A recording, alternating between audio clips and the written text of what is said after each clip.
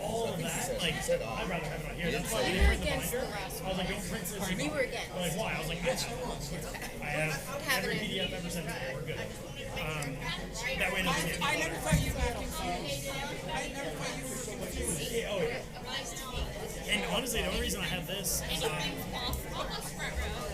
at the time I was trying to pull up the VOC site when I got the email I was actually having problems downloading it because the PDF was so big. Wonderful, Like I'm timing out about halfway through the day. wonderful day.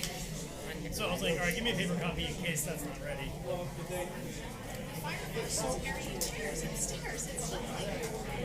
We've updated more on here. And that's another thing I like, because that's why I told him, I was like, don't add to the paper package. You already printed. Don't add to it. I can use it. Okay. Yeah, you can zoom in. Again, I see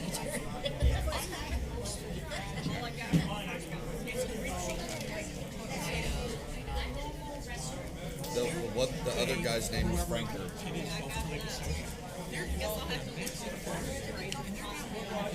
He lives next door. Yeah. In fact, actually, this one I'm probably going to be at it my iPad the whole time.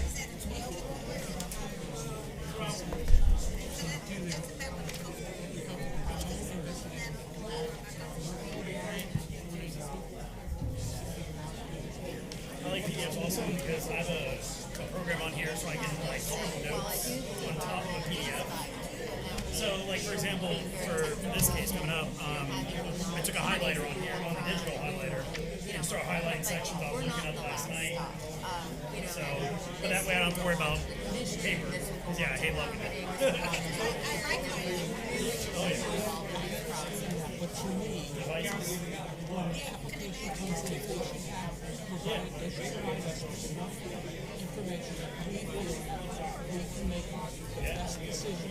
Oh yeah. We're providing a decision based on conceptual site, not on building plans. It's a big difference. So even if they take those 5 round parcels, they're not going to be ready. I'm not opposed to you having a position to But I just think that again, Dave, a lot. Be ready when she's asked for public input, be ready to go up nor there. is our commission looking at it for and we She'll start the meeting again, and then Elizabeth will give the overview and show the slides. And then suggestions, and we're all going to go, you need to fix it. Susan will need to check me a little bit before she asks. Well, I certainly like that we have in the LDC certain standards and, landscaping and all that stuff. I know I've been in Gainesville. Have you been to Gainesville lately? Their parking spaces, they're all way too close, so to have the bigger parking spaces, maybe we're losing 30, but at the same time, I don't know. I don't really think that their due diligence. That's what Pine Ridge requires. That's why they're following what Pine Ridge already does. Y'all ready? Absolutely. Yeah.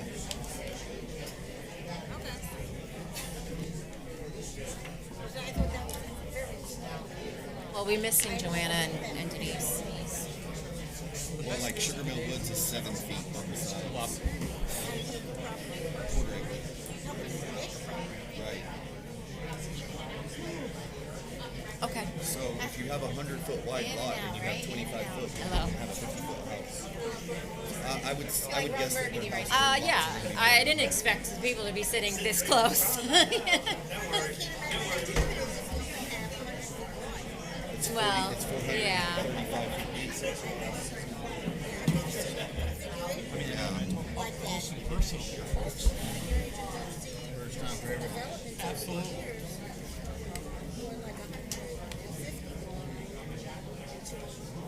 Tim, chair. He just stepped out. He wasn't.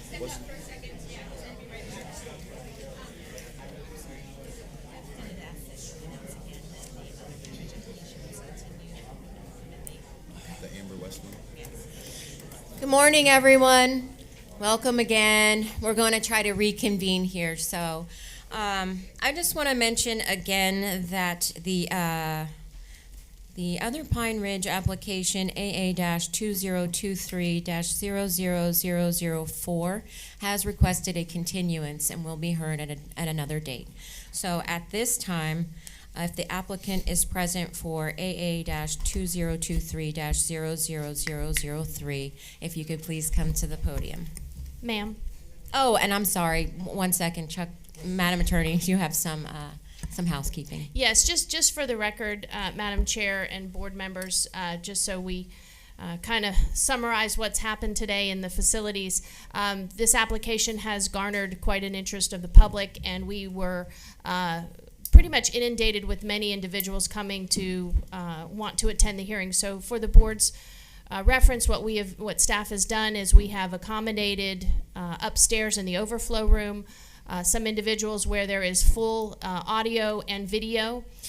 We've also accommodated just about as many people as we can in this room. We've had we have a fire inspector on site who is going between two rooms in order to make sure that we don't exceed any of our the fire code limitations. But I did want to report to the board, we have successfully accommodated everyone who has come into the building who has wanted to attend this hearing in either this room or upstairs. We've added extra chairs and we've allowed people to stand. So I just want to make sure the board understands that anybody who wanted to attend this hearing who came through our front doors has been accommodated. I don't know whether Mr. Stillwell on behalf of the applicant or Mr. Weiner on behalf of his clients wish to make any housekeeping matters entered into the record. We do have a court reporter here today, so you might want to give them an opportunity if they wanted to say anything for the record. Okay, thank you, Madam Attorney. Mr. Stillwell? The applicant's ready to go forward. Thank you. Thank you. Okay. And Mr. Weiner? Oh, Mr. Weiner. For the record, Michael Weiner. Oh, I'm Weiner's- sorry. Weiner's good enough, as long as you don't call me late for dinner, that's all. I'm sorry. Happy to be here today. My client is the Pine Ridge Association. I am not certain if you're asking only for information with respect to the capacity and the people who are here, County Attorney. So I only want to address what you would want me to address in this preliminary. This doesn't waive any of the other opportunities to reach the microphone. So what would you like me to address? This doesn't waive any other opportunities. We were asking if you wanted to add anything into the record regarding the capacity. Regarding the capacity, we have nothing further to add into the record. Thank you very much. Okay, now if the applicant is present, may we have the introduction, please? Madam Chair, just as another housekeeping, we are recording this for later broadcast on YouTube, and you people right there, and specifically, I'm sorry to point out you, sir, with sunglasses, you are on screen all the time. So just let you know, if you stand up, move, because you would be blocking the podium. Y'all are front and center with our camera, so FYI, you're on it all the time. Thank you. Okay, may we have the introduction, please? Yes, ma'am. Thank you, everybody. Application AA 2023-00003 for Pine Ridge Reserve. This application proposes to change 221.9 acres on the Pine Ridge Unit 3 master plan. The application would change the master plan designation from golf course use to single-family residential use for up to 85 units. The application would access from North Elkham and two smaller streets and proposes platted gated roadways. The site would use the now closed golf course. This is the master plan submitted by the applicant. Thank you. Thank you. Mr. Pigeon? Good morning. Good morning. Thank you all. And nice crowd. We'll try to provide a bunch of information and try to straighten out a lot of misinformation that's been put out there. So for the record, Chuck Pigeon with Pigeon Ardora, Ocala address, professional address 925 Southeast 17th Street, Ocala, Florida. Professional engineer in the state of Florida. I have a brief presentation to go ahead and introduce you and allow for more feedback on the project. I'm sure you've all done a whole lot of homework on this one. So with that, this is Pine Ridge Reserve. As staff had mentioned, the golf course is no longer a golf course and is closed for a number of reasons, the least of which is the financial hardship of the previous owner trying to support a golf course in that location. So if you would go to the next slide, please. Staff already mentioned where this is, but just point out a few things. This is approximately about a mile west of North Lecanto Highway. Mr. Pigeon, I think if you could talk directly into the mic, we do have a full house. Let me try getting closer. Is that better? Use your outside Outside. voice? Outside voice. Outside voice. Okay, thank you. Kids, so you don't know how to talk. No. I have a weekend kid. Okay, so this is about a mile west of North Lecanto Highway. It is near both El Cam Boulevard and West Pine Ridge Boulevard. Both of those boulevards are collector roadways, and the primary access for Pine Ridge Reserve is off of North El Cam Boulevard. Next slide. So a little bit more about the residential development itself. The property itself is around 221 acres of ownership area. Proposed is 85 one-acre estate homes, which would occupy about 102 acres of the property. These are private road planned subdivision with amenities. There's over 120 acres of open space to remain, which exceeds 50% of the property. Overall, there's around 14,500 lineal feet of trails and almost 3 miles worth of trails that would remain. We'll go into a little more of that in a little more detail. So the proposed lots are predominantly where the former and currently sitting there structure of the clubhouse, the parking lots, the maintenance barns, the maintenance storage areas, and the driving range itself. That's where predominantly the land is proposed to be used for the residential home sites. We have limited signage on the property. We'll go into that in more detail later. The lots have been grouped into clusters where possible, and we've looked to plan most of them with cul-de-sacs, which is the preferred and the safest type of community that we currently now plan for. The site has been a master plan with stormwater management areas, and those have been positioned obviously for stormwater collection and flood protection, but also to provide additional buffering and additional open space. Next slide, please. So talk a little about traffic operations and access. We mentioned that the two primary accesses for this property would be off of El Cam Boulevard, right where the current access point is for the former golf course. El Cam Boulevard and West Pine Ridge Boulevard are both collector roadways. They are 100-foot wide right-of-way, and the pavement widths and the traffic capacities are built to county standards. And it was originally built and designed and planned for a viable, well-thriving golf course, including restaurant and including the other amenities on this property. So there are secondary accesses for a couple of pocket areas of residential lots, which has just standard street access. The overall 85 homes would generate around 84 trips per day, peak hour. And typically, if it's less than 100 trips per day, it's pretty much considered not a significant impact. The peak hour, just so you know, would be around 50 trips entering.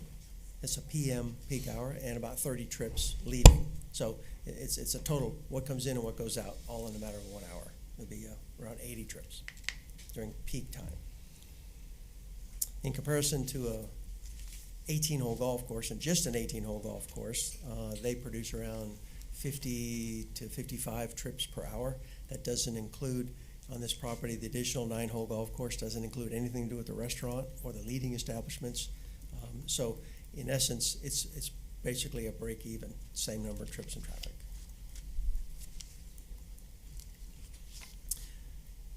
Just want to mention the two primary gate access access locations would be gated. We'll go into that a little bit more later also. All the streets, within the project would be meet county standards. We'll go into more of the detail of that here in just a moment. You want to go to the next slide? This community is planned and would be designed with amenities, and the amenities used to include in neighborhoods other things like golf courses, but that has now been decreasing substantially throughout the United States. Since 2006 has been on a decline. Hence the reason the need to close golf courses. There's been hundreds of golf courses closed in the country and in Florida since 2006. So this community amenities, we looked in a different direction. We have the gated access, and it's a discreet, lower profile appearance with heavy landscaping, as you can see from the photo, the artist rendering of the entrance. But it is, to provide additional protection for the residents inside, just to control entry and exit into the two primary areas of the community. Community facilities would involve a separate building with meeting rooms, a pavilion, so they could have some outdoor family gatherings and barbecues and equipment restrooms, possibly a pickleball area. Obviously, there's a lot of open space for fields, for any kind of field activities or field gatherings. The community would be equipped and maintain the trails and paths, as we mentioned, over just under 3 miles of trails and paths. Those would be golf cart use, bicycles, walking, hiking. The restrooms that were there would be renovated, so they still include restrooms and some facilities for those that would want to use the trails and the portion of the project that would remain park. There'd be a series of community little pocket parks. There's a little picture, for example, of a little pocket park area with park benches and trees where you put those near retention ponds or perhaps near the mailbox stations, those type of things. We mentioned streets and sidewalks. In this community would be sidewalks on both sides of the roadway. The lighting would be pedestrian level lighting, the lower level lighting where the sidewalks are lit, but not necessarily the whole road. Be on, say both sides of the road for both sidewalks. Next slide, please. So the residential neighborhood itself, we mentioned it was a gated community. The deed restrictions, covenants, conditions would be fairly strict, and I would say meet or exceed the restrictions of Pine Ridge that are there. We've read through those. They'd look to have an earth tone color palette for the project, and this is really more for estate type homes. We mentioned the sidewalks and street lamps. This is a broadest rendering of your typical street. You can see sidewalks, you can see the lower level lighting, you can see the curb and gutter, streets and roadways, and landscaping within the private right-of-way, as well as the estate homes themselves, just to meet deed restrictions. The community standards would be set up in addition to the deed restrictions and covenants. There'd be a 50% maximum impervious area per lot, which matches exactly to the Pine Ridge community right now. There'd be a minimum 100-foot wide lot at the setback line.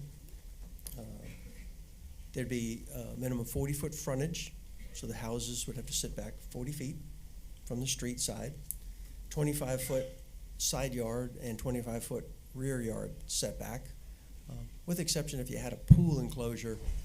Code does allow 15-foot setback. But these are 1-acre lots, and I don't believe in very many places throughout entire Pine Ridge would their screen enclosures within 15 feet of the rear lot line. Maximum 2-story homes, and then there's no on-street parking would be designed at all. And once again, these are estate homes. Next slide. We'll talk about infrastructure a moment for the area. Utilities would be a drinking water system by Citrus County Public Utilities. Would provide both fire protection as well as drinking water. Just as an example, the homes themselves, 85 homes, would use on an average about 30,000 gallons of water per day. The golf course right now, or when it was operating throughout the years, has an average of about 200,000 gallons per day of water use. There was a consumptive use water use permit issued for 223,000 gallons per day of water use. So this substantially reduces the amount of water that's sucked out of the aquifer every day with the 85 homes as opposed to the golf course. As 1 acre lots, the state allows and code allows for on-site septic tanks. We would use advanced waste treatment septic tanks for this community. There'd be underground power, street lighting we already talked about, and fiber internet services. As far as the vehicles and pedestrian facilities, we would have county code compliant roads. Mr. Pigeon, would you mind postponing the rest of for just a moment? We have technical issues upstairs. Okay, will do. Thank you. Thanks. We want to make sure people upstairs can hear and see too, and apparently there's suddenly a problem. Okay, very good.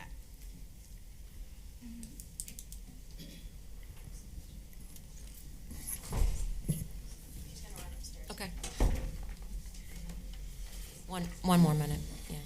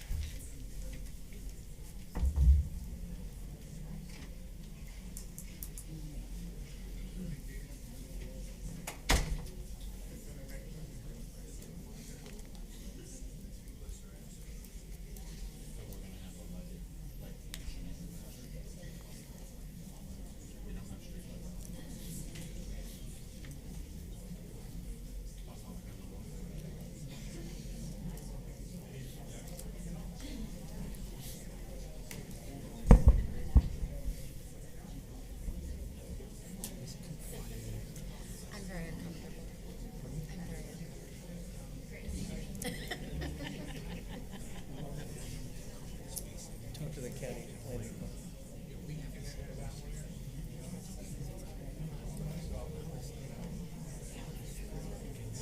Only giving them one now. I know.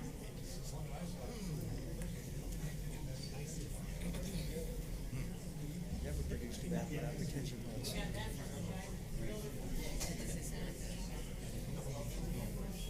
I've never produced a bath like that.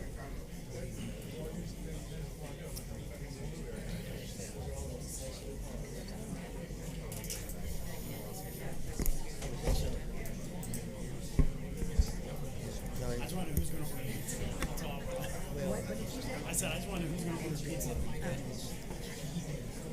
Everything else. Not it. I don't have enough for the whole class.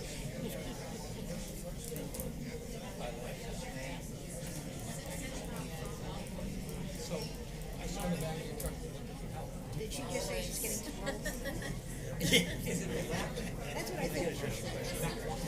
And I joked with her. I said, I'm 35, but I'm with you. People are worried employees don't want to change problems. Oh, listen. I tell everybody, I look youthful, but inside, I feel older than you, I promise.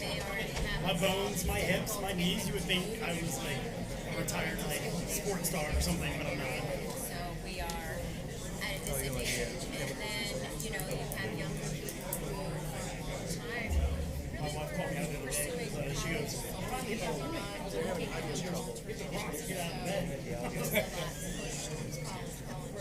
I was like, dang, I gotta call me out on that. No, I don't. And I looked over and I go,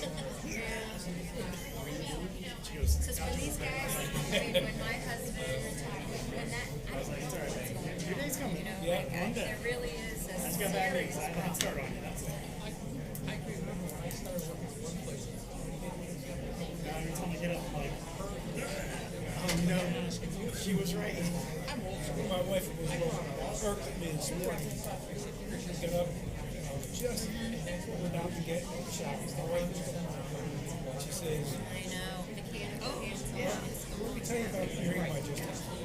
And I said, and I was nice about it. I'm capable of not being nice. But I said, is this going to be a long explanation or a short? She said, never mind. That means long. Right? Or protecting. No. Yes, ma'am.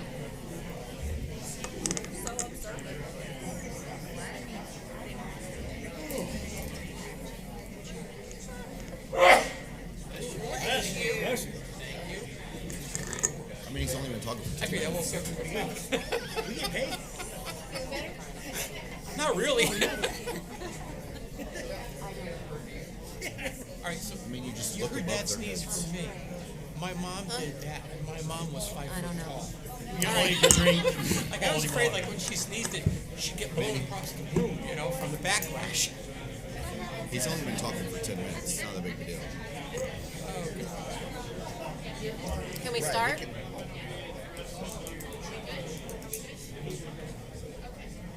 Okay. Ladies and gentlemen, okay, we are going to try to do this again. Unfortunately, the feed has not been working during Mr. Pigeon's entire presentation, so we are going to have to ask you to start from the beginning. Please. The first time was just practice. Here we go again. Good It was morning. such a good job the first time. Let me try to remember if I say the same thing, hopefully. But it is But recorded. talk louder. I will try. I feel like I'm screaming into this phone. but- You're not. Outside voice. All right. Once again, for the record, my name is Chuck Pigeon, professional engineer, state of Florida. Professional address 925 Southeast 17th Street, Ocala, Florida. Company name Pigeon Adora LLC. Here to tell you today about Pine Ridge Reserve. We have a short presentation, and we'd like to be available to answer any questions, maybe set a lot of the record straight. From what I've read, both newspaper, blogs, and letters, there seems to be a lot of misinformation out there, and a lot of unfortunate errors in providing information. So hopefully that clears this up. First slide, please. Staff had noted where this site is. I just want to point out that this is about 1 mile west of North Lecanto Highway, and it is adjacent to North Elkham Boulevard and very close to West Pine Ridge Boulevard, and both of those roadways are collector roadways for this area. Next slide. The community itself, talk about residential development, a little bit about itself. The property, overall property size is 221 acres of ownership area. We're proposing 85 one-acre estate lots on 102 acres of property, of which that would take that portion of it. This is a private road subdivision with amenities. There are over 120 acres planned for open space, most of it to remain natural or in its existing state for reserve of natural property. There are over 14,500 lineal feet of trails proposed, most of which were the former golf cart paths and trails. That's a little under 3 miles of trails and roadways. Trails and paths. The proposed lots are predominantly where the golf clubhouse and the parking lot and the maintenance barn and the maintenance area and the storage area were, including the practice range area.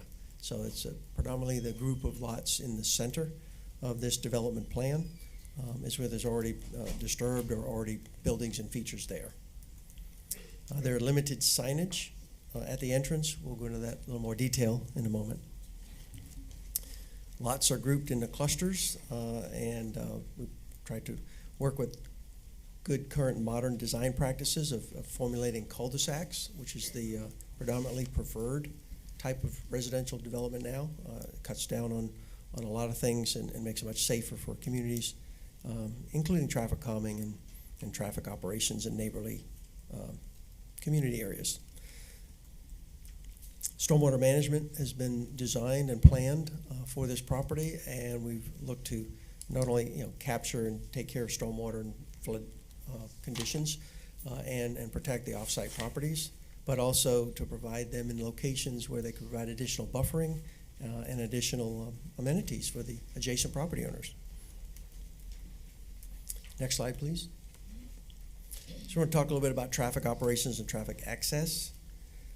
This 85 single-family detached homes, we use, as we mentioned, the primary access routes from LCAM and some secondary access routes off the side streets. So the two primary access locations are gated, and there would be, we'll talk about the gates and give you information about that in a moment. The street access and all streets within the development would meet County Land Development Code standards for both design and spacing of the intersections, and what's been planned and designed on this master plan meets that criteria. So from the 85 detached single-family homes, it's the peak hour, evening PM peak hour traffic would be actually 84 vehicles per hour, so roughly around 80 vehicles per hour. Of those 80, 50 would be entering and 30 would be exiting. As we mentioned, the roadways are built to major collector roadway standards. There are 100-foot wide right-of-ways, 24-foot wide pavement. They were designed and originally planned for the overall traffic operations of the area, including the golf course. So it just as information, the golf course itself, just the 18 holes would produce around 53 trips per hour. That doesn't include the additional 9 holes that are approved and planned and built for this. Doesn't include anything about the restaurant. So when you add restaurants, you add the additional 9 holes, you add the current 18 holes, basically it's a break even in terms of traffic. And in fact, the way this master plan is set up, there's fewer lots and fewer traffic that would actually access the same point on LCAM than what's produced by the golf course traffic. So the traffic would actually be equal or less on LCAM. Next slide, please. Community amenities will include a series of amenities, and I think we had mentioned that within the country and within the state of Florida, amenities of building golf courses and new communities has been really tailed off. Since 2006, the golf course and golf play has continuously decreased. There's been a number of golf courses, a little over 200 golf courses been closed. Florida has seen the brunt of most of that just because of no one supporting the golf course and then as a business cannot survive. So this community steps in to try to salvage the best of both worlds, both open space and provide some relief and for our community. We mentioned the gated entry access. We would have a discrete lower profile appearance with heavy landscaping. And on this photo is the artist rendering of what the entrance would look like. We have community facilities, which would include meeting rooms, pavilions, barbecues, maybe like gatherings, family events, family serving that would be able to be conducted there on the property. And then obviously there's a lot of open space, which would be fields and activities could be played and done in field format. We mentioned trails and paths, which uses most of the golf cart paths for biking, hiking, walking. Be a series of community pocket parks. There's an example of one in the photo rendering there of a little pocket park with park benches and a place to just relax. The systems itself would look to utilize and renovate the bathrooms that are on the property. So although it's long and linear trails and walkways, there would still be amenities for the users. Streets and sidewalk lighting, we had mentioned, and I'll go into a little more detail, will be addressed here next. So if you can switch to the next slide. So the residential neighborhood itself, as we previously noted, is a gated access community. They would have color palettes and a appearance of earth tone colors. They would be all restricted by deeds and covenants. The deeds and covenants of this project would also address a number of conditions which would, we believe, meet or exceed the current deed restrictions of Pine Ridge community that's out there now. Community standards, in addition to the deeds and standards, would include maximum 50% impervious on the property. That matches the current Pine Ridge condition for impervious area on a 1 acre lot. Minimum frontage would be 100 feet on the frontage along the roadways. We have a 40-foot front setback from the right-of-ways of those. We have 25-foot setback on sides and rear, with the exception if you had a pool enclosure, it could go to 15 feet. That meets county code, but very seldom. Even looking around the Pine Ridge, very seldom, are the screen rooms within 15 feet. These are 1 acre lots. They're pretty good sized lots. Maximum 2-story homes, and there'd be no on-street parking. And once again, these are estate homes planned for this development. Next slide, please. With regard to the infrastructure, this would be a service with Citrus County Utilities drinking water for both domestic use and fire protection. And a note on that, the water used for 85 homes is estimated to be around 30,000 gallons per day. History of the golf course was showing that it was using on an average around 200,000 gallons per day of water, and they do have a water use permit approved by the Water Management District to use 223,000 gallons per day of water. Any one maximum day, they could pump over 500,000 gallons per day from those wells. So significant reduction in the amount of water that would be drawn from the Florida aquifer. Use advanced septic tanks, 1 acre parcels in Citrus County would, by code and by state, allows the on-site septic tanks. This would be advanced septic tank systems as allowed by code. There'd be underground power service, there'd be street lighting at pedestrian level we mentioned, and then fiber internet service. Most all the utilities is underground. With regard to vehicle and pedestrian facilities, all the streets would meet county code to be a minimum 20-foot wide paved neighborhood roadways. There would be curb and gutter. They would have sidewalks on both sides. And the continuous trails and roads and paths and would be all interconnected. Next slide, please.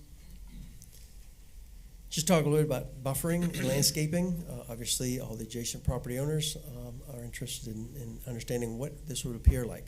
Predominantly, most of it wouldn't change in appearance because most of this is a linear golf course and most of this site would maintain natural areas and the appearance of the golf course, the former golf course. There would be a minimum in the application, minimum 20-foot wide natural buffer to remain around the entire perimeter of all the property lines on this property. If you look at the master plan, very few places is even close to 20-foot wide. In fact, no place. The master plan shows a minimum of 25-foot as a minimum plan. Most of them are much, much larger in terms of natural landscaping buffers along the perimeter of the boundary. Mentioned the street gate pocket parks and that landscaping. In addition to stormwater management, the drainage retention areas would have landscaping, and that provides additional areas for both natural as well as some planted landscaping around all the water management areas. We mentioned the entrances would be heavily landscaped, and then along Elkham Boulevard, both sides of that road would be landscaped along the sides to just show a nice form of entry plus buffering from the estate homes from Elkham Boulevard itself.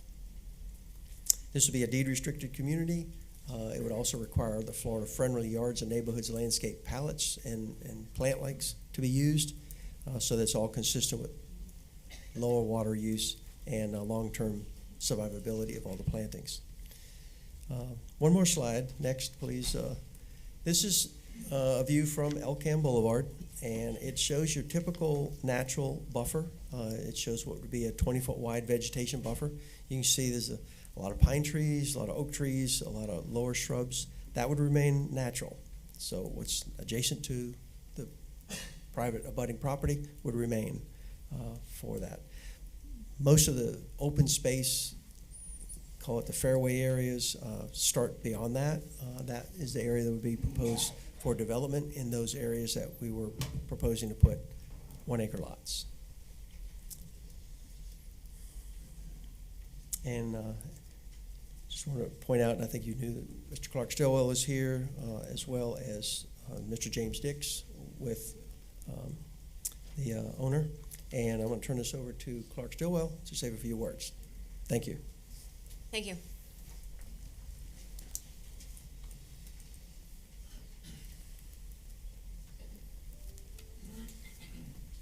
Good morning. For the record, my name is Clark Stillwell. My professional address is 320 South Highway 41, the Brandon Bank Building in Inverness, Florida. I am a licensed Florida attorney. I have practiced in land use law since 1978, and I've been asked to consult on this particular project. The review of the application and review of the public input indicates a lot of comment that the master plan as it exists should remain. And to understand this process, I'm going to give you a bit of history here, so bear with me. The Pine Ridge Citrus Springs project predates 1975. It predates the first land use zoning ordinance in Citrus County in 1976. In 1975, the Florida legislature adopted Florida Statute 38006, which is what we commonly call the Development of Regional Impact Statute. Within the framework of that statute, they provided for vesting of existing projects that might meet the criteria for development of regional impact. And if you review the plats in Citrus County, both in Sugar Mill, Punta Gorda developers, and both in Pine Ridge and Citrus Springs, Deltona, in an effort to avoid the mandates of the 38006, the DRI statute, they went out and platted these subdivisions pre-1975. And then they went to the state of Florida and got a vested rights letter, what we call a BLIVR, or some people get BLIMS, but the acronym means basically the project is exempt from DRI review. Now, what did that master plan? In Citrus Springs, units 1 through 27, Pine Ridge's unit 1 through 3 received the BLIVR. Citrus Hills has several vested rights letters. Beverly Hills units 1 through 5 have similar vested rights letters. Sugar Mill Woods has a vested rights letter exempting it from that process. Now, the master plan for Citrus Springs, Pine Ridge in 75 in the binding letter approved 38,140 residential lots. It approved 1,491 acres of recreation, 158 acres of schools, 164 acres of churches, 15 acres for a hospital site, and 1,003 acres of commercial use. Within that statute, it set forth a procedure where these DRI projects and binding letters, or BLIVRs as we call them, could be modified. The modification process had specific standards, and basically they said things like, if you increase the residential density more than 5% or 50 units, then that triggered a new application, a new DRI, or you had to become a DRI. In Citrus County in 1975, the standard for a DRI project was 600 residential units. That increased over the years to 800 to 1,000, then to 1,200. Since this project has been approved, you have several modifications to it. The school sites have been deleted. The recreational and park areas have been deleted, several of them. In the area of Mustang Boulevard and County Road 491, which was designated for residential sites along 491, you have 5 office complexes built. You had, for the Black Diamond Phase 5, that part of Pine Ridge was incorporated into that project, and the density of 89 acres and 66 units went out of this project into Black Diamond. You have the YMCA site, and you have the elementary school site on County Road 486. So the project has not been still. It has grown and changed with the community as the community has changed. In fact, my office in, I want to say, sometime in the 90s, at my age, my memory's not that good, but sometime in the 90s, we put the par 3 course in on this particular site. And guess what? The neighbors objected. And why did they object? They didn't want the golf carts running up and down behind their houses. They didn't want the noise. They didn't want the traffic, etc.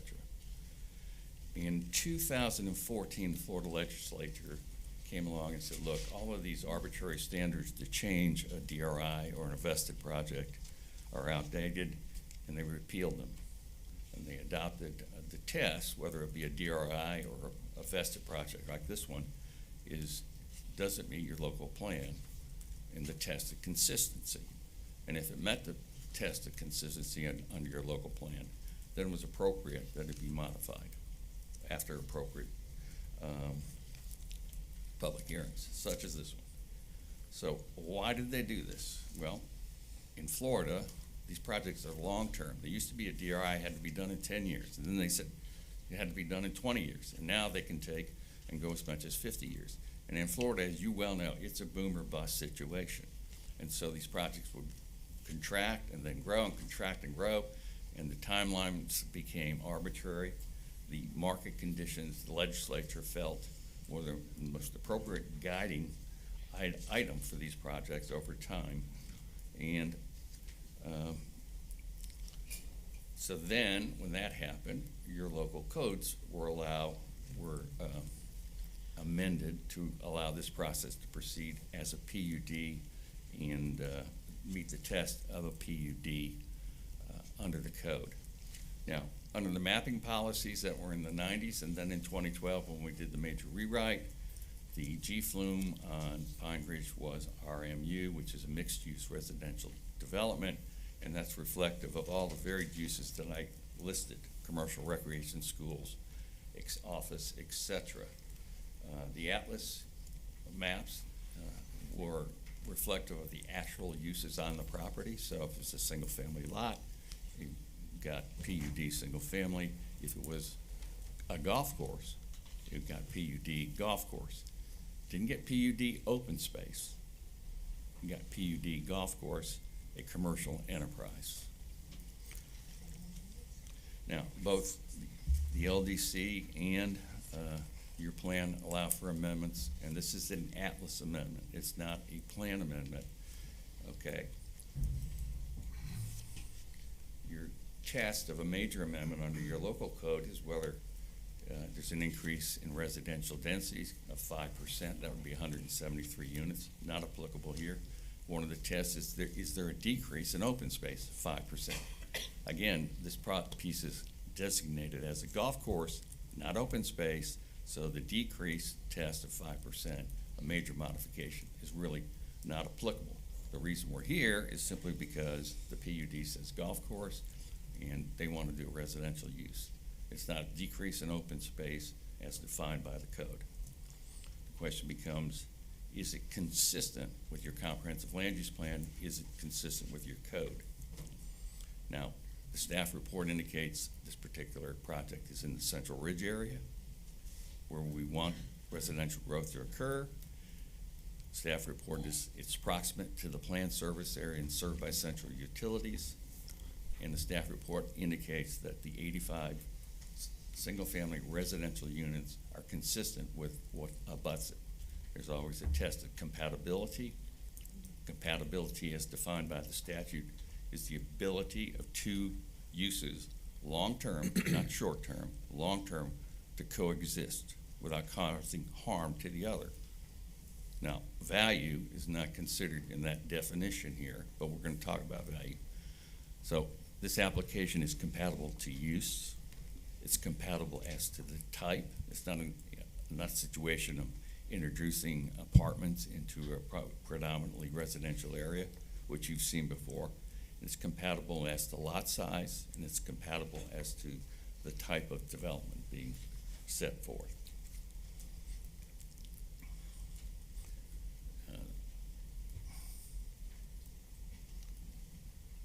Both the property, one of the things that the staff report does indicate, just fundamentally, is there's no plan inconsistency, and the LDC conditions set forth in section 4305 are met. What the staff report doesn't talk about and is pertinent is we have a private property rights element in the plan that was adopted by the Florida legislature in the year 2021, and it basically provides that a right, or protects the right, to use your private property for a meaningful purpose. This board, the Board of County Commissioners, amended its comprehensive land use plan in 2021, consistent with the state legislature, and adopted that policy.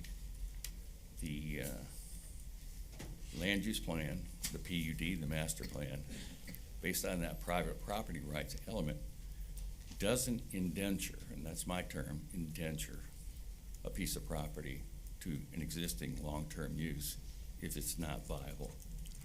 The fact of the matter is, based on the National Golf Foundation records, you can Google it, okay, in the first 6 months of this year, 50 golf courses have closed in the United States.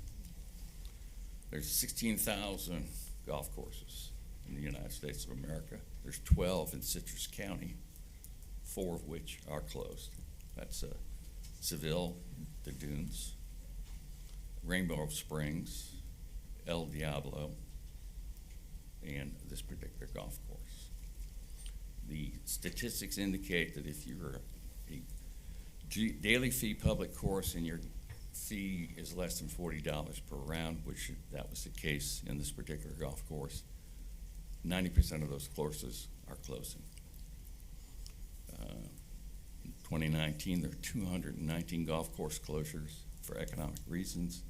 In 2022, there were 130 golf course closes for economic reasons. And this year, they project 100. The National Golf Foundation indicates most of the changes occur essentially going to residential or commercial type uses.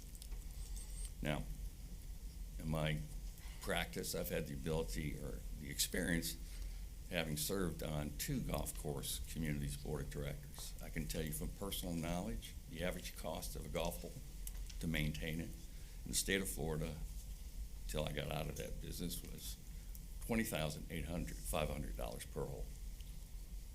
Now you divide that number by $40 a round and you figure out how many golfers you need to survive. Places like Black Diamond and Citrus Hills, the average expenditure for a golf hole is close to $40,000. So unless a project is subsidized by a developer, which that's what they did in the 70s, that's what they did in the 80s, the economic viability of this type of golf course cannot be met. Hence, it was closed. I represented the 2 prior owners before Mr. Dix. They struggled. They had issues. They were looking for what they could do to change or make the project better. You have 3,450 lots at Pine Ridge. If you had just 500 of those people that were members of this golf course, we wouldn't be here. Fact of the matter is, there aren't 500 matters. And Mr. Dix is going to speak. He'll tell you when he bought the golf course, it had 10 members. So economically, it can't survive. It is a commercial use. Commercial uses thrive or they fail. And when they fail, then it's incumbent upon the community to find a reasoned alternative. Again, you cannot indenture a piece of property. You cannot. We're not changing this to open space. If you turn this down, it's a golf course. It'll be an inoperable golf course. Now the t-shirts say, and I respect the comments, I do, save the golf course. No, it says save the golf course. Hey, excuse me. We're going to keep order. He has the podium, so please continue. Well, the golf course, when it closed, save golf course.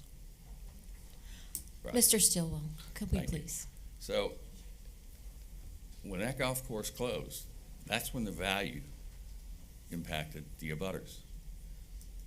You turn this down, it's gonna be closed, the value is still gonna be reflective of a closed golf course. The people that are gonna go to sell their house, they're gonna have to disclose what's behind them when they answer the question. Well, it's a closed golf course. What's gonna happen? We don't know. And that we don't know in the future is as bad as having a closed golf course. And just look to Rainbow Springs, where they've had a closed golf course for a long time. El Diablo, same thing. Values there have decreased, even though it's still a, quote, golf course. Seville and the dunes, at least they planted pines, and it's a forest. So, what we would request of you is that you pass this on, recognizing that it's compatible with your plan, it meets all the objective criteria of your land development code, and you recognize the policies that are set forth in your comprehensive land use plan under the private property rights element.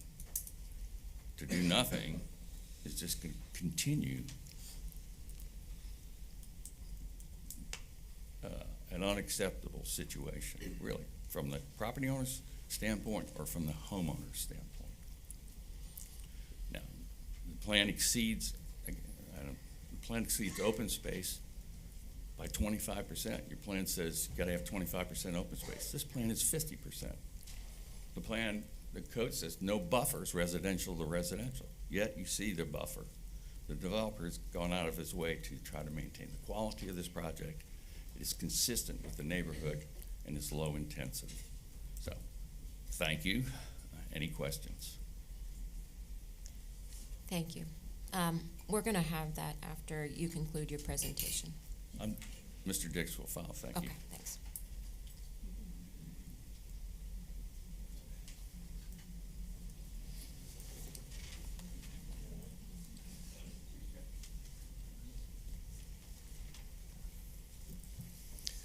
Good morning. So I will definitely try to use my outside voice. Can you hear me in the background? Outstanding. My name's James Dix. I am the developer, DIX Developments, 103 Commerce Street, Lake Mary, Florida. And I appreciate your time this morning. I appreciate everybody's time here. I heard all the, groaning and stuff when Clark started talking. I did the same thing. A lot of that stuff's above my head, so I'm just going to talk briefly just about myself and my background, and reserve any other time that we may have for rebuttal after that. Quite frankly, I look forward to hearing all the input because I value that input. But let me start off. First of all, I'm a seventh generation Floridian. Family's been farming in Florida for 80 years. We've been developing land for probably 60 of that. I started here in Crystal River, coming in 1974. My father bought Port Paradise about the time my mother and father got divorced, and I started coming here every summer.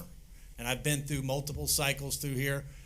So it's not like I just rolled into town yesterday and said, hey, here's what we're going to do. My father still had a lot of land holdings, and unfortunately, just an unfortunate accident during Hurricane Irma, he passed away. And I took a little hiatus from Citrus County for a little while, and I ended up back here. I still have family here. I'm here all the time, quite frankly.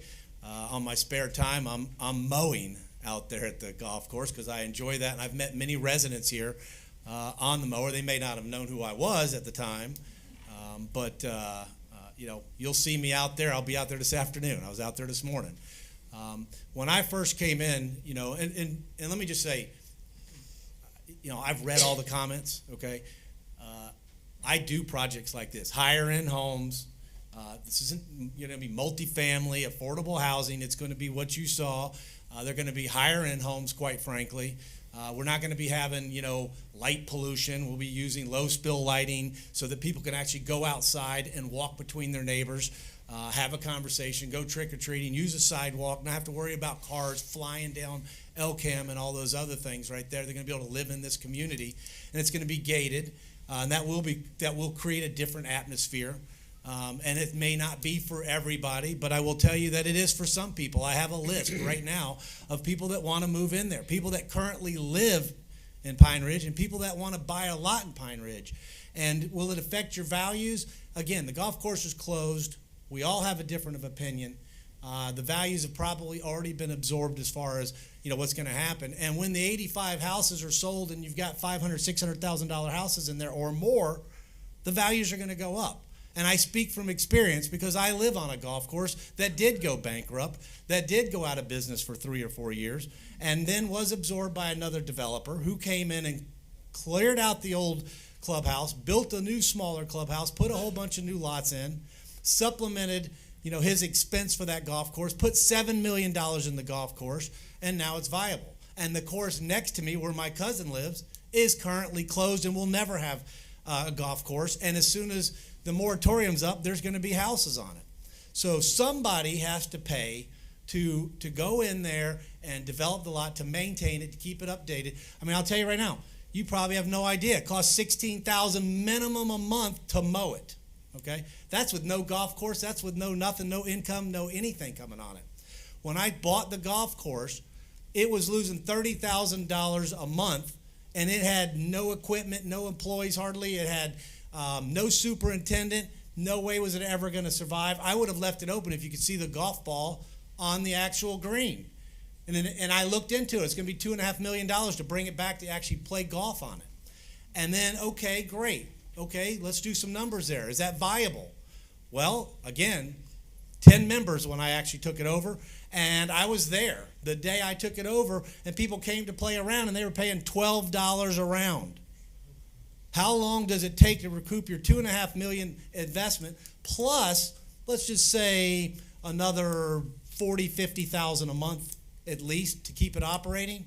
I could, I didn't do college, so it doesn't take a mathematician to figure out no way were you ever going to get your money back as a golf course.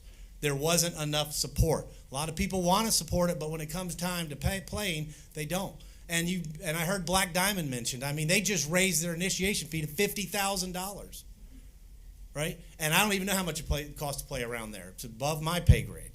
But I mean, there's no way, right? You're going to be able to play golf there unless 500 people want to step up, unless they want to pay initiation fees, unless they want to pay $50 a round or $40 a round or whatever those numbers are. I can't do it. I couldn't figure it out. However, I do know that Pine Ridge is a great place to live. It's a great community, and I think that you're going to have 1 acre lots, no different than any other lot in there. You have 85 lots, of which 25 of those lots are probably, they're not touching anything. They're not touching an existing lot or anything like that. Of the 60 left, about 20% of them have just a vacant, overgrown lot that's never ever been cleared or mowed or anything. So there is a small amount of lots in there that will be affected, that'll have big setbacks, and even one is a problem. I understand that. But I'm looking to see how we can actually make something into something, right? Take the golf course that's not doing anything, that's only going to continue to get overgrown and never be anything. That will affect your property values. And as far as property values go, my house, I suffered the same thing. When the course closed, my value of my house went down significantly. Over the next 4 years, it didn't do anything because nothing was done. But when they built the new houses there and they decided they were going to open a golf course and raise the initiation fee to $25,000, okay, my value started to come back. And the same thing's going to happen to the golf course next to me, that when they start building houses, their values are going to start to skyrocket. I mean, and that's just experience. I understand that. So I just wanted to introduce myself for just a quick minute to everybody here. I'm passionate about Citrus County. I'm passionate about my projects. All of our projects are thought out. We don't just go do 10 acres, throw a few houses on there, and walk away. I mean, we're paying impact fees. We're putting roads in, utilities. We're making things better, and we're forward thinking what we do. So I want to be here a long time. I want to be a great neighbor. I'd like to reserve some of my time for rebuttal. I'm not going to take any more time because I don't want to sit here any longer than anybody else here. So I would like to hear, the rest of the opinions. Thank you. Thank you. Does that conclude the applicants? Okay. Are there any questions from staff? Yeah, Madam Chair, I do. Oh, sorry. It's all right. A couple things in the public input that were coming up, and if you could address those, please. And also, I know that I think you're asking for an additional condition that you want a 5-year limit for expiration. Is that correct? Yes, not the 3 to 5. Mr. Pigeon, would you mind going to the podium, microphone? unfortunately.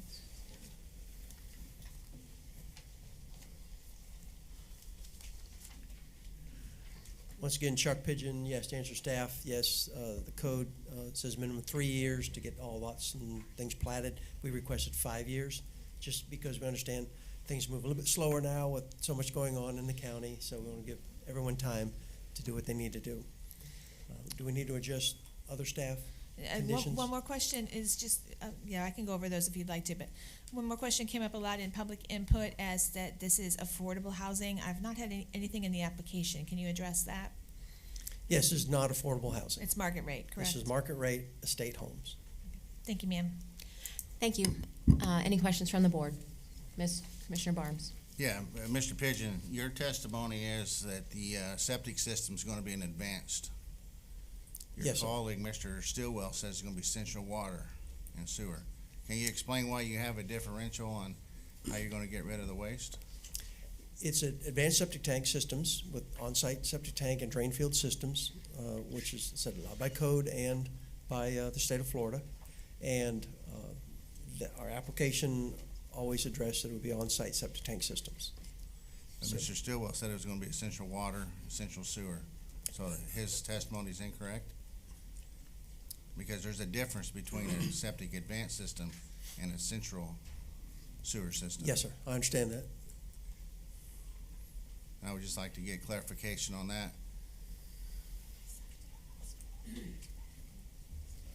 Specifically, in the Pine Ridge area and the perimeters, there is central water and central. Thank you.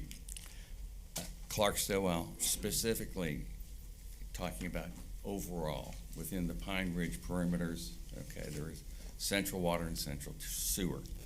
To the interior of this piece where the golf course is, central water, but not central sewer. So Mr. Pigeon's statements are correct. I'm sorry if I misstated that or misinterpreted. I will say this, that the advanced treatment system that will be put in removes 97% of what we would call objectionable items versus a standard system which does 92%. Thank you. Thank you. Any other questions from the board? Commissioner Bramlett? I have a question for Mr. Dix.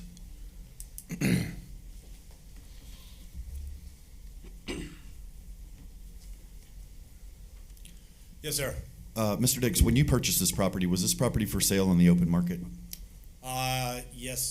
Yes, it was. It was listed as an auction through CoStar's 10X. So this property was made available to the public? It was. Do you know how long this property was for sale for before you purchased it? No, sir. Thank you. Any other questions from the board? Yes, Commissioner. Yes, Madam Chair. Commissioner Bass? For Mr. Pigeon, you indicated that the existing buffer is going to remain. Just curious, how dense is that buffer right now? Is it reasonably dense or is it kind of sparse? Reasonably dense in some places. For example, here it's, I don't know if you call that dense or spar as a photo, but in some most places it's reasonably dense. Is it easily? Can you easily look through it? Maybe that would be the easiest way to say it. If I was to stand here and look through, to try to look through the other side, would I be able to see through, or is it has enough forestry that you won't be able to see through? I think it depends on the individual lot. There's a lot of properties out there that have a backyard with a lot of vegetation. Yep. So I don't know that they could see very well. Okay. But others cleared right up to their property line, and I believe, yes, they could see through, and they could see, Okay. if a golf cart drove by, yes, they could see a golf cart. They could Okay. see a tractor. They could see, Okay. trees coming down. All right. you had mentioned that you were gonna put in low-level street lighting. Are you talking, what, maybe a 12-foot pole height, or are you talking bollards that are only 4 foot high? Actually, both. Okay. But yeah, typical street lights, 30, 35 foot high. Right. These would be lower level, like you mentioned, 12, 15 foot max. Okay. Also, on a golf course, when they're active, it takes numerous processes to keep the golf course green and everything else. So there's a lot of fertilizers, pesticides, et cetera, that have been used on a golf course. Have you done any soil testing to find out if there's any residual impact from these different chemicals that were used during the life of the golf course? To my knowledge, there's been no soil testing for any kind of priority chemicals or priority pollutants. Okay, thank you. Any other questions from the board? Commissioner Facemeyer? I have a number of questions, and I'm not sure who the appropriate one is to answer, but I'll ask them, and whoever can best respond can do so. What are the number of lots in Pine Ridge existing, and the number of existing homes in the current Pine Ridge? Approximately. Just the Pine Ridge or the vested rights property that originally was owned by Deltona? So we're talking about just, Can you differentiate just the, between the the two? property platted as Pine Ridge with the name Pine Ridge. There are 4,832 lots. 4,000? 4,000. 4,800? 832. Okay. I'm not sure how many of those have houses on them. You have a guess, percentage? No, sir. 60, 70, 20? 3,400. I do not know.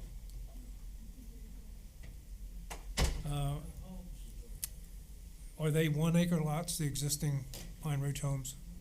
Predominantly, yes. There are some larger lots, up to 5 acres. Okay. Predominantly, though, majority is 1 acre is probably the minimum, but there are some larger. Yes, sir. Okay.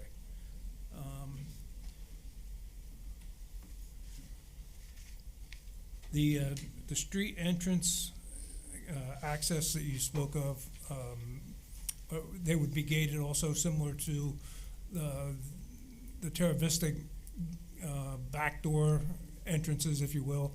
They're gated but not manned. You know, they're kind of just a gate, not a fancy entrance like depicted here. There would be only 2 entrances with gates. Those would be the ones off of Elcam. The other streets, one street has 3 lots. The other street has 4 lots. Right. Those would not be gated. Not gated. No, sir. Okay. The 20-foot natural buffer we discussed, who would be responsible for maintaining that? Would that be common area, Pine Ridge Reserve, but not the property owners? That's correct. The understanding is that it would be the homeowners association for Pine Ridge Reserve responsible for everything outside of the 1 acre lots. And this last question, I'm going to direct to Mr. Stillwell, because he spoke of the vested right letters. Can you clarify the process for change? You indicated that it has evolved over the years. Can you talk about where we were and where we are now as far as future land use in this area? Or in areas where the vested rights letters have been issued? Well, the vested rights letter is units 1 through 27 in Citrus Springs and units 1 through 3 in Pine Ridge. So if I give you an example, I think you'll understand the process pre the legislature's repeal of the statute. Right. There was an application form, much like the county has an application form, and you would file it with the state of Florida Department of Community Affairs. And then you file your supporting materials with the state of Florida Department of Community Affairs. You would copy Citrus County with that application. Citrus County would comment to the Department of Community Affairs on the scope on the application. The application would be reviewed against those statutory mandates found in 38006, i.e., does it increase the residential density by 5%? Does it decrease the open space? Does it increase the amount of commercial square footage? Does it increase the amount of office, a certain percentage? There were percentages and generally an increase in commercial square footage on a commercial DRI of 15% or X number of parking spaces. It depended on the nature of the DRI or the vested rights letter. So you would go through that process and the Department of Community Affairs would sign off on it and in fact render a written decision to you that your modification was or was not accepted. That was a previous process. Well, then that was step one. And once you got DCA clearance, you came back to Citrus County and filed an amendment based on that change. All right, that was the previous process. That process has been eliminated. You file nothing with the state of Florida now, and you go to your local planning commission, this group, and then the Board of County Commissioners, and the test is it consistent with your comprehensive land use plan? Is it consistent with the objective criteria for your land development code? So, The state, in essence, we are being asked to decide on a modification to a plan that was adopted 1975, prior to 1975, that has been modified a number of times. a number of times. Okay, thank you. The state's role has completely been eliminated in this process. Thank you. Thank you. We all set? I'm good. I only have one question. Can anyone tell me how long the golf course has been closed?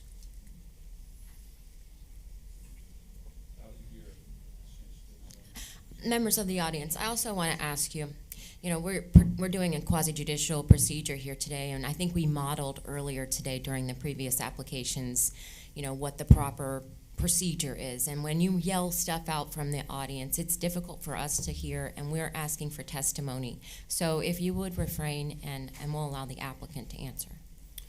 Yes, ma'am. Quite frankly, that was a pretty good answer, so I'd Okay, say good. about a year. Very good. Thank you. I do have one question. Okay. How many times has this golf course been attempted? Previous owners? Twice, or the last time it closed down was 3? Mr. Dix, or whoever. Or Mr. Stillwell will be fine too.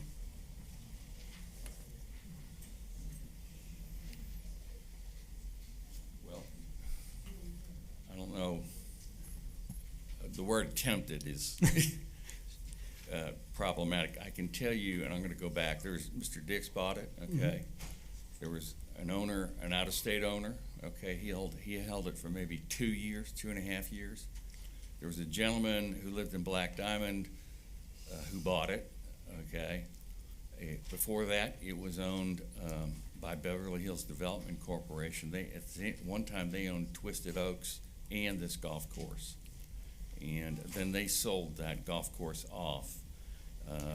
Beverly Hills Development, Deltona was the original owner, but after Deltona, there may have been another operator in between Beverly Hills Development Corporation and Deltona.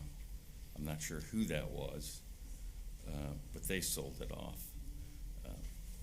The change in ownership is frankly indicative of the difficulty in operating this particular facility. Sure.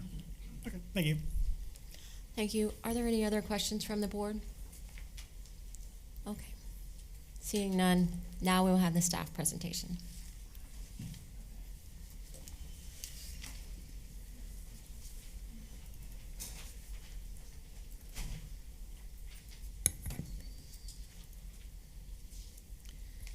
All right. So they are asking to change approximately 221.9 acres on the Pine Ridge Master Plan. And I'm going to say a few things a little differently than normal, just because a little more explanation. I've probably talked to half the people in this room and the others I've emailed with, but trying to clear up a few things. So what's being proposed here is to amend the master plan for Pine Ridge. They are not proposing a zoning change. The comprehensive plan map designation is not changing. So there's been a lot of confusion about the residential mixed use, or RMU. It's mentioned very prominently in the applicant's documentation, and it has caused some confusion. Residential mixed use does not actually imply residential or mixed use, frankly. It's a lovely name, but what it means is that there's a master plan in place. So all of Pine Ridge already has an RMU designation. That's not proposed to change here, whether this application is approved or denied. This does not suddenly open it up to mixed use. What it means is, hey, there's a master plan in place. You need to check that out. Another misconception, and you'll see it a lot in the public input as well, is that this is a precursor, well, I don't know, a precursor. This is a way to get multifamily here.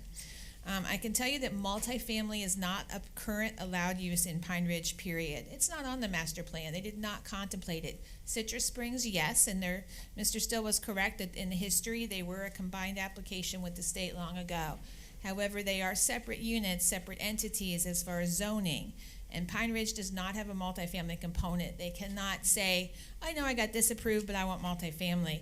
If they want multifamily, they have to come back before you, come back before the board, and it would require an amendment to the entire Pine Ridge master plan. It wouldn't just be this little area. Everyone that has property within the Pine Ridge master plan, Pine Ridge period, plus 500 feet outside of Pine Ridge would get notice about that. That would be a big deal. That would be a lot different than this particular application. Not that this isn't a big deal, but this cannot suddenly change to multifamily. That is quite a different process. All right, now just trying to solve a few things I'm getting in public input. So this is the area of the application. This is the golf course area. I'm a little surprised to hear it's only been about a year. It does look quite overgrown, but you can see that it abuts all single-family residential, which again is the only allowed use here, but there are a few uses in the area outside of that. So this is the master plan. I just zoomed in on this particular area. You can see those areas labeled golf course. You can see single-family. There are some other uses on there. You can see down the lower left-hand corner there's a park site. So there are areas that are designated for a park site.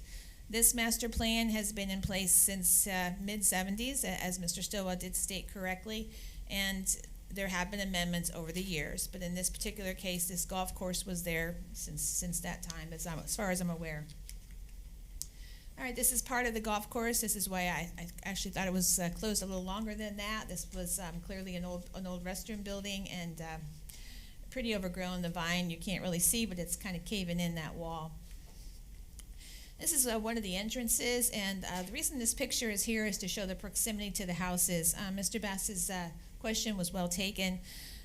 There is not a requirement for residential to residential for buffers. If you build a residential subdivision and you build one next door, there's not a buffer requirement between the two because those are like uses. The applicant is proposing to keep the 20-foot natural buffer. At times, that's like all golf courses. Sometimes you can see the houses very clearly, sometimes you can't. So in this particular instance, I'll say this is probably representative of what I could observe with the 20-foot buffer. It's not an opaque buffer. You're going to see through it to see the other houses if this application is approved. And this is the master plan proposed. So they are proposing up to 85 houses. Now, one thing they are trying to do is keep the existing standards of Pine Ridge, so they are 1 acre lots. That's a 1 acre minimum. They are also proposing 50% impervious surface. That's also already in Pine Ridge. And the setbacks proposed are also similar to single family in Pine Ridge of 40 feet front and 25 sides and rear, with a possible reduction to 15 for screen enclosures. That's nothing new. That is the current standards of Pine Ridge. Now, I heard some comments there, this zooms in a little bit.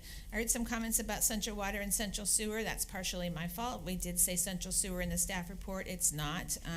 It doesn't say that in the application. It is the advanced septic tank systems. Central sewer is not available throughout Pine Ridge. It's also not available in many parts of Citrus Springs. So this would be condition number 6, if this is recommended for approval, says served by central water and central sewer. That should be changed to central water and advanced septic tank systems. Condition number 3, that talks about setbacks. The ISR says 50% ISR per lot, again, like Pine Ridge. In the staff report, it also says 20% maximum project-wide. That's incorrect. We're not going to do a project-wide impervious surface, so we would suggest you strike through that particular text. You heard the applicant speak on they want an extension to 5 years instead of 3 years for the project. That's not unusual. They're probably going to have to phase this because you can see some very clear areas on the other side of LCAM. I doubt that will all be developed separately, together. I think that's all I have to say. Single family to single family is compatible. However, you will no doubt hear testimony that this has been in golf course use on the master plan for some time. Thank you, Joanna. Does the applicant have any questions for staff? Thank you. Any questions from the board? I have one. Commissioner Scragg. Joanne, on number 3. Can you speak into your microphone, please? Outside voice. Outside. Here we go. I said mom voice. It works so much better. Okay. Mom voice. Or my old teacher's voice. On the 1 acre lots, it has the minimum acreage, 43,560. But then when you go down to the lot width, you're only doing 100, when most of the homes that are going to be backed up to this are definitely more, and that would be more compatible if it was maybe 150 feet. And the front, maybe instead of 40 feet, could be 50 feet. And the sides could be, say, 30 or 35 feet, and the rear could be 50 or 40 feet. That would be much more compatible than the numbers you have here. Okay, so first of all, not my numbers. It's not my application, but Sorry, understand with the your, I'm not taking ownership of it. However, the applicant's trying to be consistent in my understanding with what Pine Ridge already has in place. So these numbers are the existing Pine Ridge numbers. Can this board suggest different? Absolutely. Okay. But that the residential lots out there are 100-foot width. That's the minimum for new. Now, you're not going to create new lots in Pine Ridge most places. Most of it's platted out, but 1 acre with 100-foot and these setbacks of 40 and 25 are the existing ones. But this board can absolutely put some in if you want to. Thank you. Commissioner Facemeyer. Joanna, if this plan is adopted as proposed, there would be a significant part of the existing golf course that would remain open for trails and passive park type of activities. Once this is built out and the developer says, geez, I'd like to build houses on the 5th hole, what's that process? What you're going through right now. They would have to amend that portion of the PUD to allow additional homes. So the amendment would be to... The amendment would be to change... Whatever we adopt today. Right. What you're considering recommending for adoption, Yes. is this plan in front of you for up to 85 homes. If down the line they say, well, 85 is great, but we're really selling like hotcakes, we want 95 or whatever, 100, they're going to have to come back before the board and change this master plan. There are some minor modification criteria up to 5%, but there's a lot of caveats in that that are staff level reviews, such as can they move a drainage retention area a little bit? But it's not going to let them put a house in the middle of that open space. That's going to have to come back for a new public hearing. Thank you. Any other questions? I have one. Yeah. Clark gave a tremendous amount of testimony, based on his many years of experience. That's a dig there, but okay. We're lucky that you also have many years of experience. Do you concur with his testimony provided or have any differences? Mr. Stilwell and I don't always agree on things, but his general history was correct in that Citrus Springs and Pine Ridge do predate, frankly, the zoning offices of Citrus County. They predate Land Development Code and comp plans here. And they were a combined project through the state. So all of those considerations he did talk about are correct. He's correct that the state's out of this review now. Yes. What about the 5%, like the test for golf course versus open space? If it's 5% more, then it's not applicable, all of that testimony? Yeah, I don't agree with that. However, one of the big concerns when the applicant first met with us to discuss this project was open space and removing this much open space in Pine Ridge. So you'll see in their application they've given a detailed analysis of how many acres this removes and how much is left in the overall area. They're meeting criteria. So 5 versus 10, I have nothing on that to support that. Thank you. Anyone else? It looks like it. Thank you, Joanna. Okay. At this time, we're going to recess for 20? For 10 minutes. And we'll resume at 11:32.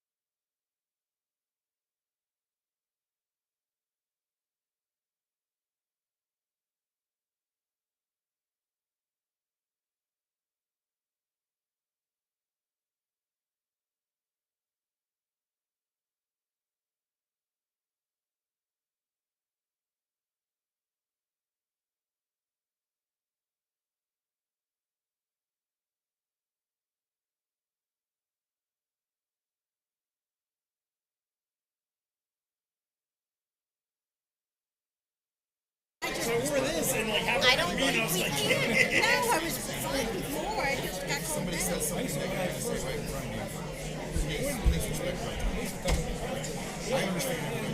Especially if the meeting went long. I know still on the Jimmy side. I feel bad because now public comment's going to start and I'm going to be like this. Sure that I'm in No, I'm just cold. This is not body language. Yeah. Just don't forget. Okay. The only thing you need to note is Chuck Dixon. Chuck Dixon. Yeah, I'm chilling. Mistake. I'm just thinking for the record in case. All right, you ready? Let's go. Joanna, Denise. They don't have to be here, right? If everyone could begin taking your seats again, please.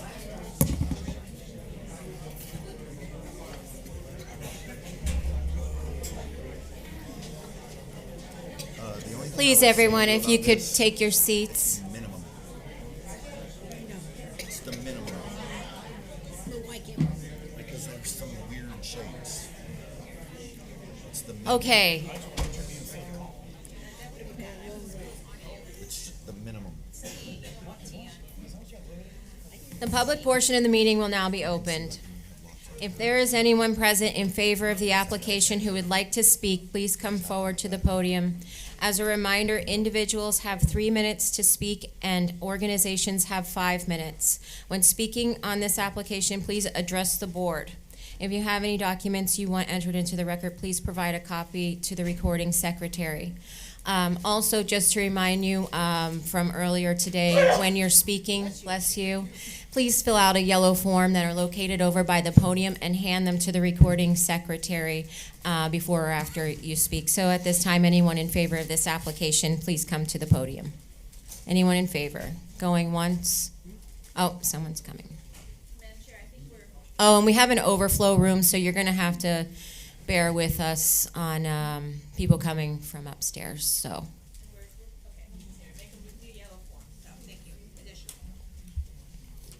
Good afternoon, or I don't know. Good Not yet. Almost. This getting close. Yeah. My name is Mike Rivers. I live at 4417 North Shawnee Drive. Can you speak into the mic? Speaking. You I can guess move I it. am speaking into You the can lift mic it up. now. My name is Mike Rivers. I live at 4417 North Shawnee Drive in Beverly Hills.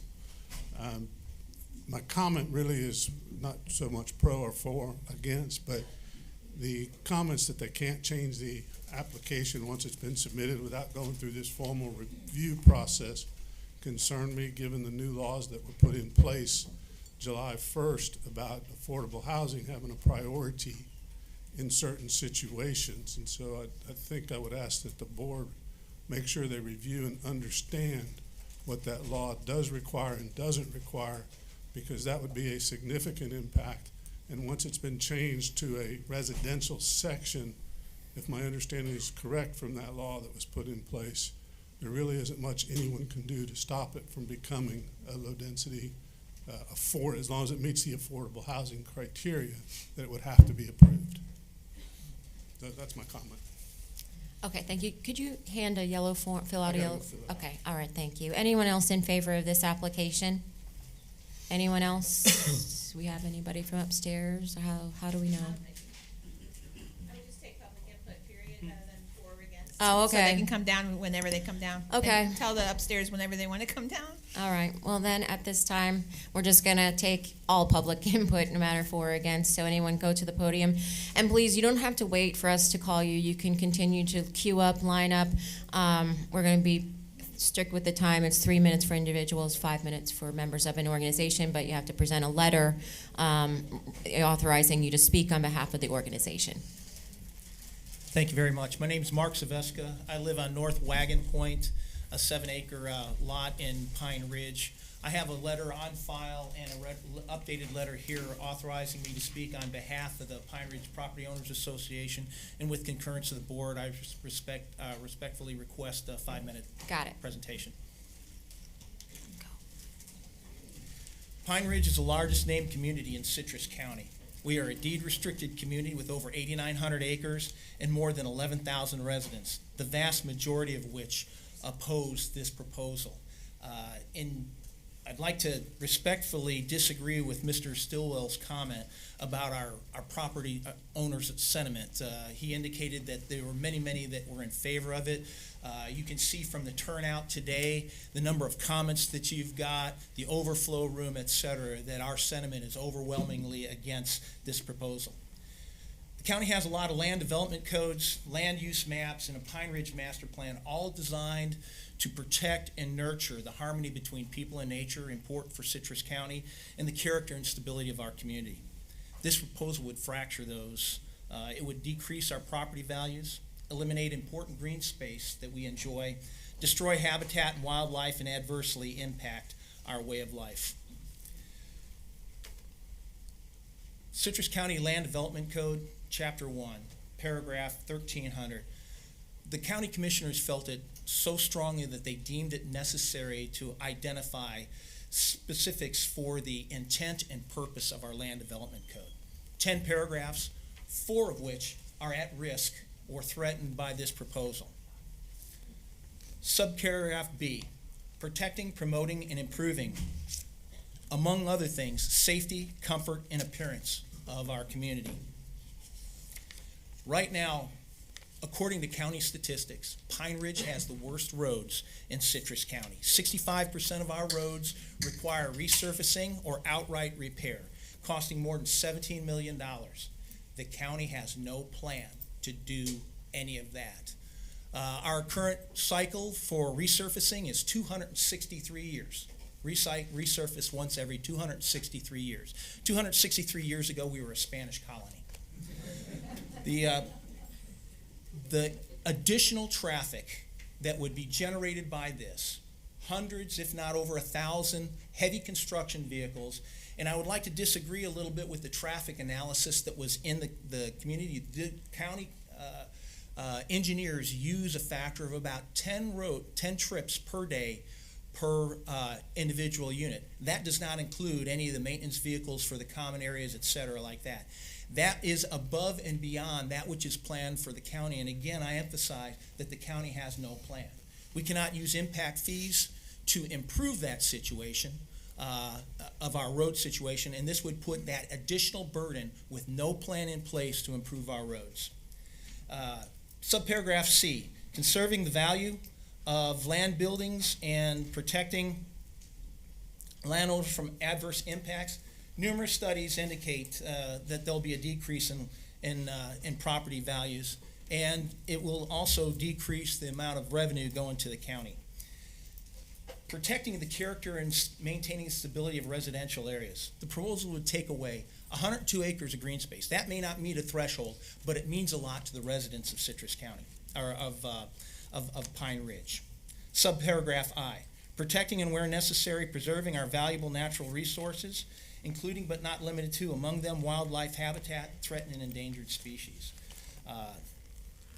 The golf course is full of wildlife, including at least 24 gopher tortoises burrows on that, on the property. And the proposal only examines half of the actual property there. So there is more out there to be discovered. There's been no examination of soil content, et cetera. Those 4 are at risk. Our way of life in Pine Ridge is in jeopardy. We still have the North Turnpike Extension threatening our north boundary. We've got the Suncoast Parkway plowing through part of our community, taking up to 50 acres and evicting 6 of our families from it. We've got the expansive interchange management area on the southern boundary of our property. We've got the Amber Ridge proposal and this proposal, all happening at once. That's just too much, and we ask you to vote no on this proposal. Thank you for your time and consideration. Thank you. Next speaker.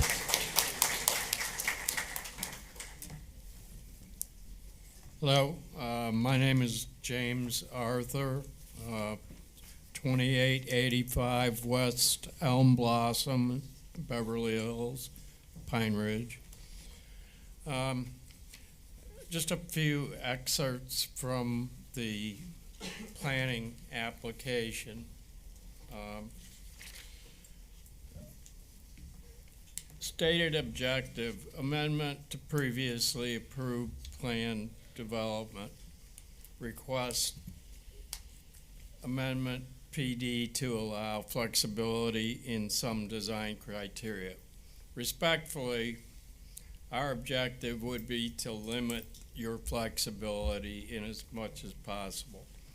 The golf course is operated in the RUR zoning district with a PDO, plan development overlay, since its inception. Future use is RMU, exactly the same as all of Pine Ridge. I see no reason for change.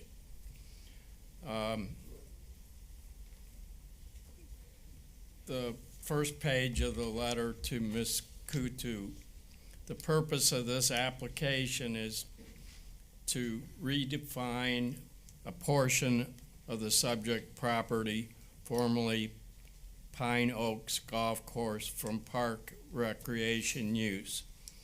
In an email dated 12/9/2020 from Amy L. Bidwell, Senior Planner, Land Development, she stated, the master plan for Pine Ridge Unit 3, the land use had a conditional use as golf course, not recreational. It's under recreational, but the specific use was golf course. On the authorization form, the request is for an Atlas amendment and other PUD amendment. PUD stands for Planned Unit Development. Any PUD within Pine Ridge Estates would be entirely inconsistent with its neighboring surroundings or any future planning objectives.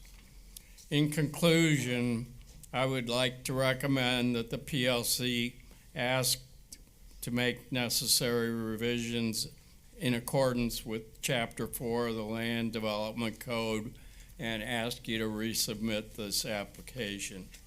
Thank you. Thank you. Next speaker.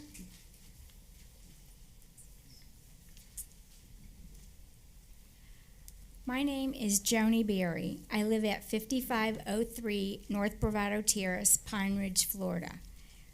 My husband Mike and I raised our 2 kids and both worked government jobs in Miami. We looked all over the state of Florida for where we wanted to retire and fell in love with Pine Ridge Estates. We always had a pop-up camper and traveled around the country camping for many years with the kids. Pine Ridge Estates felt like living in a permanent campground. In 1999, we purchased 2.5 acres. 8 years later, we both retired, had built our dream home, and have enjoyed our peace and solitude ever since. We have been here 16 years. For the love of money is the root of all kinds of evil by craving it. Some have wandered away from the faith and pierced themselves with many sorrows. 1 Timothy 6:10. I would like someone to explain to me why in the world someone, and it is one man with a lot of money, would be allowed to develop and build a neighborhood inside a neighborhood. It makes no sense to me why one man's goal would be granted permission to alter Pine Ridge Estates, to destroy the environment, lots of natural habitat for all our wildlife and nature for his own satisfaction and desire to make more money. It is at the expense of all who live in Pine Ridge Estates, all 10,000 people. I am in no way faulting him for wanting to make money, just not in our neighborhood at our expense. It isn't necessary, it isn't fair, what one man wants versus 10,000 people. Before I close, standing with my husband, Mike, and our three grandchildren, Austin, a dual-enrolled Citrus High School senior on the baseball team, Jaylena, our visiting granddaughter from Miami, in ninth grade honors history on the softball team, and Carter, our fourth grader at Hernando Elementary School, on 2 baseball teams, taking this all in. They are very interested in this journey as well as the outcome. We do not live on the golf course, and Pine Ridge Estates does not have gates, streetlights, very few sidewalks, because we just don't want them. Thank you. Thank you. Next speaker.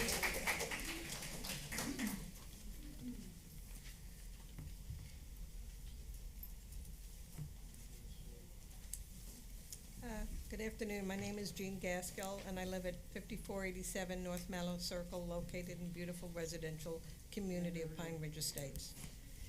Thank you.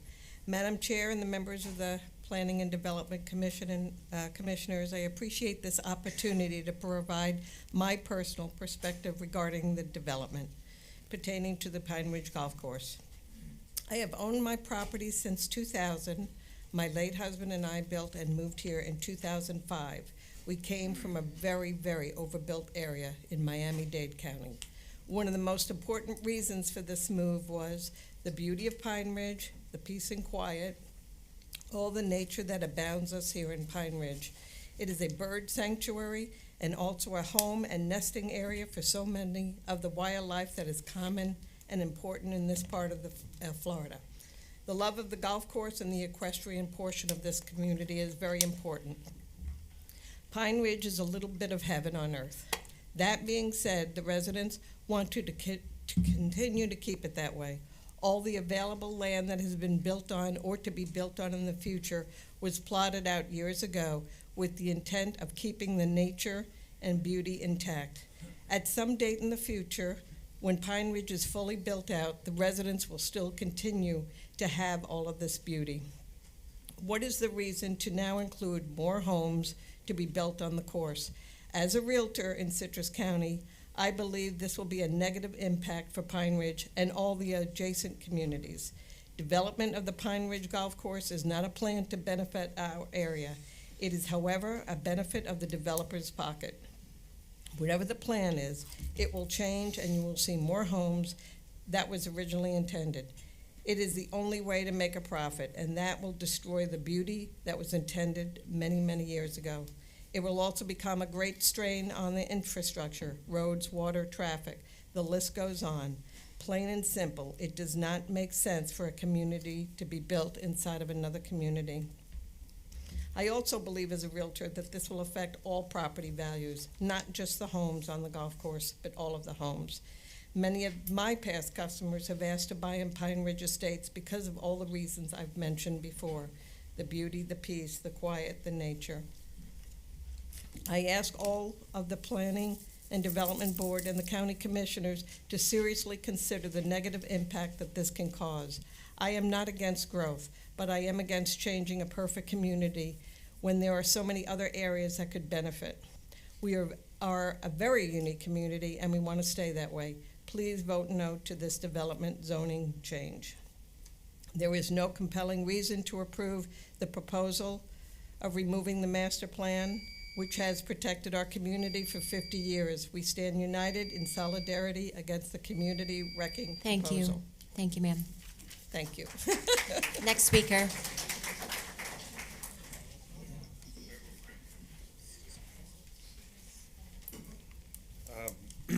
Good morning, or maybe good afternoon now. So, my name is Mike McDonald. I live at 3186 West Bird's Nest Drive in Pine Ridge. The Citrus County Commissioners and Citrus County government has historically had a strong commitment to conservation and preserving Citrus County's natural beauty. The stated Citrus County Board of County Commissioners' mission aims to manage growth by prioritizing the continued protection of our environmental assets. Thank you for your commitment and support in this area. Me and my wife Diana moved to Pine Ridge almost 2 years ago from Pinellas County, Florida. We were attracted to the area due to the larger lot sizes, beautiful natural surroundings, and amenities the community has to offer: golf course, equestrian facilities, tennis courts, and shuffleboard courts. Pine Ridge Estates was built to attract equestrians, golfers, non-golfers, and nature lovers over 50 years ago. A series of recent successive third-party golf course owners have mismanaged the Pine Ridge Golf Course and restaurant and run it into the ground, and subsequently sold it, which is where we are at right now. Historically, the Pine Ridge POA Board has had no influence with third-party owners. Recent POA boards have been and are currently looking into changing the current rules to allow full community input on this subject. A cooperative business relationship and/or purchase of the golf course remains a viable option. Rezoning and eliminating the golf course property would have a devastating impact on the existing culture and character of Pine Ridge Estates. The residents of Pine Ridge stand unified in solidarity against this community-wrecking proposal. Thank you for your support. Thank you. Next speaker. Madam Chair, could I ask you to ask the audience to maintain their enthusiasm and keep their enthusiasm to themselves? Yeah, typically there's not clapping after each speaker, so if you would maybe refrain from that, that would be more acceptable.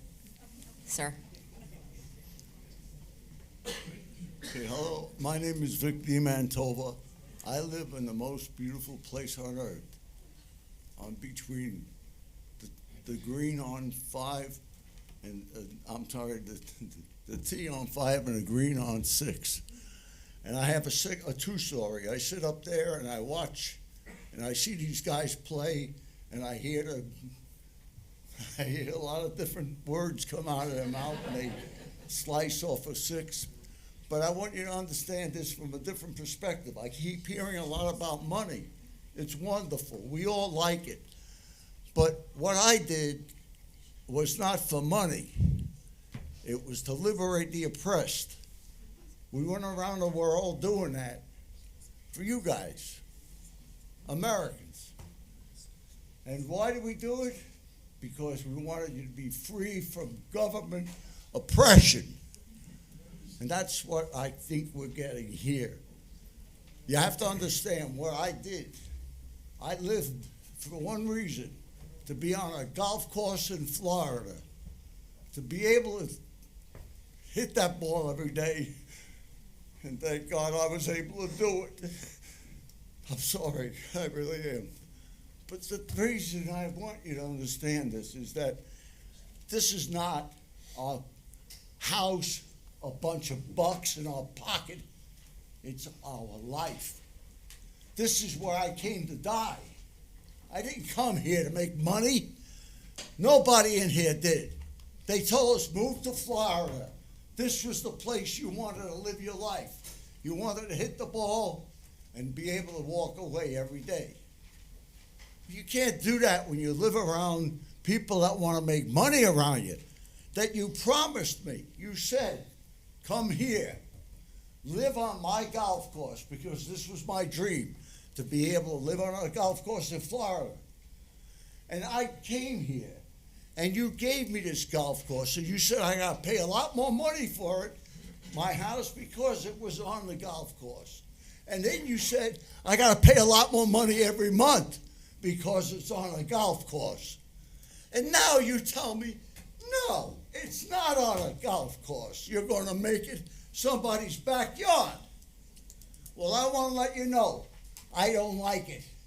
And I think you guys need to understand it from my point of view and stop looking at your pocketbooks. Thank you. Thank you. Ladies and gentlemen, again with the clapping.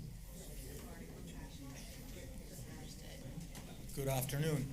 I'm very nervous, by the way, so excuse me. My name is Juan Gutierrez. I live in 3354 West Promontory Drive in beautiful Beverly Hills. I am a recently retired police officer who moved to the Pine Ridge community about 2 months ago. I relocated from Homestead, Florida, once again South Florida, Miami area, Redland to be more specific, which was a rural area, okay, prior to the mass building and rezoning of agricultural land in Miami-Dade County. Okay, I moved here to escape the mass overpopulation, the increased traffic, and delayed support when needed from first responder, myself. I have seen firsthand from a professional and personal perspective what the rezoning has done to Miami-Dade County, and I'm in fear that we might be falling into the same cycle in Pine Ridge. I am respectfully requesting the county, or you guys, very respectfully, to vote no to this rezoning for the golf course for the following fact. We have a poor infrastructure of roads to support the increased amount of traffic caused by the increased amount of housing wanted to be built and by the golf course. We are already on a water conservation schedule. What will the increased amount of houses will do to that community? There's a sign on the second floor that says that if we change our shower head, we could save 2,900 gallons of water per year. What would that do? Okay, if we build all those houses, what would that do to the water reserve? Okay, like I said, I'm sorry, I'm very nervous. Not used to speaking in public. More homes or multi homes. There will be a delay in first responder response time. Okay, and I could testify to that. Once the traffic becomes more congested, in order for a first responder to arrive at the scene, it's going to take a lot longer. Okay, so by also increasing the amount of houses, are we bringing more firefighters to the area? Are we bringing more police officers to the area? Because if they need to respond now, the response time once again is going to decrease tremendously. Okay, so I am respectfully asking to protect our rural, nature-like theater community and its residents to vote no in changing the rezoning of the golf course. Thank you for your time, and I'm sorry that I was so nervous. You are fine. Thank you.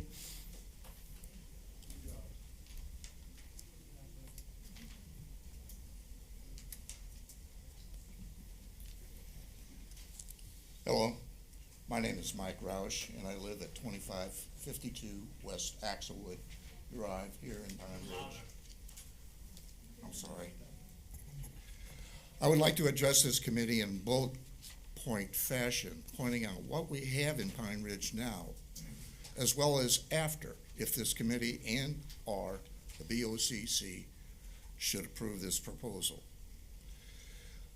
The Pine Ridge community is extremely unique. It offers a minimum of 1 acre lots, forestry, golf course, and even an equestrian center. Where has this area ever been replicated? The environment, this area also provides tons of foliage, which in turn produces clean air and reduces carbon dioxide. Ecology, it provides homes for many types of animal populations, including a bird sanctuary.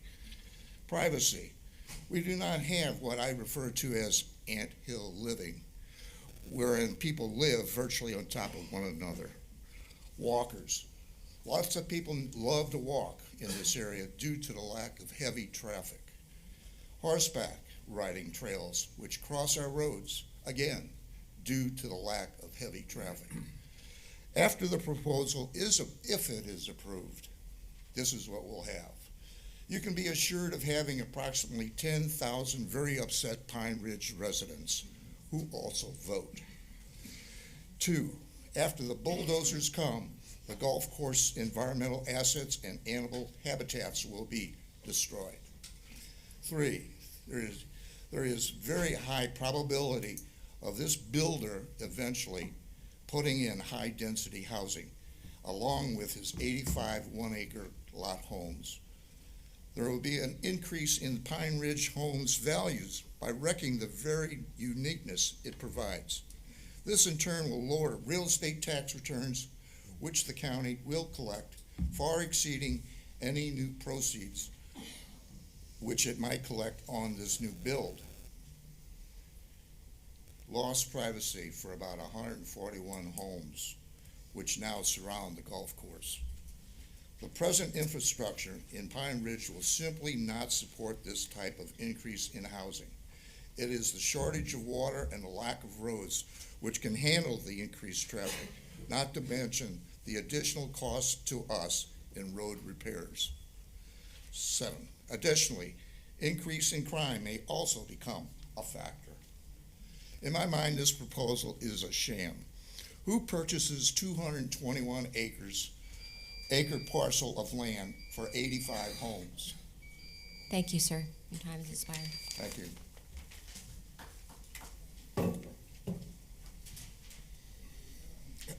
Sorry. My name is Victor Edwards, 5455 North Rosedale Circle over in Pine Ridge. We live between the former 6th hole and 7th tee.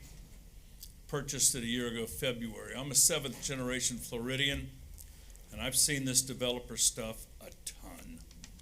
My folks had a place out on Seneca Point on Crystal River for over 40 years. I know this area. I fished it. I grew up in it. Couple of things that I have questions about. Nobody that gave the presentation has a Citrus County home address. So what they're going to do is take a little bit from everybody, socialize the cost, to privatize the risk so the money goes to Orlando. But the people that live here, that pay taxes here, that vote here, they get to have a little bit of the bad roads torn up even more. They get to be told that your property that now abuts a golf course, we're going to put a 20-foot strip in and let it go natural. You ever had an unmowed 20-foot strip next to a nice home? I like snakes, I like rats, I like coyotes, but a 20-foot wide corridor to come through? Now, the part that you can see that looks pretty on the brochure, they're going to landscape. I also have a drainage easement next to my house. Y'all might have been here a couple of days ago when it ran 2.25 inches of my house, 25 minutes. That drainage easement goes to a hole they've dug on the course about as big as this room. I don't see anything in that proposal about dealing with drainage issues at all. So my question is, why are we changing this other than to provide profit for a few people who by their own admission bought a failing golf course? If I buy a failing restaurant and don't know how to cook, whose fault is that? They bought a failing golf course thinking they're going to get a rubber stamp on a location that is primed for development when the book says it's supposed to stay that way. The HOA is already working on trying to work out a deal to buy the thing. In '87, that was one of the top 5 golf courses in the country. And everybody knows they ran it into the ground. The previous owner came before y'all asking for high-density housing, and it got shot down. And now they're trying to backdoor this thing. They're not addressing the neighbors. They're doing a PR campaign. But those are questions I have that don't seem to be getting addressed. And I live here, and I pay taxes here, and I vote here. And I think there's more than a couple of folks like me in Pine Ridge. Thank you for your time.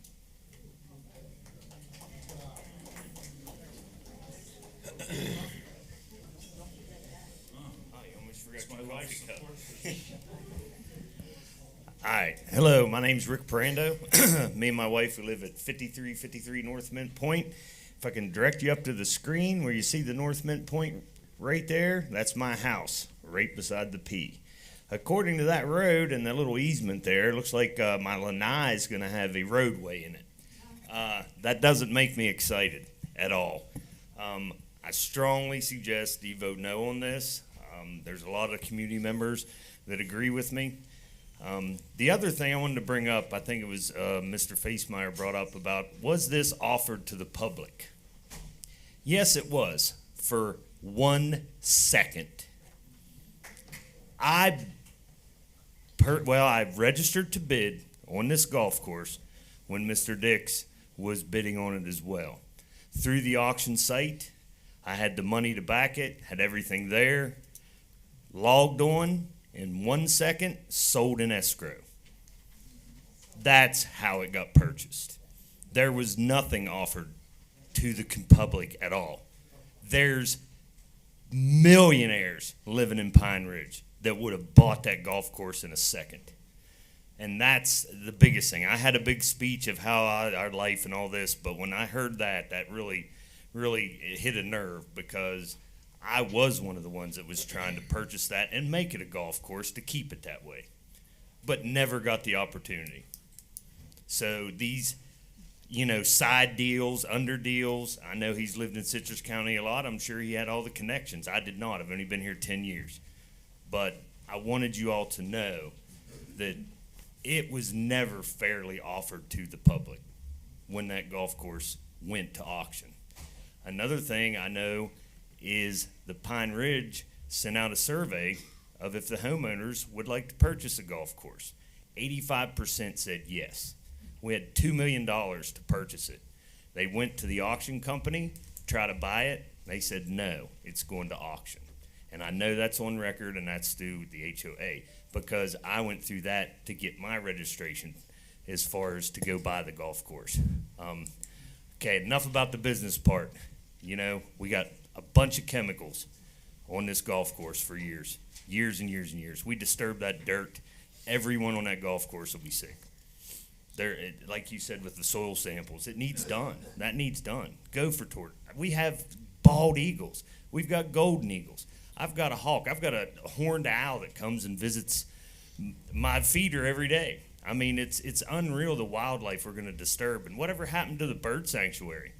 We got bird sanctuary as part of our area. So, gopher tortoises, all that. But I just would recommend no on this, and thank you for your time.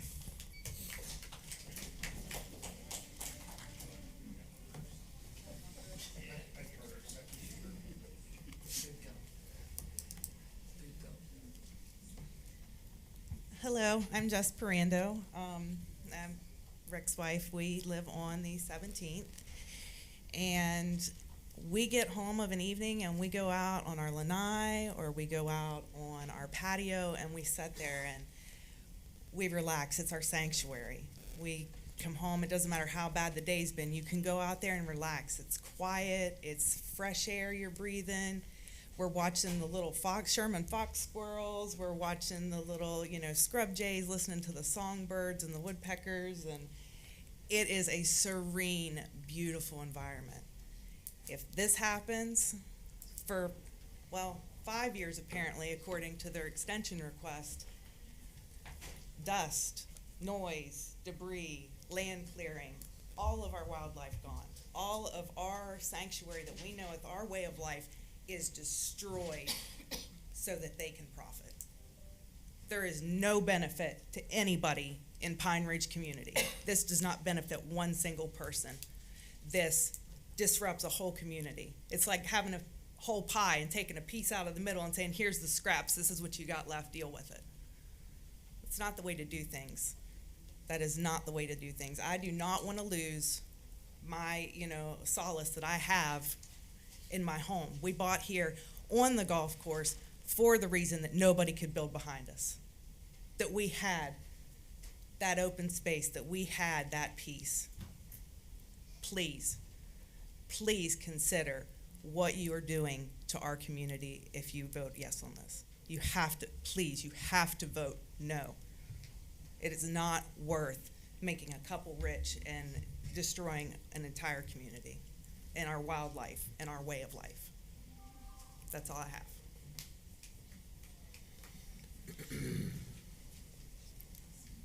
Next speaker. Hi there. I moved moved here in 2015 to retire in the equestrian Can you speak community. into the microphone? Yeah, I'm trying. I know. Yeah, okay, maybe it doesn't work. So I mean, maybe if you go a little closer. I should eat it? No. Yeah. eat it. Anyway, I moved here in 2015 to retire in an equine community. And we have 28 miles of trails that we have over 300 horses in our community and their owners that all probably came here for the same thing. But we have 5 horse crossings on Pine Ridge Boulevard and 2 on Mustang. This is going to ruin our chances to ride. It will destroy everyone's reason for being here. So I'm hoping that you will not pass this and not allow this to happen, because it's our quality of life that's at stake. Thank you. Thank you.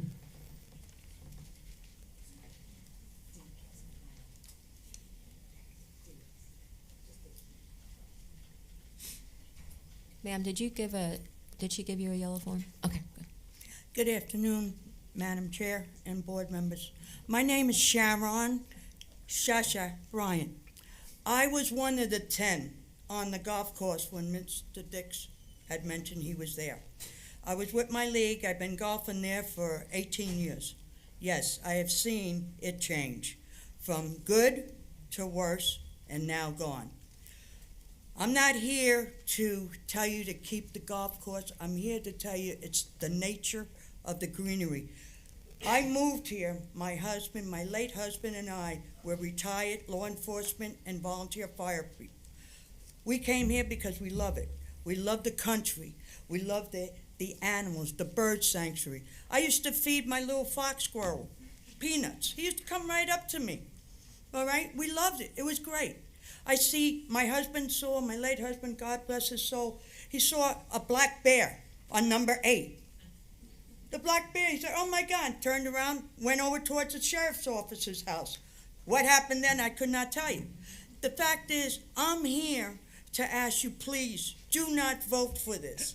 We don't need 85 homes on top and maybe later down on come back and get more. I don't want that. I want my sanctuary where I have great neighbors. Pine Ridge is a great, great estate to live in. People are good. People care for each other. We work together. We watch each other. We take care of each other. We don't want to lose that. Please. Teamwork makes the dream work.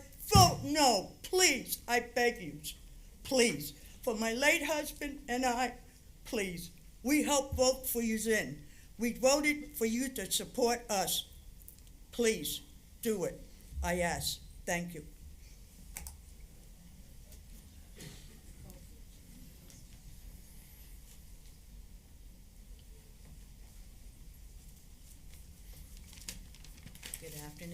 Good afternoon, Lady Chair and the board. My name is Anna Kaleza, and I live on Stirrup Drive in Pine Ridge. I don't live on the golf course, but I'm part of this community, and we support each other. We all came here for a reason, for the beauty that it gives us, and also the fellowship of the people that live here.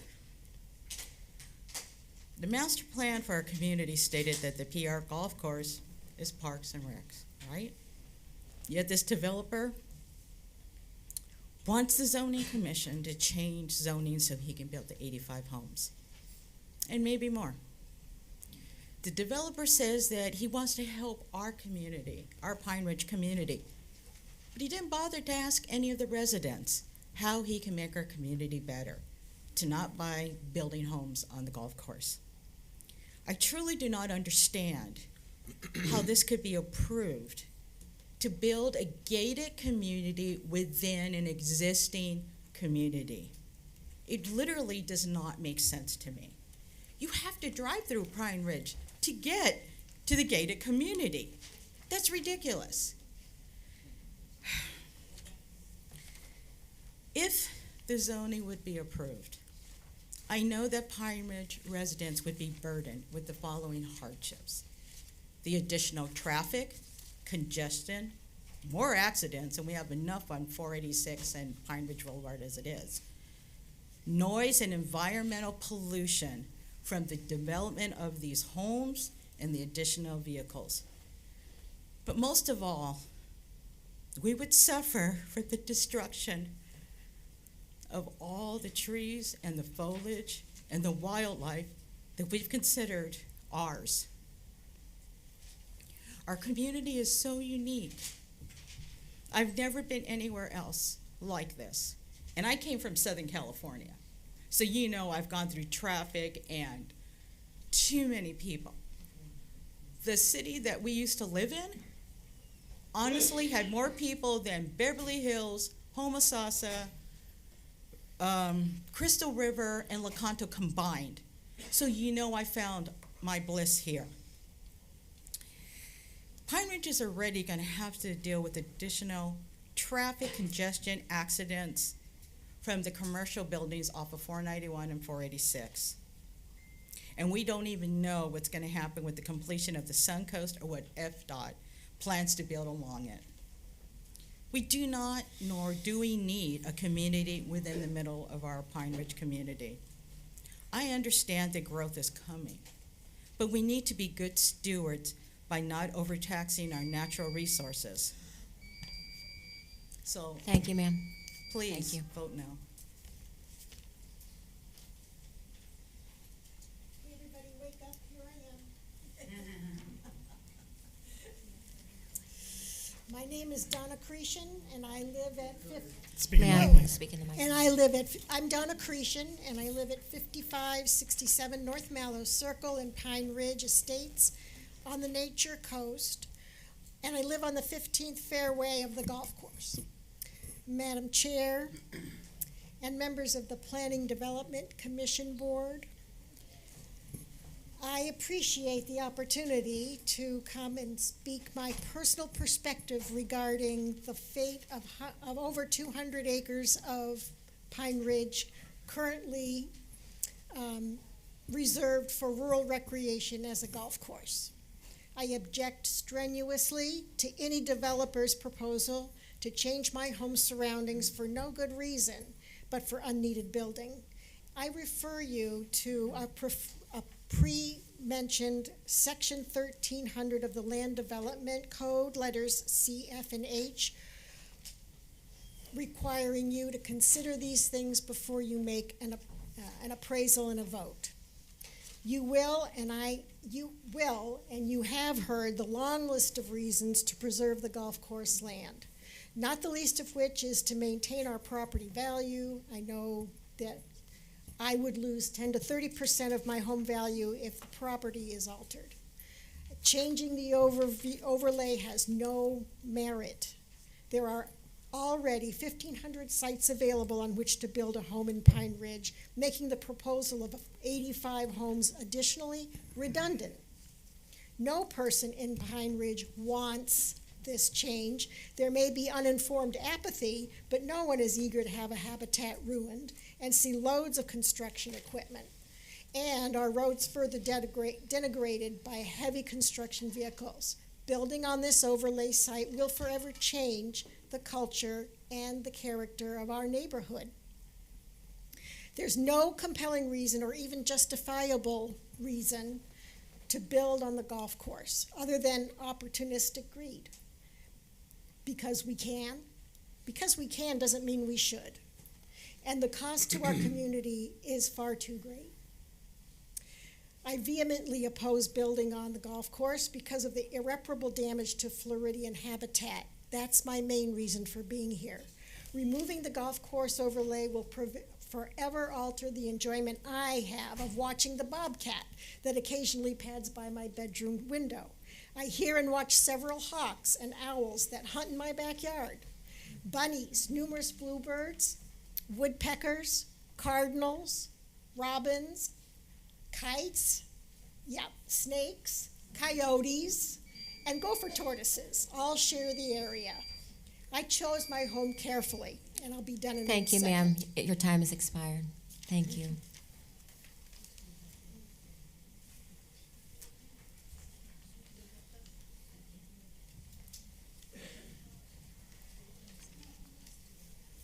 My name is Emma Rickey. I live at 5820 West Conestoga Street, Pine Ridge, Florida. I humbly and respectfully appeal to you. I will admit I don't know much about master plans or overlays. However, I have a strong sense of what's right and wrong. And I do know it is wrong when we live in a county where officials allow developers to buy property and then come to you with all their power and silver tongues and expensive representation and strong-arm change. We all know that growth is coming to Citrus County, but it doesn't have to literally be dumped in our backyards. Again, I humbly and respectfully appeal to you to carefully consider Section 1300 of the Land and Development Code. I quote, balance the interest of the general public and Citrus County and that of individual property owners. With these changes, we will see our property values decline. Additionally, our quality of life will decline. Pine Ridge represents $48 million in tax revenue to Citrus County. The devaluing of our properties and our personal wealth has a negative effect on the tax revenue and the wealth of the county. And meanwhile, the builder gets richer. I understand balance, and this is extremely lopsided. Your saying no provides the needed protection from the adverse effects and negative impact of Dix's proposal of removing the master plan. Your no protects the character and stability of our development. Your no provides the balance that protects the quality of life and personal wealth of the 10,000 Pine Ridge residents. Your no protects us from being left with a permanently altered master plan that negatively affects us now and in the future. Balance when considering growth with the interest of the individual property owner. That's me. I'm the little person coming on to you, my local elected officials, to stand up for me, to provide and protect. I need to be protected from the big conglomerates. I want to know that someday I won't wake up and have an apartment building across the street because 85 homes becomes 95 homes, becomes 382 homes, 382 like Amber Ridge. There is no compelling reason to approve the Dix proposal of removing the master plan overlay. If this were your home and your backyard, would you want your leaders to protect you? Please, please vote no.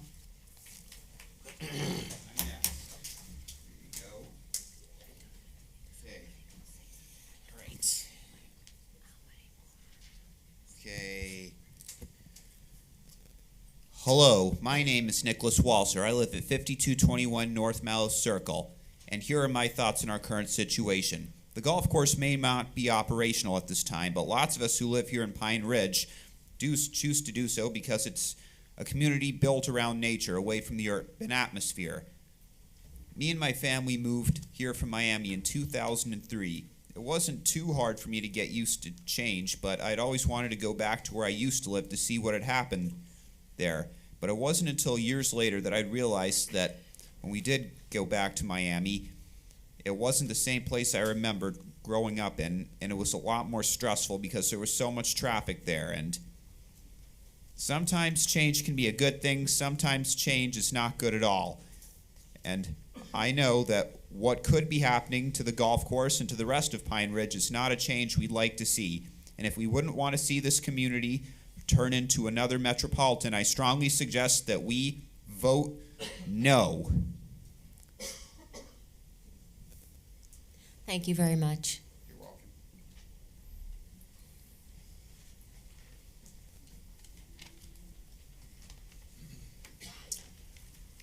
My name is Evan Geisfeld. I live in Pine Ridge on Mallow Circle. Madam Chair and members of the PDC board, I appreciate this opportunity to provide my personal perspective regarding the Dix development pertaining to the Pine Ridge Golf Course. I write to you with an urgent plea to join hands with all that are here to just vote no. Citrus County, a place that was once deemed the nature coast, is now flourishing into the realm of the housing coast. The Pine Ridge Golf Course property is a sanctuary of nature. In the heart of Pine Ridge, this land does reside. With its towering pines, birds that fill the sky, it should not be invaded by a developer's greed to destroy this land. We as a community have taken a stand united with passion and might to protect this haven, to keep it in sight. For within its borders, nature flourishes free. a home for wildlife, and a place we call home. These are the treasures we cannot forsake. For the sake of progress, let us not make a mistake. Once this property is gone, it's gone. We cannot gain it back. I urge you this day to please stand with the community and to vote no on this. I, as well as those standing in line before you, have taken the pledge to join this army and fight to protect our land and what we call home. We have put our trust in you to lead this county right, and for you to turn your back on us will only increase this fight. So again, let us come together hand in hand to save the Pine Ridge Golf Course property, our treasured land.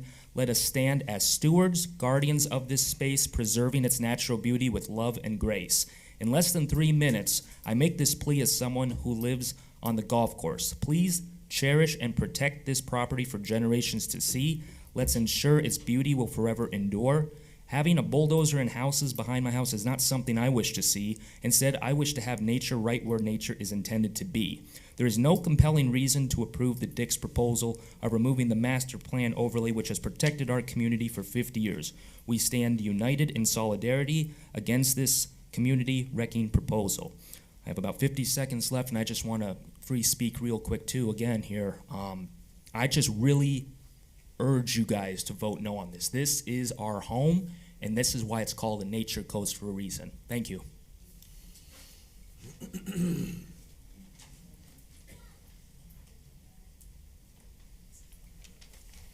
Hi, my name is Amy. I live in Pine Ridge. Thank you for letting me speak about the golf course. Me and my family moved here from Miami to get away from the traffic. And my family and I love it here. I met my husband here. We got married in the Pine Ridge Community Center, and we love it here.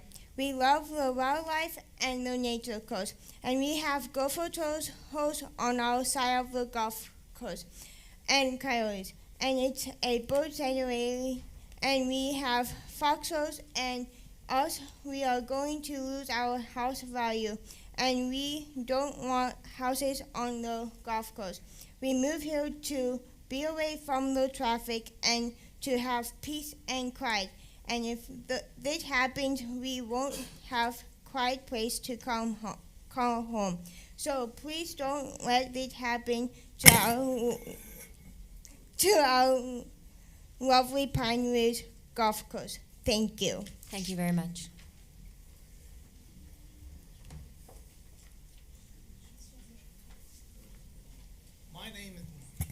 My name is Brett Holland, and I live on Candlewood Drive in Pine Ridge, and have actually resided in my current location since 1991, so I've been there a long time. Others have presented accounts stating their objections to the requested land use change for Pine Ridge Golf Course property. Concerns regarding resulting declines in property values and overall quality of life issues are substantial and should be more than sufficient to warrant rejection of any land use modification. My concerns, however, or my comments, however, will address the significant lack of documented need for the requested code overlay change, particularly given the current proposal would only result in 85 additional home sites, which while permanently destroying existing open green space and also contribute to a deterioration in both the aesthetic and tranquility qualities currently offered by the setting. It might also be anticipated, as others have noted, that if a code modification were approved, subsequent requests can be expected and the developer's efforts to maximize the full developmental potential, thus resulting in a further negative impact on the Pine Ridge community. The lack of need for this request can be illustrated by a brief analysis of already available residential properties in the area, including hundreds or more likely thousands of vacant lots in neighboring Citrus Springs, as well as it's been estimated approximately 1,500 1-acre or larger lots already undeveloped in the Pine Ridge unit itself. So there's places to build. Furthermore, there's proposed or already approved projects in the Central Ridge area, such as the Lecanto Preserve, Arbor Ridge, and other projects that basically there's plenty of places to build, and the 85 homes, will not be all that significant in terms of alleviating any housing shortage. While continued growth is inevitable, we must be careful not to overdevelop and destroy the primary attraction of the nature coast, namely unspoiled woodlands, fresh air and water, abundant nature and wildlife, along with open spaces and a lack of congestion. It would therefore appear wise to encourage build-out of existing properties rather than approving additional new developments, which will likely take years or even decades to reach capacity. Given the availability of abundant buildable property in the area, a need for the proposed development of the Pine Ridge Golf Course for housing purposes is not demonstrated. Considering these facts, I urge the Planning and Development Commission to soundly reject the proposed land development code change. Thank you for your time and attention. Thank you very much. I say also that we've heard about 20 speakers now. We're an hour in to public comment, and some of the things are starting to be echoed. And I realize you might have prepared remarks, but if you want to bring up new and different ideas from your previous speakers, that would be much appreciated. Next speaker. Good morning, everyone. I don't have a prepared speech. I'm going to speak from the heart, okay? I spent a lot of time. Oh, I'm sorry, sir. What's your name and address? Oh, I'm sorry. My name is Jim Patty, and I live on Longhorn Terrace here in Pine Ridge, okay? And I spent a lot of time really looking for the place, I wanted to call home for the rest of my life. And I chose Citrus County, okay? And I really fell in love with Pine Ridge. I fell in love with Pine Ridge because of its privacy and because of, basically the way the houses are all located. And the golf course, I'm not a golfer, but the golf course definitely is something that sticks in my head because it's just part of the, equestrian and the golf community, and it's there.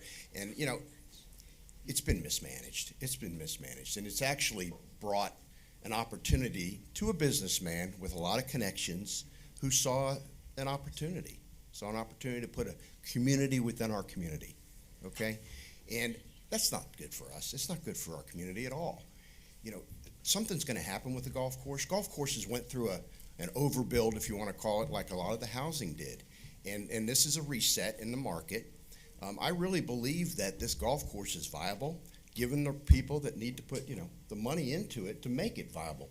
The last couple of people that have owned it have just screwed it up, okay? So Mr. Dix has gotten an opportunity. He bought this, I'm going to call through an off-market sale, if you want to call it that. And he sees an opportunity to put a bunch of housing in here, and the housing's going to, be a community within a community. It's inconsistent with the rest of basically our 1 acre lots are typically 200 by 200, not 100 by 400, okay? And, so they're all kind of close in together, so we can get them all in there, and it's an opportunity for him to make some money at our expense of our community. I vote, okay, in this community. It's my home. I'm not moving. But I really don't want to see it spoiled, so please vote no on this. Thank you. Thank you. Next speaker.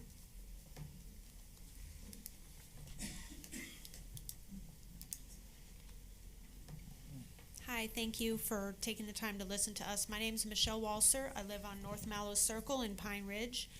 I did have a prepared speech, and I agree with you. I was echoing a lot of sentiments that were already being said. A lot of us here are very passionate about this, obviously. And I also, as I was listening to Mr. Pelican and Mr. Dix and the other speakers make their points about their proposal, I wrote down some bullet points that I felt like I wanted to take issue with. Number one, the community that they've laid out in front of us, it's a beautiful community, and no one can take issue with that.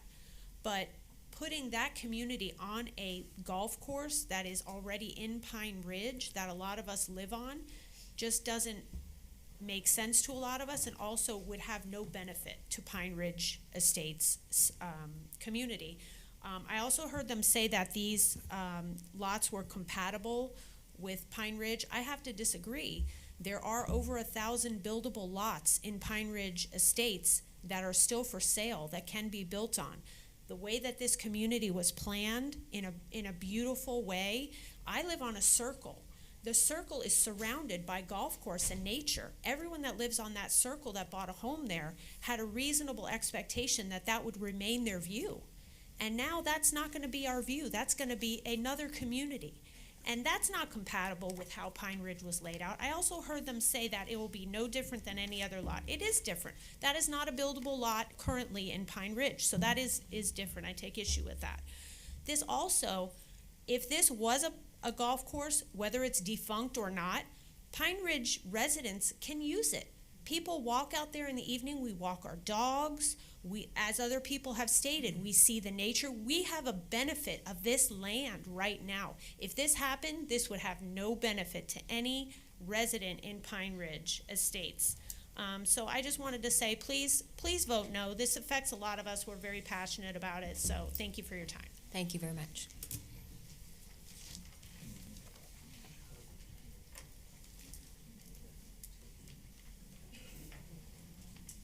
Good morning. Well, afternoon now. My name is Ken Klons. I live at 5245 North Mallow Circle in Pine Ridge.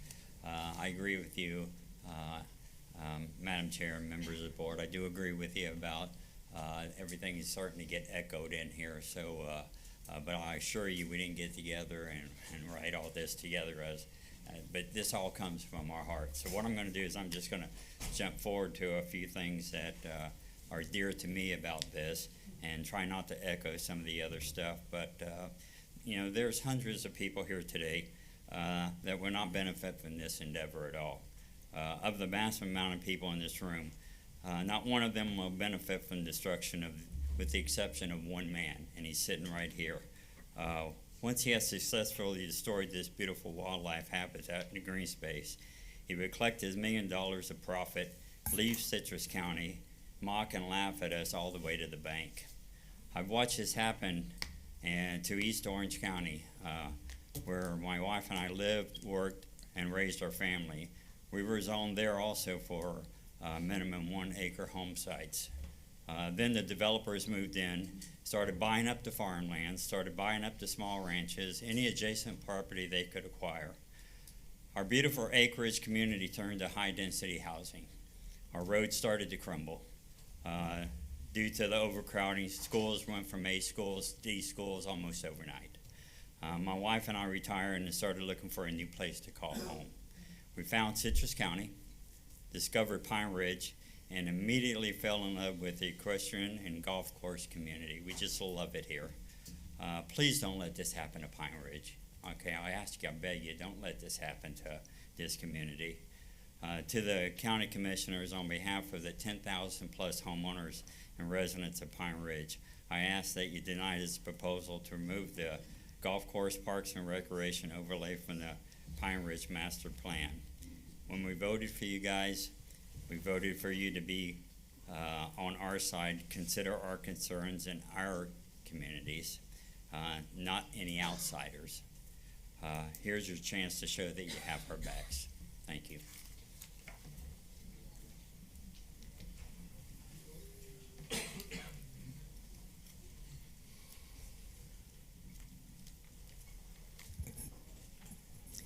Hi, my name is Karen Nitke. I live at 5299 North Cliff Drive in Pine Ridge. Madam Chair, members of the board, thank you for allowing me to speak. My husband and I moved from Wisconsin to Pine Ridge about 7 years ago. We chose Pine Ridge because we were accustomed to country living. Pine Ridge is a great fit with its large lots and all its natural beauty. It really feels like country living at its best. Some of the golf course property does happen to run behind us. There's a fairway behind us, but we don't see it due to about 100 feet of green space. Now, I heard a lot of talk about the fancy gated community, but I didn't hear much about some of the building they want to do along these fairways actually. We would be on the right lower corner showing 4 lots and 4 homes to be built there. So what Dix is proposing is to put a road right behind along our back lot line to access those 4 houses. Now we live on a corner lot. So guess what? That makes a road on 3 sides of us. I have to ask you, would any of you like that? For what? For four houses squeezed in between rows of well-established homes people have on each side of that fairway. How's that going to look? Citing one of the Section 1300 points of the Land Development Code, Part C, includes conserving the value of land, buildings, and resources, and protecting landowners from adverse impacts of adjoining developments. I repeat, protecting landowners from adverse impacts of adjoining developments. Every Pine Ridge resident and landowner will be adversely impacted by this.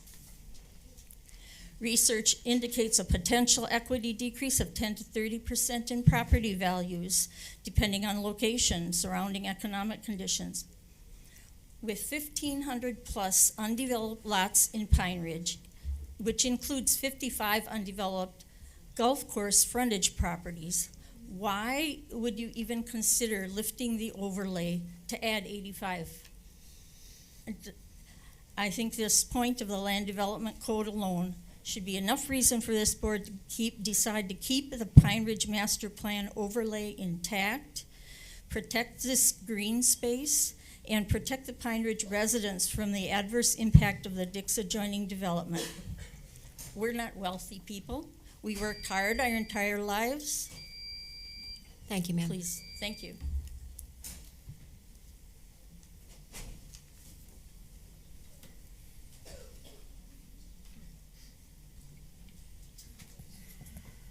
Well, I'm the other half. I'm Tim Nitke. That was my wife that just spoke. Don't need to give the address because you already have it. But we moved here, like she said, 7 years ago. And I'll be real quick with that because everybody has the same kind of story. But I remember I had no dreams of living in Florida. We're from Wisconsin originally. And we visited her cousin down here in Pine Ridge. And when I came across on Highway 44 and I saw the lake by Inverness, I started to perk up. I go, hey, this looks a pretty good area. When we got here to Pine Ridge, I go, oh my God, you got the same trees we do in Wisconsin. And you've got hills. People ask you why you moved to Florida. I says, what kind of area is it? It was a nature coast. We love the nature coast. That's what it's all about for us. I want to kind of keep that. So we did decide to settle there. We found our home. We were told by a realtor, like behind us, that was green space. Okay, so we thought we had 100 feet. I mean, if you look at the map, you're looking at that road that's going in there. It's solid woods. It's not open fields or something or with a golf course. It's solid wood. So they're going to mow that down or bulldoze it down to build a road there. So to speak here is the reason why I'm here is I've always been an adage of saying evil exists when good people do nothing. If you look around the room and all the people with the black shirts, they're good people in my mind. I've been talking to them for 7 years, hang out with them, so I repeat that. Evil exists when good people do nothing. And as an example, I've gone through twice in my lifetime. In Wisconsin, we lived in a township called Maple Creek. And just like here, this is nothing new. It's all over the United States. People build subdivisions, build new homes, buying land, this kind of stuff. Well, the county board, just like you people, only in Wisconsin, they said, the farmers came there to the meetings just like we are here today, and they said, no, we don't want subdivisions. We like the open land. We're farmers. We want to see fields, keep the forest, and stuff. So the county board actually had the courage to stand up and said, no, we're not allowing it for Maple Creek, your township.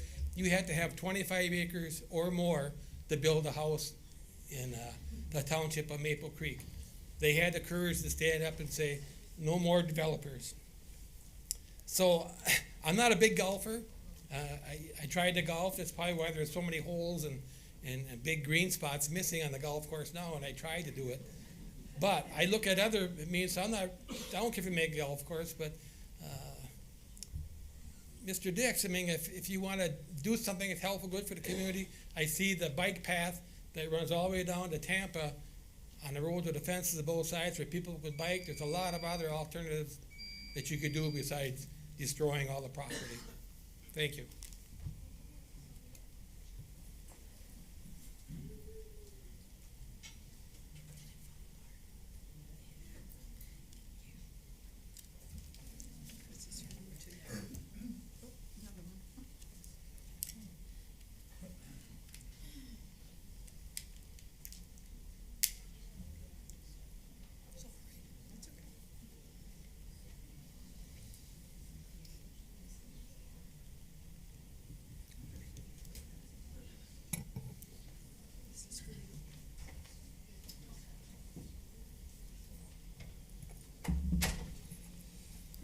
Good afternoon. My name is Violet Lane Jerry. I live at 5214 North Mallow Circle, across the street from the golf course. Madam Chair and members of the PCD, a former Citrus County property appraiser, Les Cook, recently wrote an op-ed in the Chronicle, and I have referenced some excerpts from the article. Green Mills developer reportedly decided not to pursue building apartments in Meadowcrest. This has left Citrus County commissioners in a difficult position and raises questions about the fairness and nature of the process Meadowcrest was subjected to. Green Mills rushed to push through a change to the master plan to pave the way for a high-density, multi-level, affordable apartment complex, which would have strained resident-maintained roads and infrastructure similar to what Pine Ridge would be subjected to. Today, Pine Ridge residents are here in widespread opposition to the proposed amendment to the Land Development Code Atlas map and the Pine Ridge Unit 3 Master Plan to RUR/PDO rural residential with a planned development overlay for up to 85 residential units. The board rejected the Meadowcrest proposal, citing incompatibility with the existing neighborhood. Despite the board's decision and resident efforts, county commissioners voted 3-2 in favor. Meadowcrest is left with a permanently altered master plan that can now allow nearly any high-density, high-rise development with no additional hearing and no protection to the residents. I fear we would have a similar outcome for Pine Ridge if this request is approved. Perhaps the county commissioners now have a better understanding of what they will be voting on and how many constituents they have in Pine Ridge when it comes to vote. We ask the Planning and Review Board and the county commissioners at future hearings not to set a precedent for a similar decision related to Pine Ridge. Our roads, which are already in need of paving, our infrastructure, water, traffic, wildlife, dark skies, and much more will be impacted. There is no compelling reason to approve the Dick's proposal of removing the master plan overlay, which has protected our community for 50 years. We stand united in solidarity against this community wrecking proposal and urge you to recommend no change Thank you, to ma'am. the current master plan. Thank Thank you.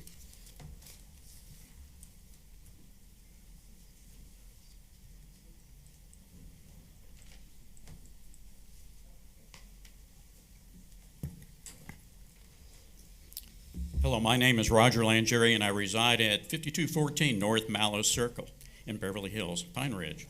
Madam Chair and members of the PDC Board, I appreciate the opportunity to provide my personal perspective regarding the Dick's development pertaining to the Pine Ridge Golf Course.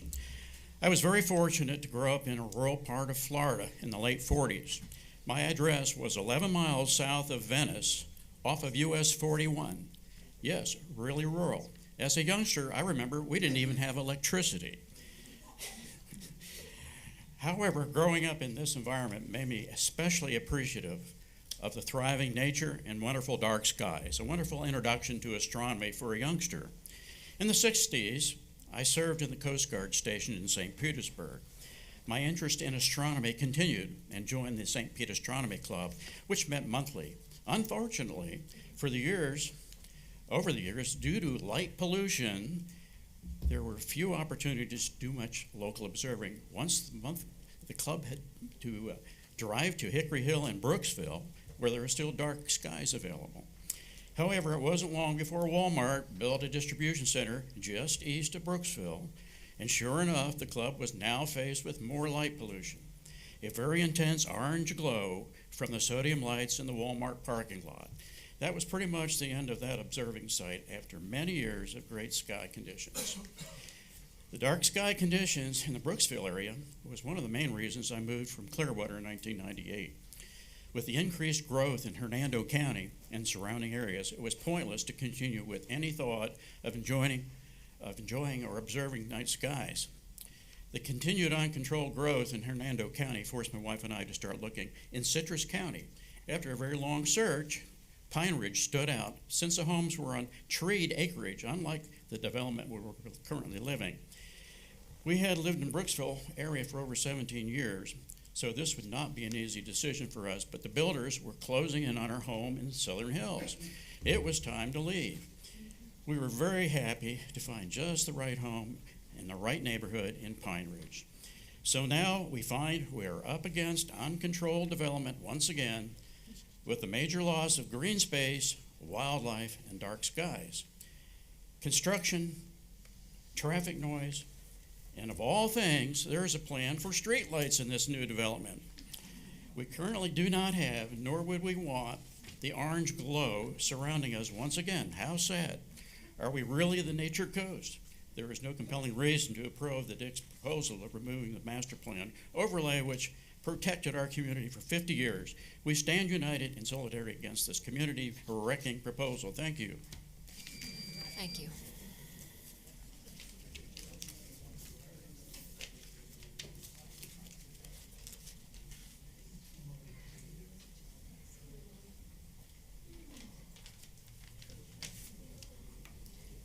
Hi, my name's Elena Dare, and I live in Bridger Drive in Pine Ridge. Thanks for the opportunity to address you. My husband and I first heard about Citrus County in late 2009 when we were scouting places to live post-retirement. We visited such communities as Terra Vista, Brentwood, Citrus Hills, and then we discovered Pine Ridge. We did our research on Citrus County, and we did our research on Pine Ridge, and concluded that Pine Ridge best fit what we were looking for. It best fits what this area is described at, the nature coast. It's not Orlando, it's not Tampa, it's not Ocala. We bought our house on 1.5 acres in 2010. Pine Ridge residents live on a minimum of 1 acre lots with such amenities as an equestrian center, tennis courts, now pickleball courts, a community center, and a golf course. I don't golf, but the course to me represents open space, not the definition of open space as described by Mr. Stills. If you have houses on lots, it's not open space. No houses equals open space. There are many bird species that live there. Endangered gopher tortoises live there. They aren't always successfully transitioned into a new home, as some people would lead you to believe. In the spring, sandhill cranes do their mating dance on the golf course. If you haven't seen that, it's a sight to behold. Southern fox squirrels live there. They aren't the quickest crossing roads. That's how some of them get killed. They're not like their gray squirrel cousins that quickly cross. The speed is best suited to crossing a golf court path. All of this will be displaced if this application is approved. Again, please vote no. Thank you. Next speaker.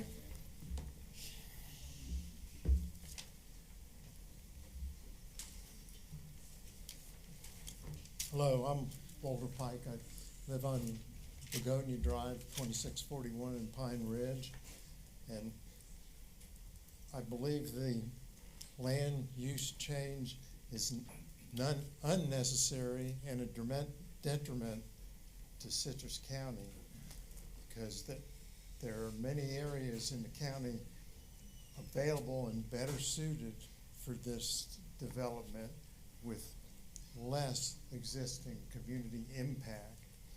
Indeed, the loss of home value in Pine Ridge would be large for all, and especially those located on the golf course.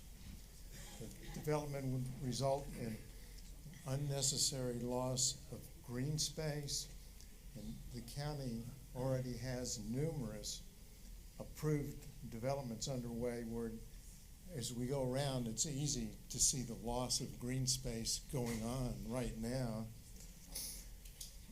This land use change possibly could open the path for higher density housing, and there are many higher density housing projects underway in the county already. As you can see, the vast majority of Pine Ridge voters are against the land use change. the, when the development's going on, the increased truck traffic, heavy vehicle traffic will accelerate the deterioration of the Pine Ridge roads. And as we all know, the county is challenged with maintaining the roads as it is. The county government has an obligation to do what's in the best interest of county citizens and the environment. And clearly, this land use change is not in the best interest of Pine Ridge residents nor Citrus County. So please vote no on the land use change. Thank you very much.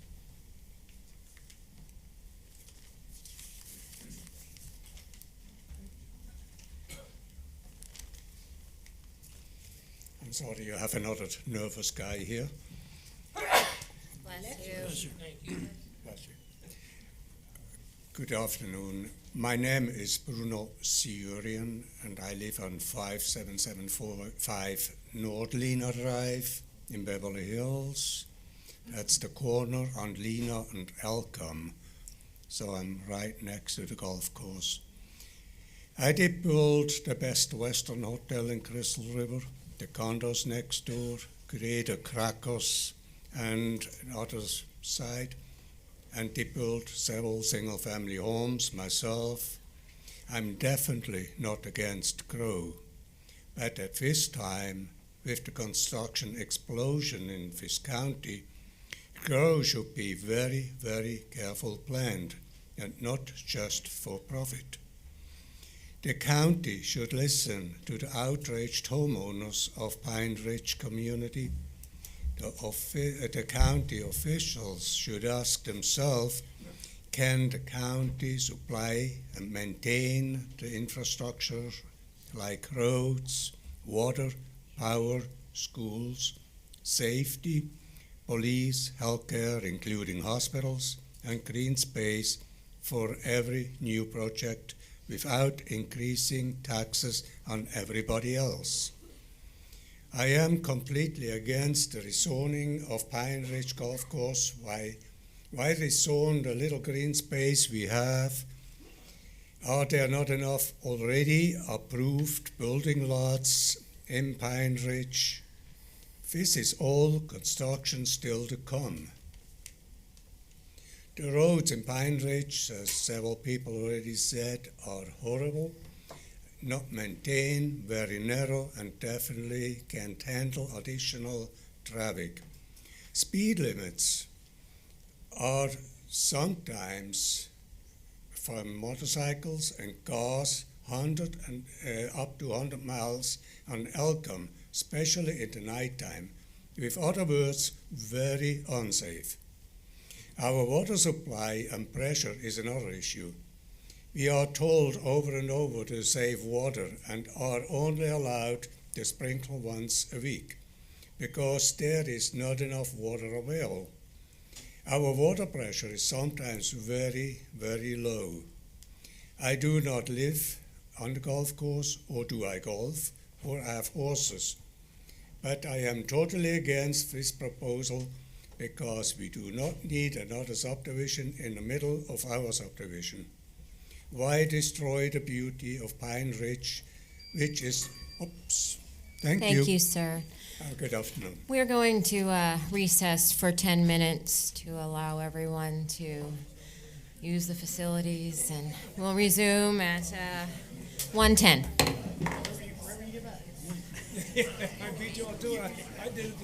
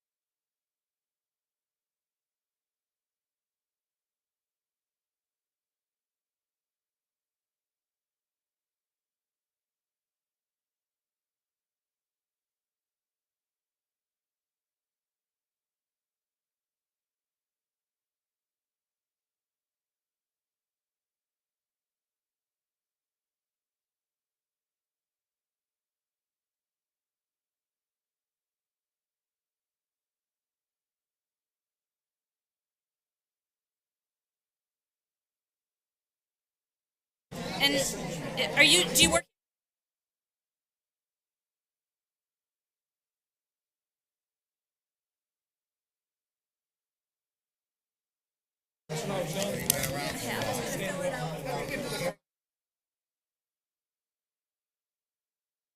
I asked. He always plays that white card all the time. I know. I'm looking. Don't touch anything up there. When there's stuff here you don't want to touch. All you want to do is touch that. This. Okay. You don't speak into it. Okay. What you do is didn't exist before. Oh. No, you're fine. He said he knew all of my friends, so I'm going to ask him if they Yeah, do know him. I'm sitting down there, so. Yeah, I'll ask him right now. Ask him. He's my driver. Yeah, I went back and looked, and I was mad at myself, but I was like, man, that was fun. In my head, I was like, I'm not making sense. Like, really? And then when I got home, I was like, Depends. I know, I keep getting excited, like, I did not ask that question. Another speaker said that I did. No, that's okay. All you guys. I don't know if tell you guys, you guys do a fantastic job. People don't tell you that. They all want to complain. You know, they're all here for the same reason. We just want to make sure everybody can speak and have the same concern. Everybody has a chance. You guys I didn't win. I didn't win. I ran the whole business for years. It's like, I would never want to get in here. I know committees and help with committees, but I won't come over here. It's tough. Oh, okay. Thank you. Okay.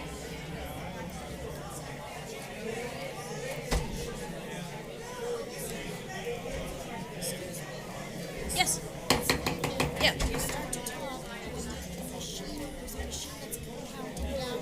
Everyone, Yeah, I know. if you could please Yeah, take your I've heard it. seats. Okay, I've heard it. Mhm.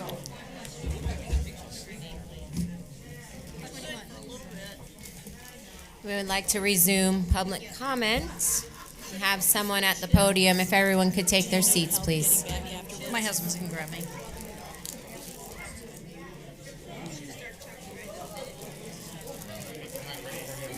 Well, I was gonna test it and see.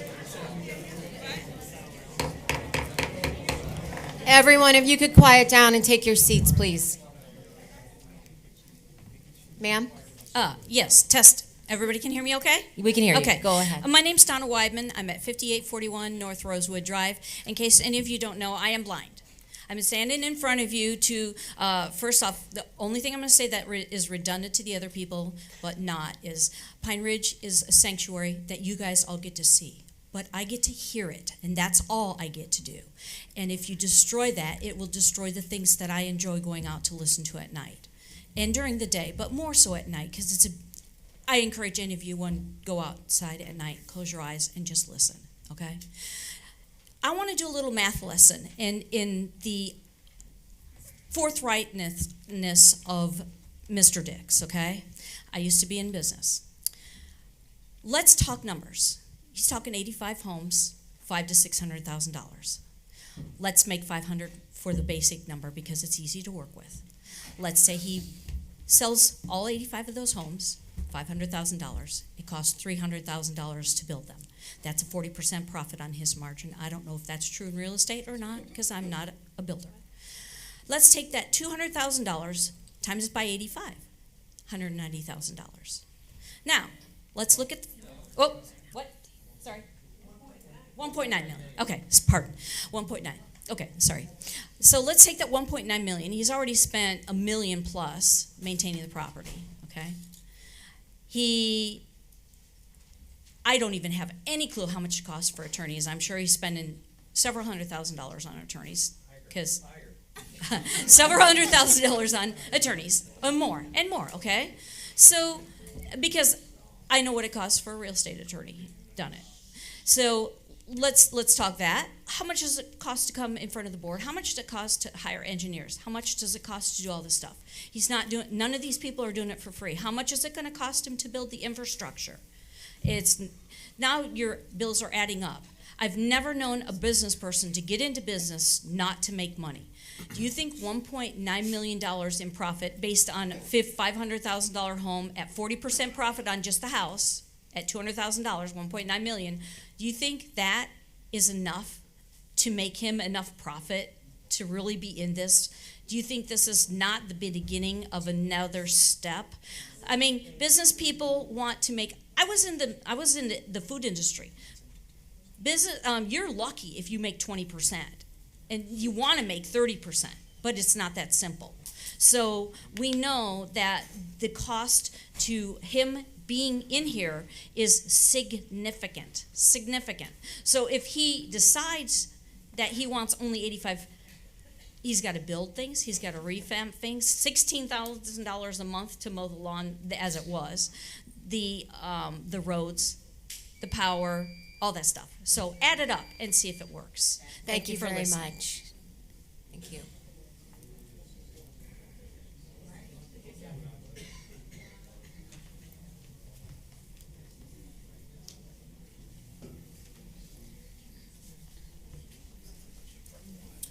Madam Chair, Commissioners, I'm Mark Ertel, 617 Dove Creek Circle, Grapevine, Texas.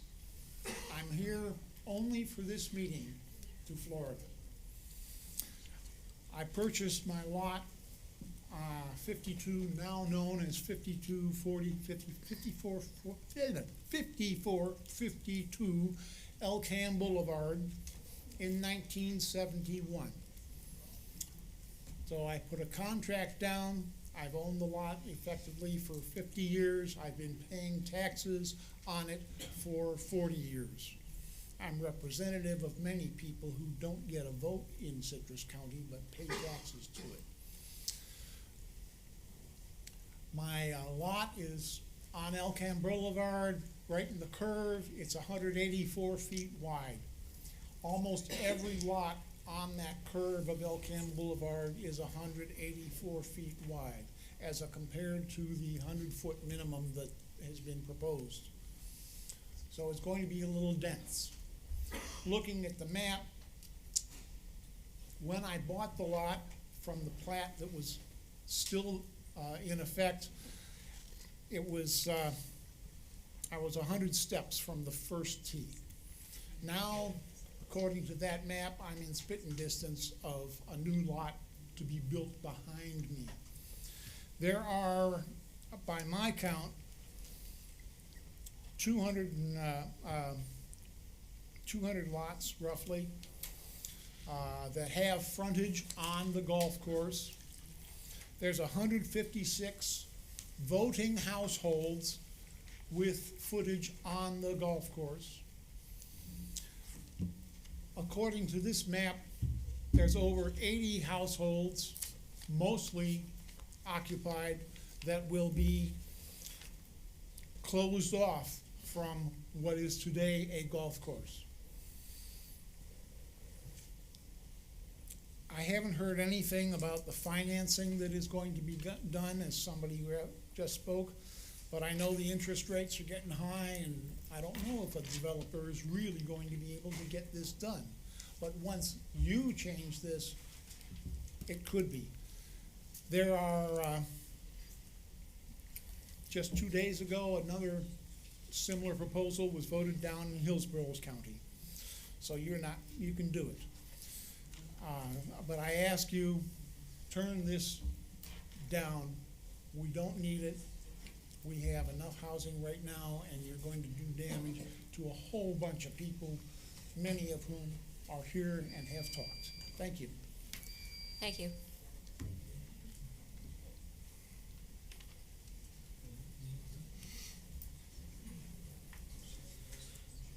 Hi everyone, my name is Alan Allwood, and I emigrated to this country in 1964.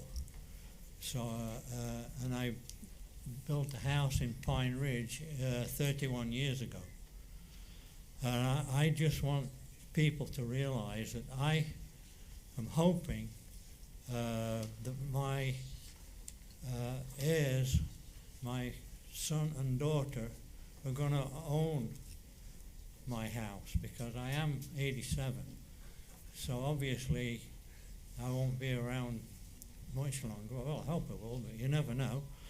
But I just want people to realize that this development is very, very out of place in this community, and I just hope that it gets turned down, because it absolutely needs to be for the people who have already invested in this area, and just so that you don't have another community in the middle of a community, which to me is really, really not a good thing. Thank you.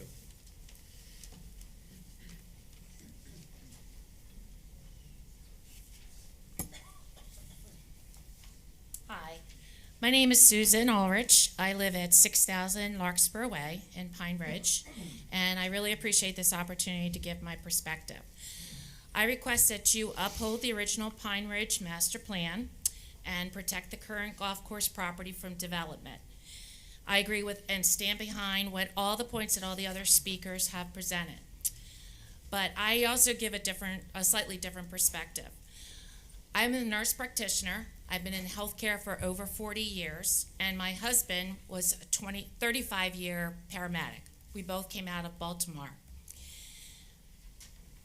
We are both extremely concerned about the infrastructure impact of this proposed housing plan, as well as all the other plans that have already been approved. We need to recognize the impact of growth on our current EMS system and their response time, as well as the current fire services. In addition, we need to look at the impact on our local hospitals, our local emergency room services, especially because our whole country, much less our state and our own county, are dealing with a huge healthcare staffing shortage. Now, my 40-year career was 35 years as a bedside nurse at a major hospital. The last 5 years, I worked for a medical device company, and I traveled from Pennsylvania down to Georgia, and I was in over 100 hospitals. I have seen firsthand the impact of this staffing shortage and what it's done to healthcare in our country and patient care, and the people that have died waiting. So the impact to our healthcare system and our EMS services from this continued growth needs to be considered. Has anybody in this county really done their due diligence and assessed the long-term impact of not only this proposed community, but all the communities and building that has already been approved but hasn't even been started yet, and the people that are going to be coming to this area? So I ask, please look at the healthcare, look at the infrastructure, the roads, the school systems, the teachers. They're in a shortage also for care. So please vote no. Thank you. Thank you.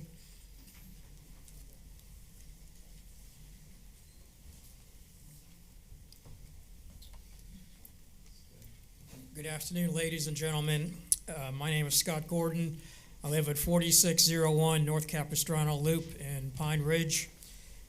My wife and I moved here about 5 years ago from Miami, so we're very familiar with large areas, lots of crime, lots of crowds, lots of crowded communities, so we were really happy to move to Pine Ridge. I had a lot of notes here that, let me back up. I agree with everything that all the other speakers have already said, because a lot of the things I had in my notes here. So a couple of things I wanted to hit on that might be a little different. The land is now owned by a real estate developer that wants to build 85 homes. We all know that. This road requires significant and unnecessary land clearing, excavation, and installing new infrastructure, roads, water, electric, storm drains, retention ponds, fiber optic cable that already exist within the boundaries of Pine Ridge right now. As other speakers have said, there's plenty, around 1,500 existing lots that could be built on. There's no upside, no benefit, no positive aspects for the property owners of Pine Ridge for this deal to go through. The only entity that has an upside in this scenario is the real estate developer.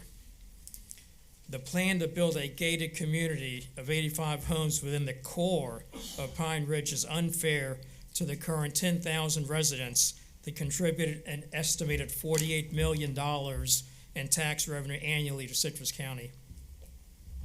As a point of reference, a back-of-the-envelope estimate for property tax revenue generated from 85 homes at $5,000 a year each is $425,000 of tax revenue.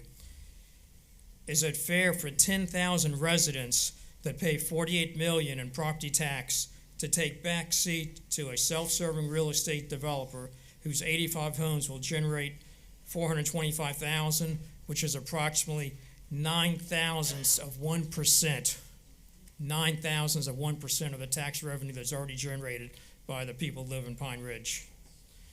I just ask you, please put yourself in our shoes.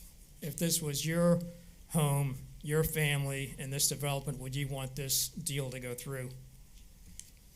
The developer is taking advantage of what Pine Ridge has created over the past 5 decades and is using it as leverage to build a gated sub-community within the Pine Ridge estates.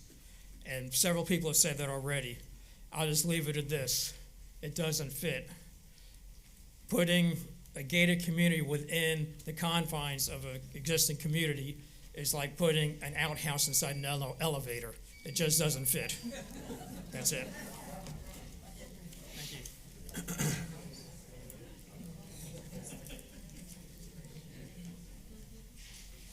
Hi, I'm Donna Gordon. That was my husband. I live at 4601 North Capistrano Loop. Thank you for letting me speak. This has all been said, but I'm going to speak for every young person that is on my street. There's 4 of them, little kids. They have jobs. They both work. They're not here because they couldn't be here at 9 o'clock and sit here all day and fight for this. Some of them probably don't even know. 2 of them built houses. One has taken an older house that needed work, that an older person went to a nursing home because they had been there so long and have rebuilt it. They have a right to be spoken for too. They're not here, but so I speak for them. Just vote no. Thank you.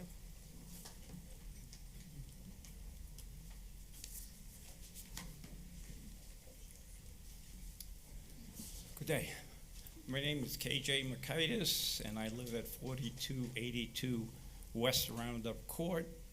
My wife and I enjoy Pine Ridge. We love it.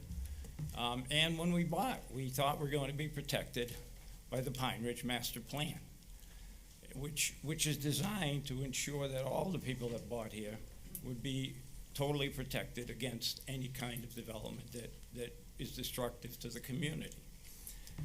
And as has been mentioned, you know that as the board is guided by the Land Development Code that was mentioned, Section 1300, subparagraph C, actually requires this board, and I'll quote exactly, in protecting landowners from adverse impacts of adjoining developments.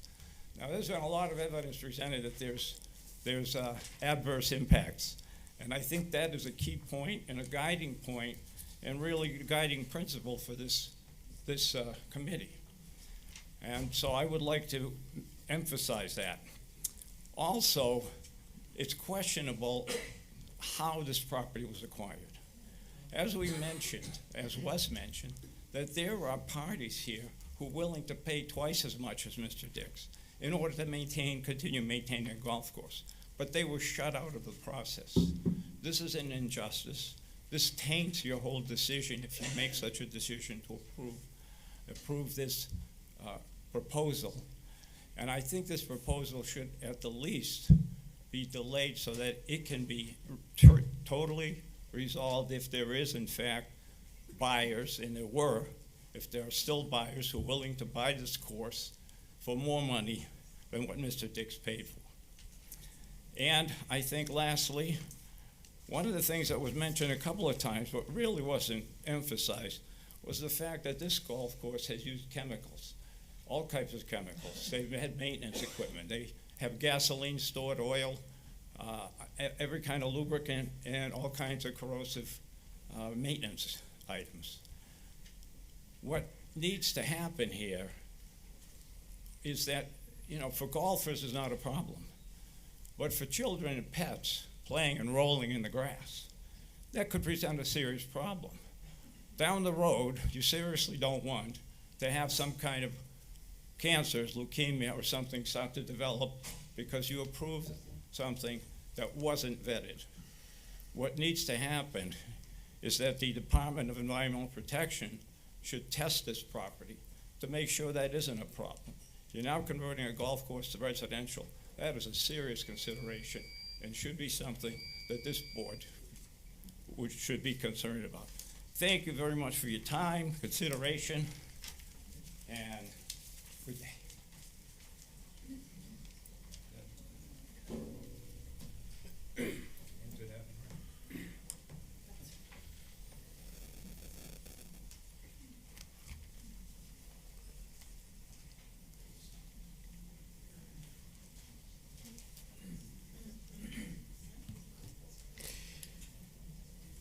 My name is Christina Gilligan, and I live in Pine Ridge on Alamander Drive, not on the golf course.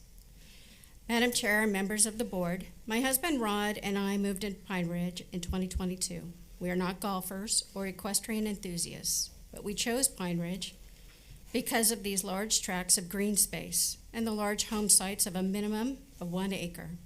We bought into the master plan lifestyle that included a golf course. Mind you, we bought in 2022 is when we closed. For this golf course was closed.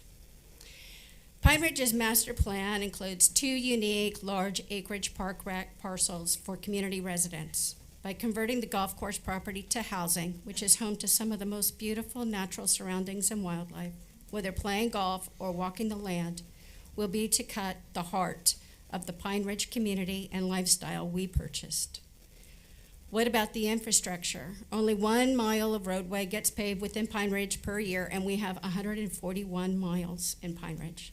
Think about it. The roads in my neighborhood will not be paved again in my grandchildren's lifetime. And the roadway is already cracked and eroding. How about the water sources? We currently are in extreme drought conditions per Citrus Chronicle article dated April 24, 2023, and only allowed to water once a week due to a water shortage since we moved here in 2022.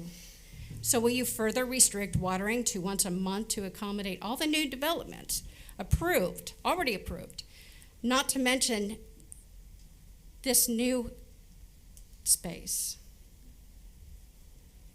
What about the landfill? Will that be the next issue? And why the gate? Why some of the gates? If some of the proposal doesn't even have gates, why the gates?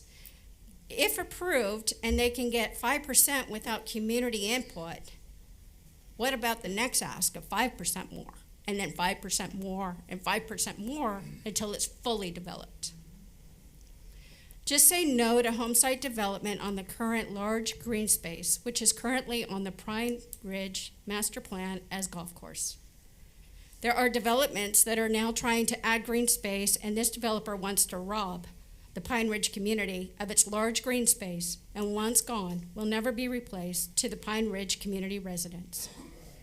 There are developments that are neighborhood parks, but unique to Pine Ridge. We have 2 large parcels. Just say no to the land use change and leave the nature in the nature coast. Thank you.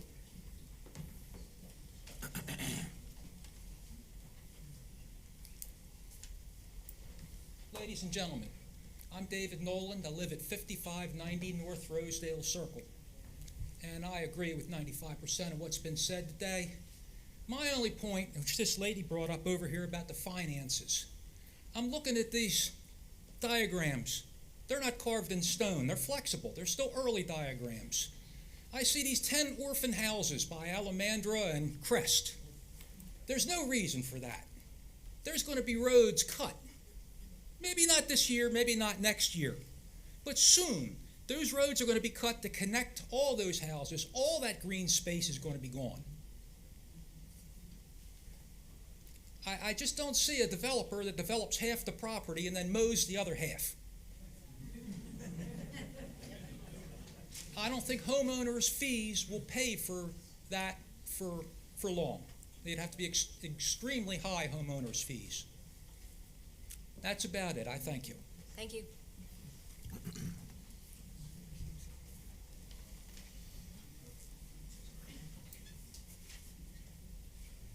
Good afternoon. My name is John Strip. I live on the golf course, 3024 West Lantana Drive. My wife and I purchased this property because it was on the golf course. I just want to point out a couple facts, and one of those being that this property was taken off of the bid site before anyone in Pine Ridge in our community had an opportunity to purchase it. We have the 1,400 lots available in Pine Ridge to build on. These lots go between, let's say, 45 and 50,000 minimum per lot. Mr. Dix purchased this at less than $4,000 an acre. You know what? Maybe if you vote no, maybe the next person that buys it will buy it to be a golf course and not to put homes on. Thank you.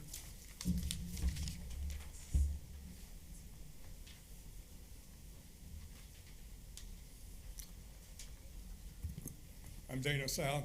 I live on 5530 North Elkham Boulevard. The Deltona Corporation platted approximately 222 acres of golf course in 1972 and filed the public service offering that same year with the Office of Interstate Sales and Registration in the U.S. Department of Housing and Urban Development. Part 5 recreation states approximately 222 acres was set aside for an 18-hole golf course clubhouse located on the country club's estates neighborhood. And they had many revisions after that for several years. The residents purchased expecting that golf course to remain in place in that same area, which is in place today. This developer feels that your 1 acre home site submitted for that application that he submitted is going to meet your 1 acre requirements for the master plan and looks great because of the green space that he has. However, the fact remains that he has your approval to change our master plan to allow for housing and not recreation. Changing the master plan goes against that public service offering that I just read that was filed with HUD. Plus, we out here are not fooled that it's in plan. That is, if this application is approved, and I feel that he will not build his 85 homes that he says on this plan, but I can almost guarantee you that he will submit another application to amend the density to 2.5 units per acre. And oh yeah, he'll probably turn it down, but he'll wait and hold this property for another board that's more favorable to what his thinking is, and he'll submit it again and again because this property is very valuable. And he'll wait you out. He'll wait you out. He'll wait us all out. Because you've always heard reasonable doubt, and that makes sense here. Do the residents in Pine Ridge have a case against the applicants that approve this for not adhering to the public service offering? Well, maybe. That's probably a legal challenge. Will the developer resubmit for 2.5 units per acre or per acre? Well, maybe. It's probably a good possibility. But the best option for the residents out here is to vote no. Thank you, sir.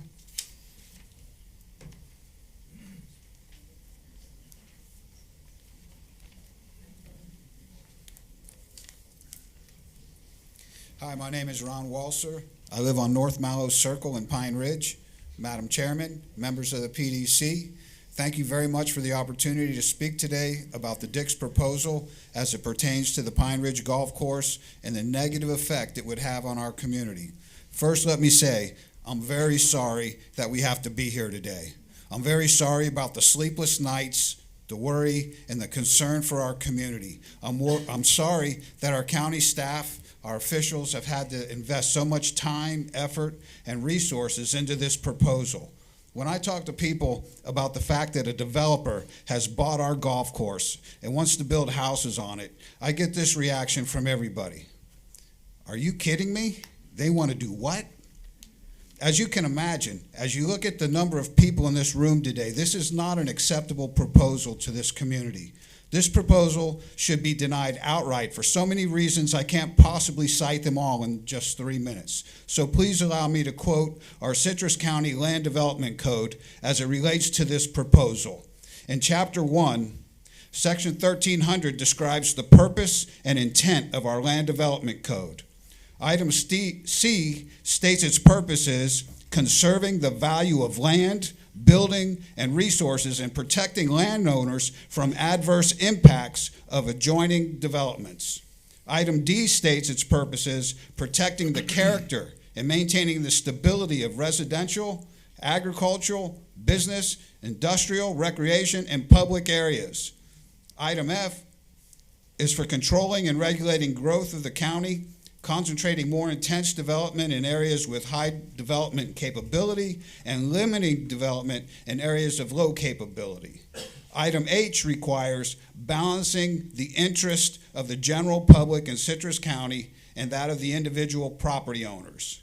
Item I provides that we are protecting and, where necessary, preserving our valuable natural resources, including but not limited to ecological, significant land, water, resources, wildlife, habitat, fisheries, and threatened or endangered species. There is no compelling reason to approve the Dick's proposal to remove the master plan overlay. It has protected our community for 50 years. Our community stands united in solidarity against this community-wrecking proposal, and we respectfully ask that you recommend no to this proposal. Thank you.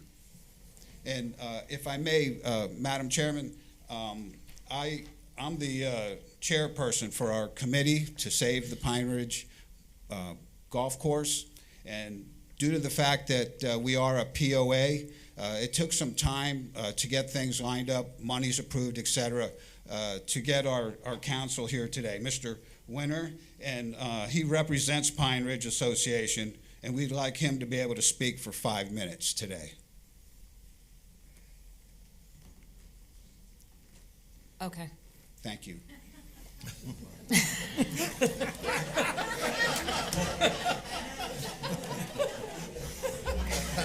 Zone out or zone out? That was good. I needed that. She says with confidence. That's good. I like it. That's good. That's good.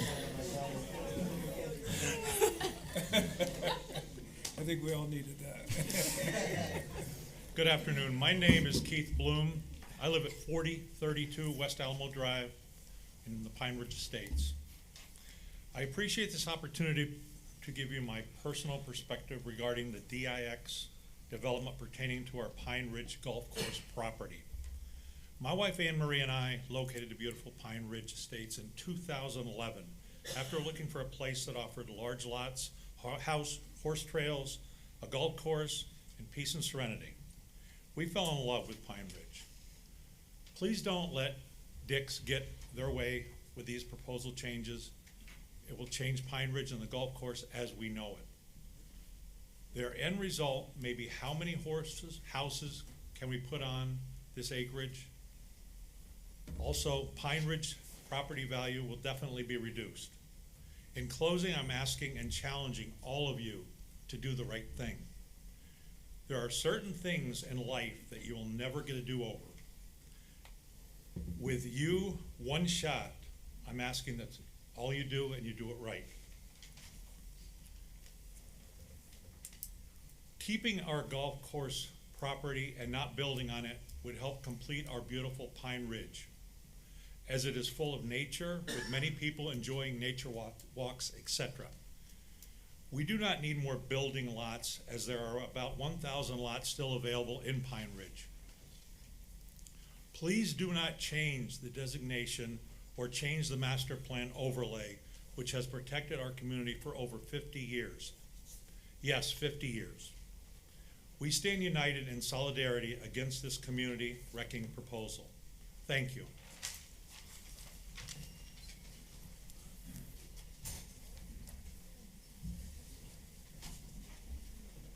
Before I start my 3 minutes, I would Your like 3 to minutes have started. Go Before ahead. I start my 3 minutes, Go ahead. I would like to thank each and every one of you for your integrity and your intent in listening to every resident here, even though it has been redundant. Thank you. My name is Stephen Schwartz, and I have lived in this community for a long time, including the fact that I have the original documents since 1973 when I purchased property from the original that they put in place with the state and the county. The vision by Mr. Olson and Deltona was communities of spacious estates similar to Pine Ridge. When Deltona went bankrupt, Pine Ridge became a homeowners association and golf course was sold. It became a rundown, defunct, and was sold to a developer that was denied building on the golf course and sold to Dick's. I understand the need of housing in the county. In the best interest of Pine Ridge and the rest of the county, start by denying the petition to rezone the golf course. If you don't, it will send a message to other communities that will soon be impacted in similar ways. My hope is that you start today by allowing like and similar building to take place, keeping the charm and beauty already in existence. Gating the community in is not like and similar. Infrastructure will never catch up if the growth is slowed. Zephyr Hills has stopped most of construction due to water supply concerns and the potential for lack of water pressure, preventing the department's ability to put out fires. Potential sinkholes will be brought calm from the deteriorated roadways. In less than 10 years, the tourism will be negatively affected due to the loss of manatees and nature from the building and the migration of displaced animals migrating to their areas. Moved tortoises only live 5 years as opposed to 10 or 20. My hope is that you will listen to all the residents telling you to slow down and build in balance with the master plan throughout the community. Will we look and feel like a Spring Hill, a Tampa, or maybe a Chicago? It starts with the decisions you make today by denying Dix's permission to rezone the golf course. The decisions you and the BOC make will be your legacy, which hopefully will keep the Nature Coast balanced and in harmony with all life so our tourism and businesses continue to thrive. You can't stop growth, but manage sensibly, only allowing like and similar. My shirt says we're all united, and we stand together, hopefully, to keep the Nature Coast the way it was designed to be a long time ago, back in 1973. Thank you.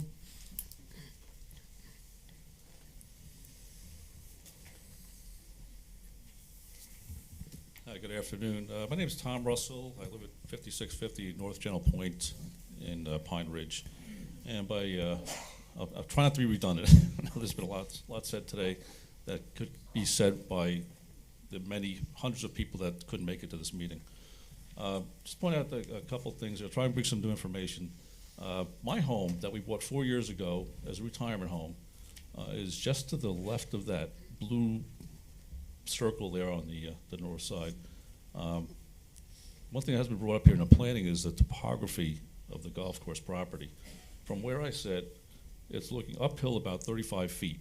So that cluster of homes is on top of a hill, and everything from there slopes down. So if we start building homes in there, we're going to have water problems that are all going to filter down into this green area that, you know, I have, when I first saw this thing, I looked out the plan, I saw the green, I said townhomes, because it makes no sense to leave that as open space from a developer standpoint. I believe that should this overlay be removed, that we're not going to end up with this. We're going to end up with something that's probably worse. No one believes that it's going to stop at 85 homes at this point. And you know, it was mentioned earlier about the trails being available for walking past. That's available only to the privileged residents of the gated community, not the rest of Pine Ridge. So, golf course property was bought about a year ago. It was an operating golf course at that point. It was run down and hurting. It was perfect for somebody like me who was a hacker to go out there and whack the ball, which was my dream for retirement. It was shut down, and then it went dark. From that point on, Mr. Dix or anybody representing him, to my knowledge, never approached the board of directors, never approached the community with his plan to discuss it and maybe get some kind of buy-in. This is all kind of done in the dark, and this was dropped on us about maybe 2 months ago, if that. First sign that people knew about this was when the signs went up at the crossroads in different places here. And then the letters went out to the 500-foot affected people about 2 weeks ago. So we've never had an opportunity to really try and work through this thing.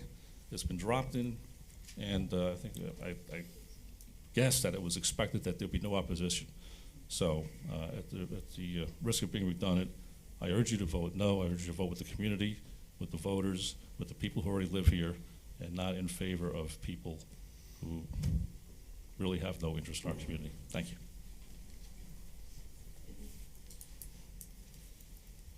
My name is Dennis McLaughlin, and I live at 5175 West Paiute in Pine Ridge. I'm not going to go over my entire list because basically it's said already, but I do have one thing that I don't think anybody said yet. And Mr. Dix is really impressive. He's a very smart man, and there's a reason that Mr. Dix brought this effort to the board at this time. And that's because if he were to bring this in January or December, you would need 5 rooms like this because the snowbirds aren't here. So you're not hearing everybody, and I'd like you to take that into consideration. You're only hearing a small portion of how the people feel in Pine Ridge. Thank you.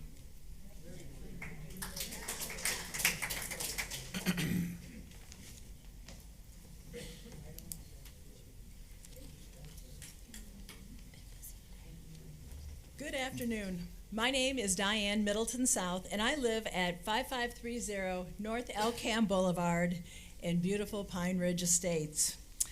I thank you, Madam Chair, and members of the PDC for allowing us the opportunity to present our personal perspective to oppose the Dix development pertaining to the Pine Ridge Golf Course application.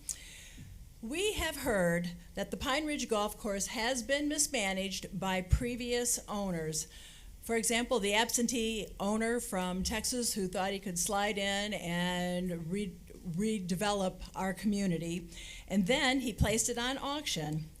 With that auction, it was underhandedly purchased with the intent not to maintain or restore it as a golf course, but to change the overlay on the master plan to destroy our way of life, our green space, and create a community inside a community by adding an alleged 85 houses. Houses that are looking into our backyards, our pools, and our homes. Mind you, the other people that had expected to bid at this auction, they wanted to restore and make this golf course new again. They wanted to return it to where it was, that 225-acre golf course.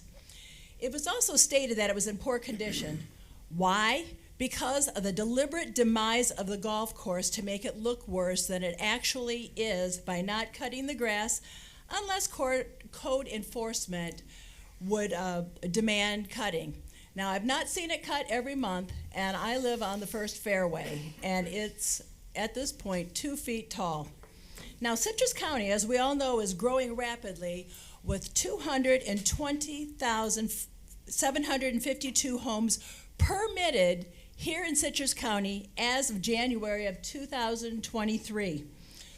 Currently in our community, Pine Ridge Estates, there are 55 unbuilt Pine Ridge golf course lots, 1,600 buildable throughout the community. What is my point? Why would Dick's Development and the officials from Citrus County want to destroy a 220-acre golf course property in one of the fastest growing counties in Florida that will require additional recreational areas to meet the needs of its residents? Remember, we've got the Veterans Expressway Exchange almost dumping into Pine Ridge Boulevard, and that is going to change not only our county, but Beverly Hills forever. Why destroy 220 acres for an alleged 85 homes when we know the ultimate goal is to eventually change the overlay to add multifamily housing? Dick's won't develop the property. He will sell out to a builder, just like we saw with Meadowcrest. Thank you. Thank you. Yeah. I guess that's what I agreed to. For the record, Michael Weiner with Sachs and Kaplan, Boca Raton, Florida, here on behalf of Pine Ridge Association. Even with 5 minutes, I probably will only be able to deliver 5 of the 10 reasons why you cannot vote in favor of this particular project. Now, after I say that, I agree with Mr. Stillwell. He made a very good presentation to you. I agree. States shouldn't look at this. I agree that it predates the DRIs. We agree that it vests. Now that's interesting. If it vests the plan for everybody. So this isn't an idea or a concept of some property rights, but not other property rights. This is a concept of all property rights. And under those circumstances, you have to look at the property rights of those people in the master plan where it says golf right now on that master plan. And why? Because you put that into your code. You've heard a couple of times, and I know they repeated it to you, about 1,300. You know about the Deltona filings. They have property rights. Their property rights are equal to, if not greater than, someone who buys property where it says immediately, golf course. They know it. They got it. What Mr. Stillwell also said is it has to meet all the requirements. So let's see if it meets all the requirements in the 3 minutes and 32 seconds I have to be able to talk about this. So first of all, let's talk about your comprehensive plan. There's no discussion in the comprehensive plan. There's the mention of one provision in Part 2. Well, if you read all of Part 2, it starts off with, the county shall periodically review its current facilities inventory to meet the needs of the population through the year 2040. Your staff report doesn't say that's done. We don't know. We're taking away 6%, I think it is, of the open area. We have no idea what that's going to do to 2.1. It goes on. The Parks and Recreation section shall periodically review existing deficiencies in park recreational facilities. Now notice all these words. They want to say, well, but there's still a lot of open space. If you look in the English language dictionary, open space, those two words are not the same as recreation. They're not the same as parks. You can't just mix this all up, especially since your own comprehensive plan says that there are different categories and wants you to address them. Now, don't worry about rebuttal. You can't come up here and give you new evidence on this. Your staff report didn't look at it. They haven't made it part of the presentation. You can't vote for this because it doesn't meet the comprehensive plan, hasn't been analyzed. Down to 2 minutes. Give me a moment. Let's take a look at the traffic. All right. So they've come to you with traffic, and they said it's about 80 in some kind of hours that has to do with peak hours. I don't know if it's 3 hours, 2 hours in the morning or the afternoon or anything else. There isn't a traffic engineer here. I can't cross-examine him. I just pulled up on my phone the Institute of Transportation Engineers, ITE. It's a standard study, 10th edition. Approximately 9.43 trips per day for single-family detached housing. I do 84 or 85 times 9.43 quickly. That's certainly more than 800. Now, I don't even have time to talk to a traffic engineer here today, nor do you. The burden of proof in a quasi-judicial hearing lies on the applicant. He didn't meet the burden of proof. You can't vote for him today. Let me go to a third point. Sorry if I'm rushing around. I really have a good personality, but I'm not getting a chance to show it.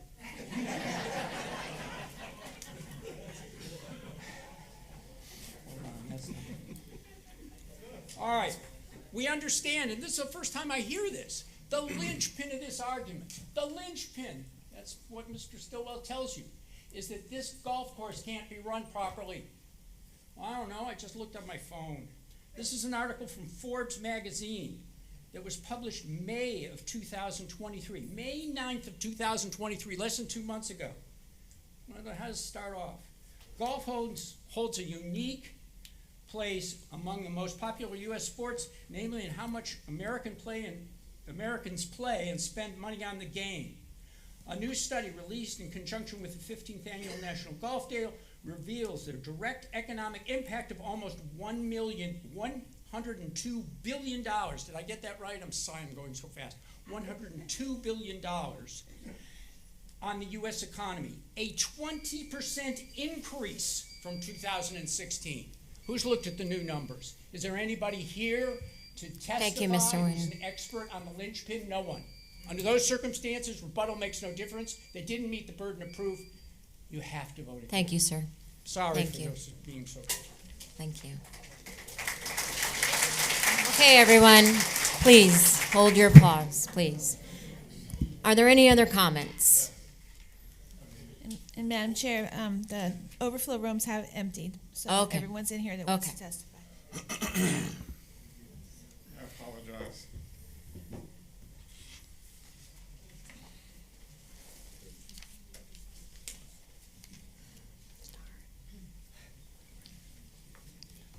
My name is Wayne Steffen. I live on 5400 North Mallows in Pine Ridge Estates. Chairperson and members being in front of me, and the application by Mr. Dix of AA 2023-00003 pertaining to the golf course, the Pine Ridge Golf Course. There's no compelling reason to approve the Dix proposal by removing the master plan and the overlay. It's been protected our lifestyle for 50 years. We stand solidity against the community wrecking proposal. My additional feeling is that I vote both national and election. So I feel 10,000 people from Pine Ridge that also vote is very serious for the election people to the BOCs. They might be your boss, but we elect.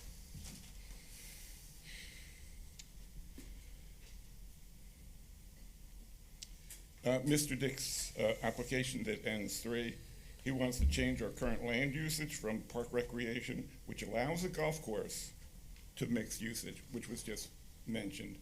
So I apologize if there's any repetitiveness in my information. I don't have time to readdress to what I've already written. Again, his application indicates building a small community within our community. It's improper for you to allow that to occur. Such changes, if they occur, it would expect to lower our Pine Ridge house value, regardless of the Pine Ridge property value wherever it's located, and therefore it also might change property taxes and more. The commissioners have already approved thousands of homes to future built. What's the relatively to 85 lousy houses to be contrary to our community? It makes no sense to me either. The commissioners, as I presume yourself in front of me, properly refused to attempt changes at Sugar Mills Woods. I expect you folks, and provide that information to our commissioners, to also refuse this application. Commissioners and the BOCC, just say no. I expect common sense exists in our community and the 5 BOCC. And I apologize for my lengthiness, but please say no. Thank you, sir.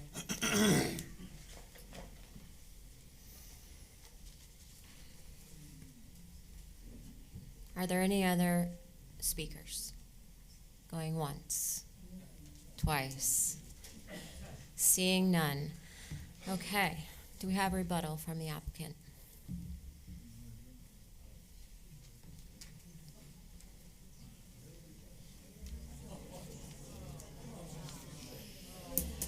Ladies and gentlemen of the audience, if you will please show courtesy. Good afternoon. I will try and be brief. I have about 9 points to make here. And if I take them out of order or they're disjointed, I apologize. Just talk into the microphone, please. I'll do that. I can do that. And first off, I just want to correct the record. Mr. Pigeon grew up in Crystal River. Okay. He lived in this county for over 20 years before he moved to Marion County. And I've lived in this community since 1975 and raised 3 children here and own multiple pieces of property. So any money I'm making off of this stays here. All right. We've heard a lot about a community within a community. All right. There's nothing in the code that prohibits that. Nothing. No code citations. And in fact, we have communities within this community that have been very successful. Just look to Citrus Hills. There are communities within a community. Some are gated, some aren't. And in Beverly Hills, you have communities within a community. Some are gated and some are not. And they've all succeeded, both the existing homeowners that abut and those communities. There's been a lot of talk about the chemicals in the from the golf course. First off, any superintendent has minimum training requirements and has to meet minimum state standards relative to the use of those chemicals. Beyond that, Mr. Dix has a Phase 1 environmental report he did. We'll be glad to provide that Phase 1 environmental report as a condition of the biological study, which will be done at the time of permitting. And the Phase 1 environment, if that Phase 1 environmental report was bad, would he even propose building homes and when the liability that goes with it? So beyond the fact that he has done his due diligence is the fact that this is pure and utter speculation and conjecture, which leads me to the next point. There's competent, substantial evidence. You've heard this term many, many times. And then there's speculation, and then there's conjecture. Speculation is that there's going to be subsequent filings amending this, adding additional units. Conjecture is that there's going to be affordable housing when your own staff has indicated that affordable housing is not part of this application. Speculation is that there's going to be multifamily when your own staff has testified that it can't happen. Speculation and conjecture is that there's going to be apartments. Speculation is that there's going to be higher density. That's speculation and conjecture. This application stands on what's before you know, the future and how it could change. And as Ms. Coutu pointed out to you, any change would come back in front of you and the Board of County Commissioners. Ms. Skaggs, I wanted to address your point about lot width. The lower lot widths are on the cul-de-sacs only. If you look at the master site plan, you'll see that other lots all are wider. So that's why you have that number there, just the cul-de-sacs. A lot of discussion, representations about taking of green space and open space. The vested rights letter says it's a golf course. A golf course, private, not public, that's a commercial enterprise. Within the vested rights letter and within your land development code mapping, there is no minimum open space standards or maximum. Now you're familiar with that term because when we do projects in this community, we sit there and say there's going to be X number of houses and X number of open space. Here, it's a golf course. Now it may be green in the sense of the common use of the word, but legally it is not open space. It's a golf course with no minimum or maximum required. Discussion on the buffers and the opacity. Common practice of this board and the county has been to set an opacity standard on the buffer. If you want that, you put 50% within 3 years, and you achieve that breakup if the people want that. Again, I repeat that that buffer exceeds code. It's not required under code. A lot of discussion about there's no need for this, no reason. That's not the test, okay? The test is plan consistency. If you look in your future land use element and you read those charts and they project out the population of this county, the future land use element indicates the need for additional residential units in this county. And it's because of that you have a previously approved projects like Lecanto Preserve this month in February where you added 800 units. Why would you do that if there was a needs test? No, it's the test is the plan, and the plan says because of our population growth, we need additional residential units.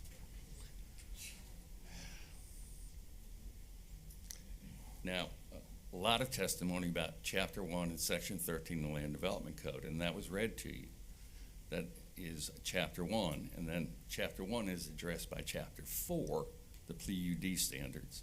And within the framework of statutory construction, those generalized characteristics in Chapter 1, followed by the more specific characteristics in Chapter 4 in the PUD, the specifics control of Chapter 4. And your planners have indicated we meet the PUD test. And they also have indicated we're compatible. The final comment I have to you, and it is redundant, is, again, land use districts, land use planning, land PUDs, okay? And land use codes allow for modifications and have always allowed for modifications. Communities change and then the need changes.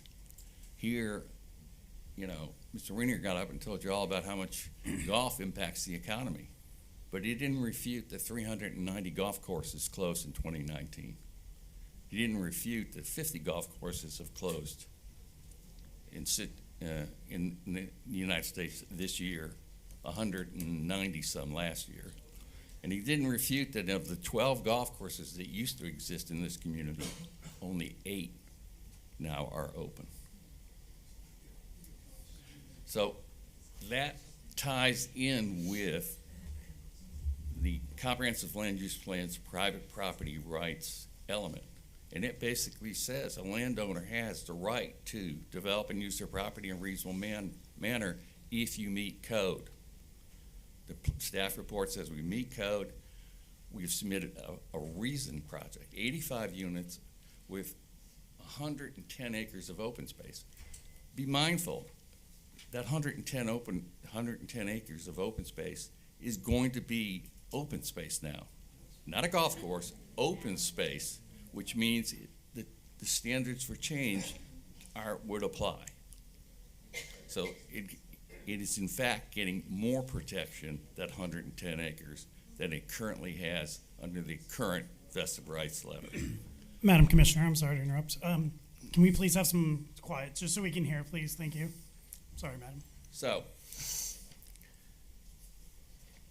the private property rights section of your comprehensive land use plan, it's not to be ignored. It has to be addressed, and it hasn't been refuted here. So we'd ask for approval because it is, in fact, a good project. And in fact, it will restore value back to the abutting houses, because if it remains as, quote, a golf course under the master plan and it's not in use, the impact of value which has already occurred, will continue and accumulate and grow worse. So, any questions? I don't see any. Thank you. Thank you. Okay, at this time, we will close the, I'm sorry, sir, you are out of order. I'm sorry, sir, you're out of order. Please, sir, I'm sorry. You need to hear it, because he got to talk twice, I should be able to. Is that okay? What do you think? No. No? Okay, never mind. At this time, we will close the public portion of the meeting and bring the discussion back to the board. Who wants to start? Madam Chair. Commissioner Facemeyer. Just to get things started, and I have a number of things that, well, we can talk about when we get into the discussion, but several people have, this morning through the public comments, implied that we are elected officials. We are not. We're not compensated. We're not elected. So those who are threatening our removal at the ballot box, feel free. And I do thank all those who spoke for their decorum and their sincerity, and we'll let this whole process play out, but thank you for your respect, for being respectful. Thank you. Thank you, Commissioner Facemeyer. Anybody else? Yes, ma'am. Commissioner Bramlett. Just to kind of piggyback off of what Mr. Facemeyer already started with, we are actually appointed representatives, and we actually represent the cross-section of the county. So I want to let you know that a lot of times what happens is in these meetings, we get an us versus them mentality, but we are you too. Everybody that's on this board lives here. We live in the community. I've lived in this community since 1975. I live, sell, work, raise kids in the community. Everything that happens within these four walls affects everybody that's on this board too. So nobody that is up here making a decision, whether that decision is in what you believe it should be or what you believe it shouldn't be, it affects all of us. So I just want to make sure that we have that clear and up front. For the most part, I would say thank you to the attendees, because we've had a lot of people here with green shirts, red shirts, blue shirts, now the black shirts. We get a lot of civil unrest, and I can understand that. There's a lot of passion. I'm very passionate about what I do. I'm passionate about land use, because if you saw the check that we were drawing for this, we've been here since 9 o'clock. You would understand that this is a volunteer position. Nobody up here is getting paid. We get accosted. There's a lot of dealing with you people. We deal with the finger pointing. People like you guys that are making these decisions for us. That's not the way this really works. It does not work that way. You have a cross section of Citrus County that the Board of County Commissioners appointed to represent the people, if you will, in all different walks of life. This is a very good board. I've been a part of this board for a very long time. This is probably the best and most cerebral board that I've ever been a part of. I think that you guys should be thankful that you actually have a board that is as thoughtful and as deliberate as this one is, because in the past I've seen some that would not treat matters the way that they get treated in the current climate. Speaking to the private property rights, like Mr. Stillwell said, everybody that is on in this room has private property. They own that property. They want to develop. They want to do the things that they want to do to that property. There are deed restrictions in place for certain areas. People that want to have property kept a certain way, they live in those deed restricted areas. People that don't want to live in a deed restricted and they want to do what they want to do, they don't live in deed restricted areas. They live in areas outside of that. Everybody has their own choices in life in your private property rights. Mr. Dix has his choices in private property rights as well.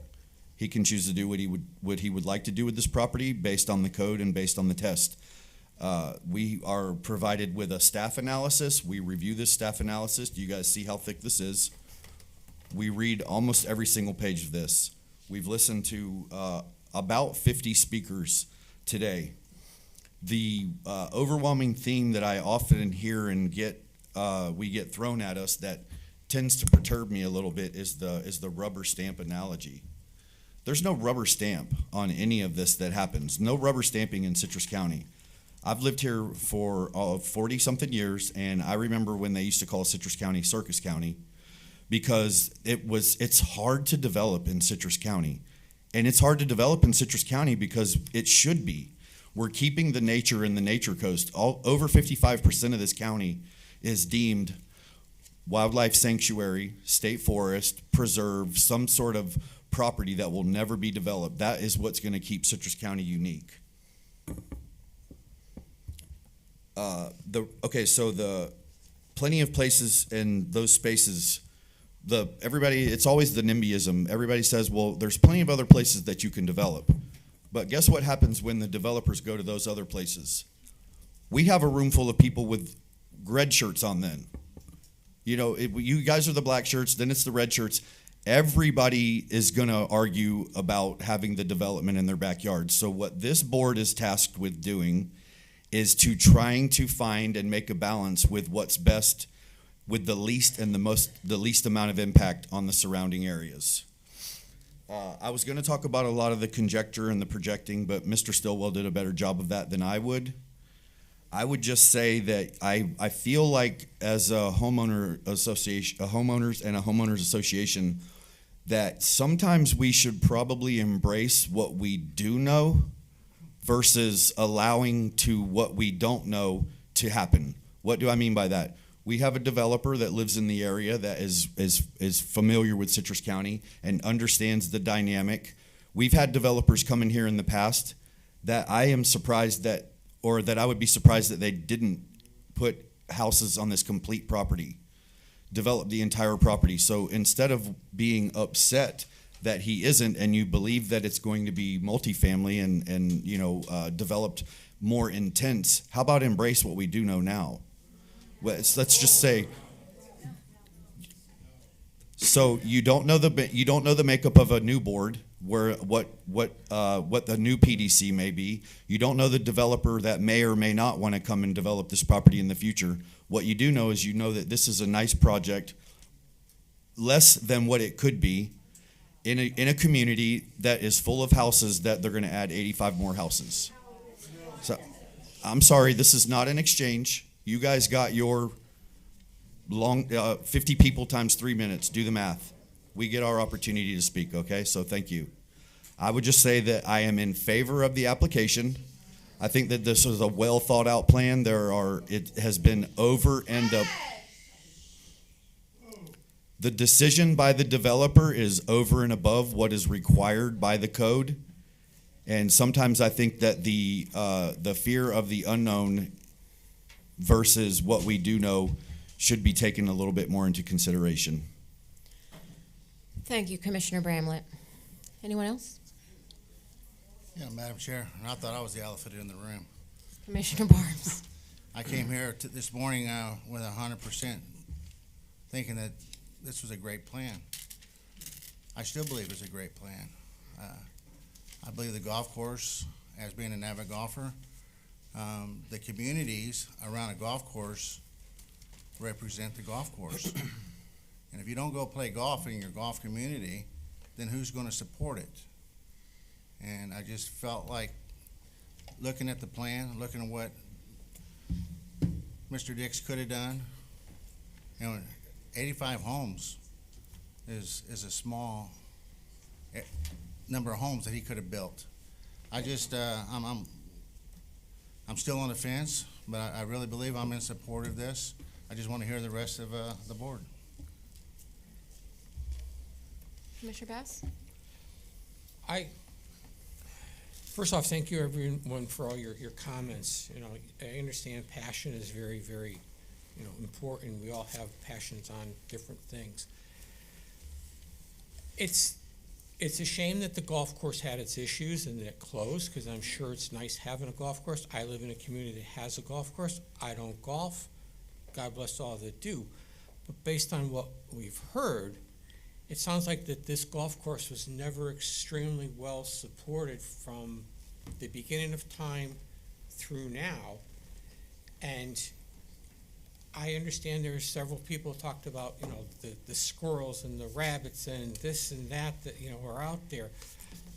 Yes, it's a shame that they might be displaced by this, but I think that we have a developer here who is trying to come up with some game plan that fits into what is there right now relative to the style of homes that he wants to build the size of the lots. Someone was questioning about the width of the lots, and I think it was stated at the end that that 100-foot applies to the homes that are on the cul-de-sac. Otherwise, it sounds like they're going to be 200 by 200-foot lots, more or less.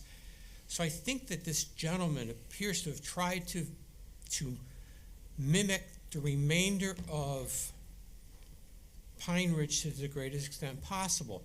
There was issues with, a development or a community, a gated community within a community. I live in a gated community, and there is a gated community within the gated community. So it's not an unusual thing. I believe that this is probably the best that you're going to get at this point in time on this parcel for homes. He could have built far more. And Ladies and gentlemen, please. I'm sorry.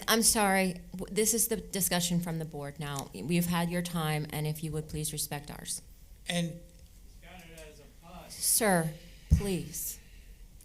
And as far as I understand from the application, he's indicated that of the 220 acres, he was going to commit 120 plus or minus to open space, which means that's preserved. We're not touching it.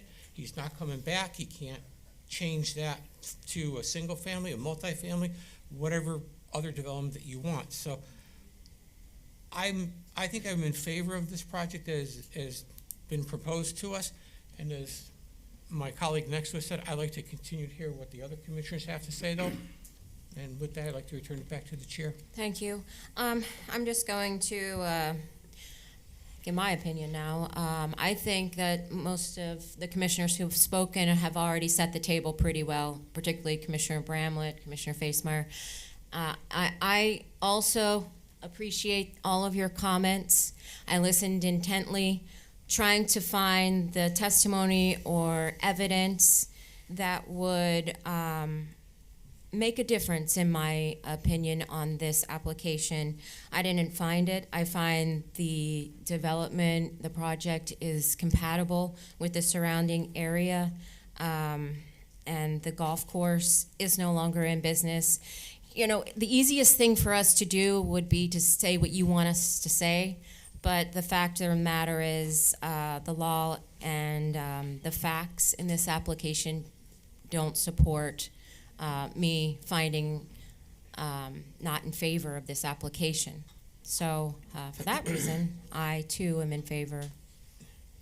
Commissioner Scraggs, sorry. You're going to have to get up to your microphone. Don't be afraid Put your teacher voice Here on. we go. I'm still finding that the minimum setbacks and sizes are not compatible with the homes that are around it. A rear 25 feet is definitely not compatible with another home that's on an acre. The sides of 25 feet definitely are not compatible to any of the homes that are on the golf course, nor 40 feet from the front. If we changed it to 125 or 150 feet for the width, and we changed it to a front of, say, 50, and the sides of, say, 30, and the rear of at least 50, maybe more, it would be compatible with what's there now. But as this is, I could not vote for it. It's definitely not compatible with a 1 acre lot. Thank you, Commissioner Scraggs. Commissioner Facemeyer? I've been golfing for 40 years, and I'm the first to admit I'm not very good at it, but doesn't keep me from trying to get better. But I do know, and I am familiar with many courses that I've played in those 40 years that are a similar business model to what I believe Pine Ridge Golf Course has been. It's a privately held business that is open for public play.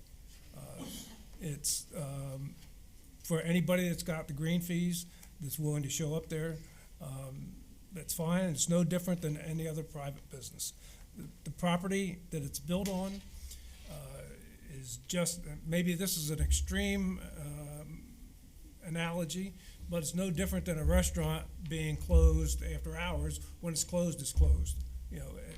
And it's private property, and the next owner can do what they are allowed to by law when they purchase it. However they acquire it, it's their choice. Having said that, I'd like to lean on county council for just a few words about just a few words. Haven't I said enough today? Yeah, I thought you've been pretty quiet. This, just so we're clear, this is a change in the master plan. This is not a change in zoning or anything like that.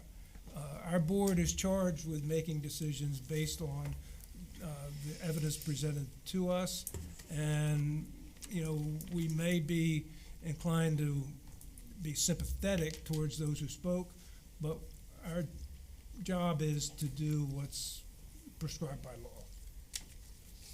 That's your cue. Was that a question? Well, it was a lead-in. I don't disagree with anything you said. Okay. Madam Chair, go ahead, I'm sorry, go ahead. Oh, go ahead. I'm about to make a motion, but if you Okay, want I just wanted to go over the somebody. conditions for a second with our planner, just to make sure that we're on the same page here. In regards to number 3, just a clarification, I believe you had stated that those minimum lot coverages, front, sides, and rear, is what was currently in the Pine Ridge approvals from prior years. Correct. For single-family residential, that is the minimum lot size, ISR, and setbacks. Okay. We were asking to strike the 20% maximum project-wide ISR. That's not something in Pine Ridge, and that's not very practical. Okay. But And the then- 50% ISR is what the current standards are for development within the Pine Ridge. On item number 6, I believe we said we were gonna change it to central water and advanced septic system. Correct. Advanced septic tank systems, yes. Okay.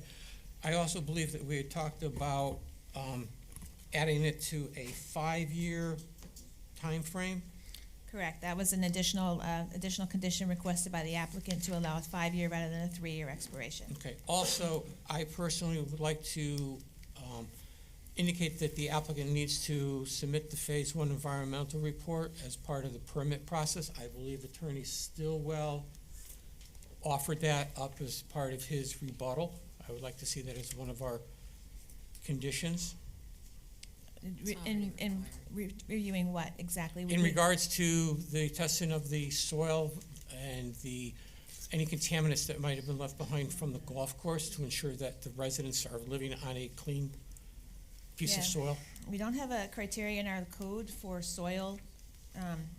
Obviously, as part of the stormwater plans, they're gonna have to do some kind of soil boring testing, but I have no criteria in the code to say it must be such and such clean soil. I don't have anything in there to review that with. Are you trying to get at just because Clark offered it, you want to make it part of the file? I think what they were talking about is an environmental Phase 1. Yeah, Clark said that they've completed a Phase 1. Are you just wanting him to make it part of the file? I want to make part of the project so that we can be assured that these homes are built on a clean piece of soil. Because again, of what the various chemicals that are used during a golf course, and I don't want to see an issue with people living on a dirty piece of soil. Possible to clarify that. And this was one of my comments long before Clark even brought it up. So Clark had no influence on that statement. That was, because even if you noticed earlier in the presentation, I asked Mr. Pigeon about that. So it was a concern right from the very beginning. Is an environmental part of the building permitting process? I think Mr. Bass has gone beyond. Yeah, soil borings and things for construction to be able to support construction, stormwater to be able to meet stormwater. We don't have a criteria for. Then I would like this Phase 1 submitted at a minimum then.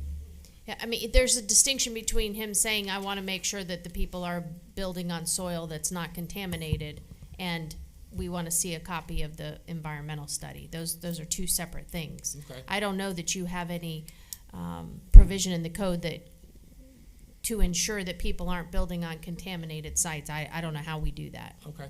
And then But we can actually ask the applicant to make that a part of the record, and they might just agree to that, since Yep. Mr. Stillwell offered it. That would be great if the applicant would do that. That would be Fantastic. Also, we had talked briefly about the opacity on the buffer. Can we do anything about improving that buffer to make sure that it is a decent buffer? Can we add any undergrowth in there? That's entirely up to you. Right now, it's worded as a minimum 20-foot wide natural buffer. It's not really required, like we said, between residential, but that's up to you. You know, we have the various types, you know. I don't know how anybody else feels, but that was just one of my concerns based on what we're hearing from the residents. I don't know how any other board members feel. I mean, if you leave a 20-foot natural vegetative buffer that remains uninterrupted, what does it turn into over time? Turns into much more opaque, right? Where Valid point. Valid point. I mean, if it's just undisturbed 20-foot strip of undisturbed land, it's going to do what it's going to do. And then guess what's going to happen? Because I've seen it at Sugar Mill Woods. People start mowing it anyway. They turn it into their yard. And, Okay. You know, Valid point. Okay. Thank you. You want to read it, Stacy? You want me to? Oh. He's got it. For a purpose of the motion. Oh, Commissioner Barnes. Yes. The Planning and Development Commission finds application number AA-2023-00003 consistent with the Citrus County Comprehensive Plan and Citrus County Land Development Code, and that this board recommends approval with conditions as stated of the application to the Board of County Commissioners based upon the evidence and testimony presented and the staff report and conclusions regarding this petition. I'll second that. Thank you. We have a motion by Commissioner Barnes, a second by Commissioner Bass. Madam Any- Chair, Yes. that the conditions are as amended and read by Ms. Katu. Okay. Correct. Is that correct? Is that your Yes, motion? that is my motion. As amended? Okay. right, can we talk about those conditions real quick? Because I wrote down the changes. I just want to make sure we're clear for everybody in the room. Number 3, we're striking the 20% maximum project-wide. Correct. Number 6, we're removing the central sewer and adding advanced septic system.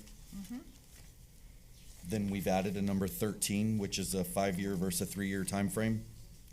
Right. And then we were sort of waffling about what would have been number 14 and what exactly that means with the phase 1. Right, as pro-offered by the applicant, a copy of the Phase 1 environmental study submittal shall be provided at the time of, I would suggest, plating, because that's when they start infrastructure. And what does that mean? That just means that that phase 1 is of public record, that people can look at it. Correct. That's it. That's all it means. Correct. Okay. It's just submittal. It's just an opportunity for somebody to look at it. It would be part of the record. Correct. Okay. All right. Okay. Any further discussion? All in favor, say aye. Aye. Opposed, say nay. Nay. Motion carries 6-1. And Madam Chair, just for the audience, this has been scheduled tentatively with the County Commission on September 12th at 5:01. That's in the Commission Chambers in Inverness. Thank you. Thank you. If you all could please exit quietly, we're going to continue the meeting. It came to my attention with this wacky, wild morning that I skipped over the roll call, so if you want to do that for the record. Ms. Cheryl, can you do the roll call, please? Our wonderful logistics man caught it. Thank you. I'll have no mic. The following Planning and Development Commission members were present today. Stacy Worthington, Chair. Richard Barnes, First Vice Chair. Robert Bass. David Bramblett. Michael Facemeyer. Alternate Carol Scragg. Alternate Timothy Gilbert. And Chuck Dixon. And Chuck Dixon, School Board Representative. Thank you very much. Is there any other discussion today, Board? Yes, Joanna? please. Your next meeting is canceled. We have a break after this one, thank goodness. We will see you again on August 17th. We have 3 applications on there. Both of your meetings in September have 4 applications, some of which are large as well. So a lot of work coming, but enjoy a couple weeks off. Thank you. Thank you very much. Thank you to everyone for all of your time and attention today. No more discussion. Meeting adjourned. Good job, Madam Chair.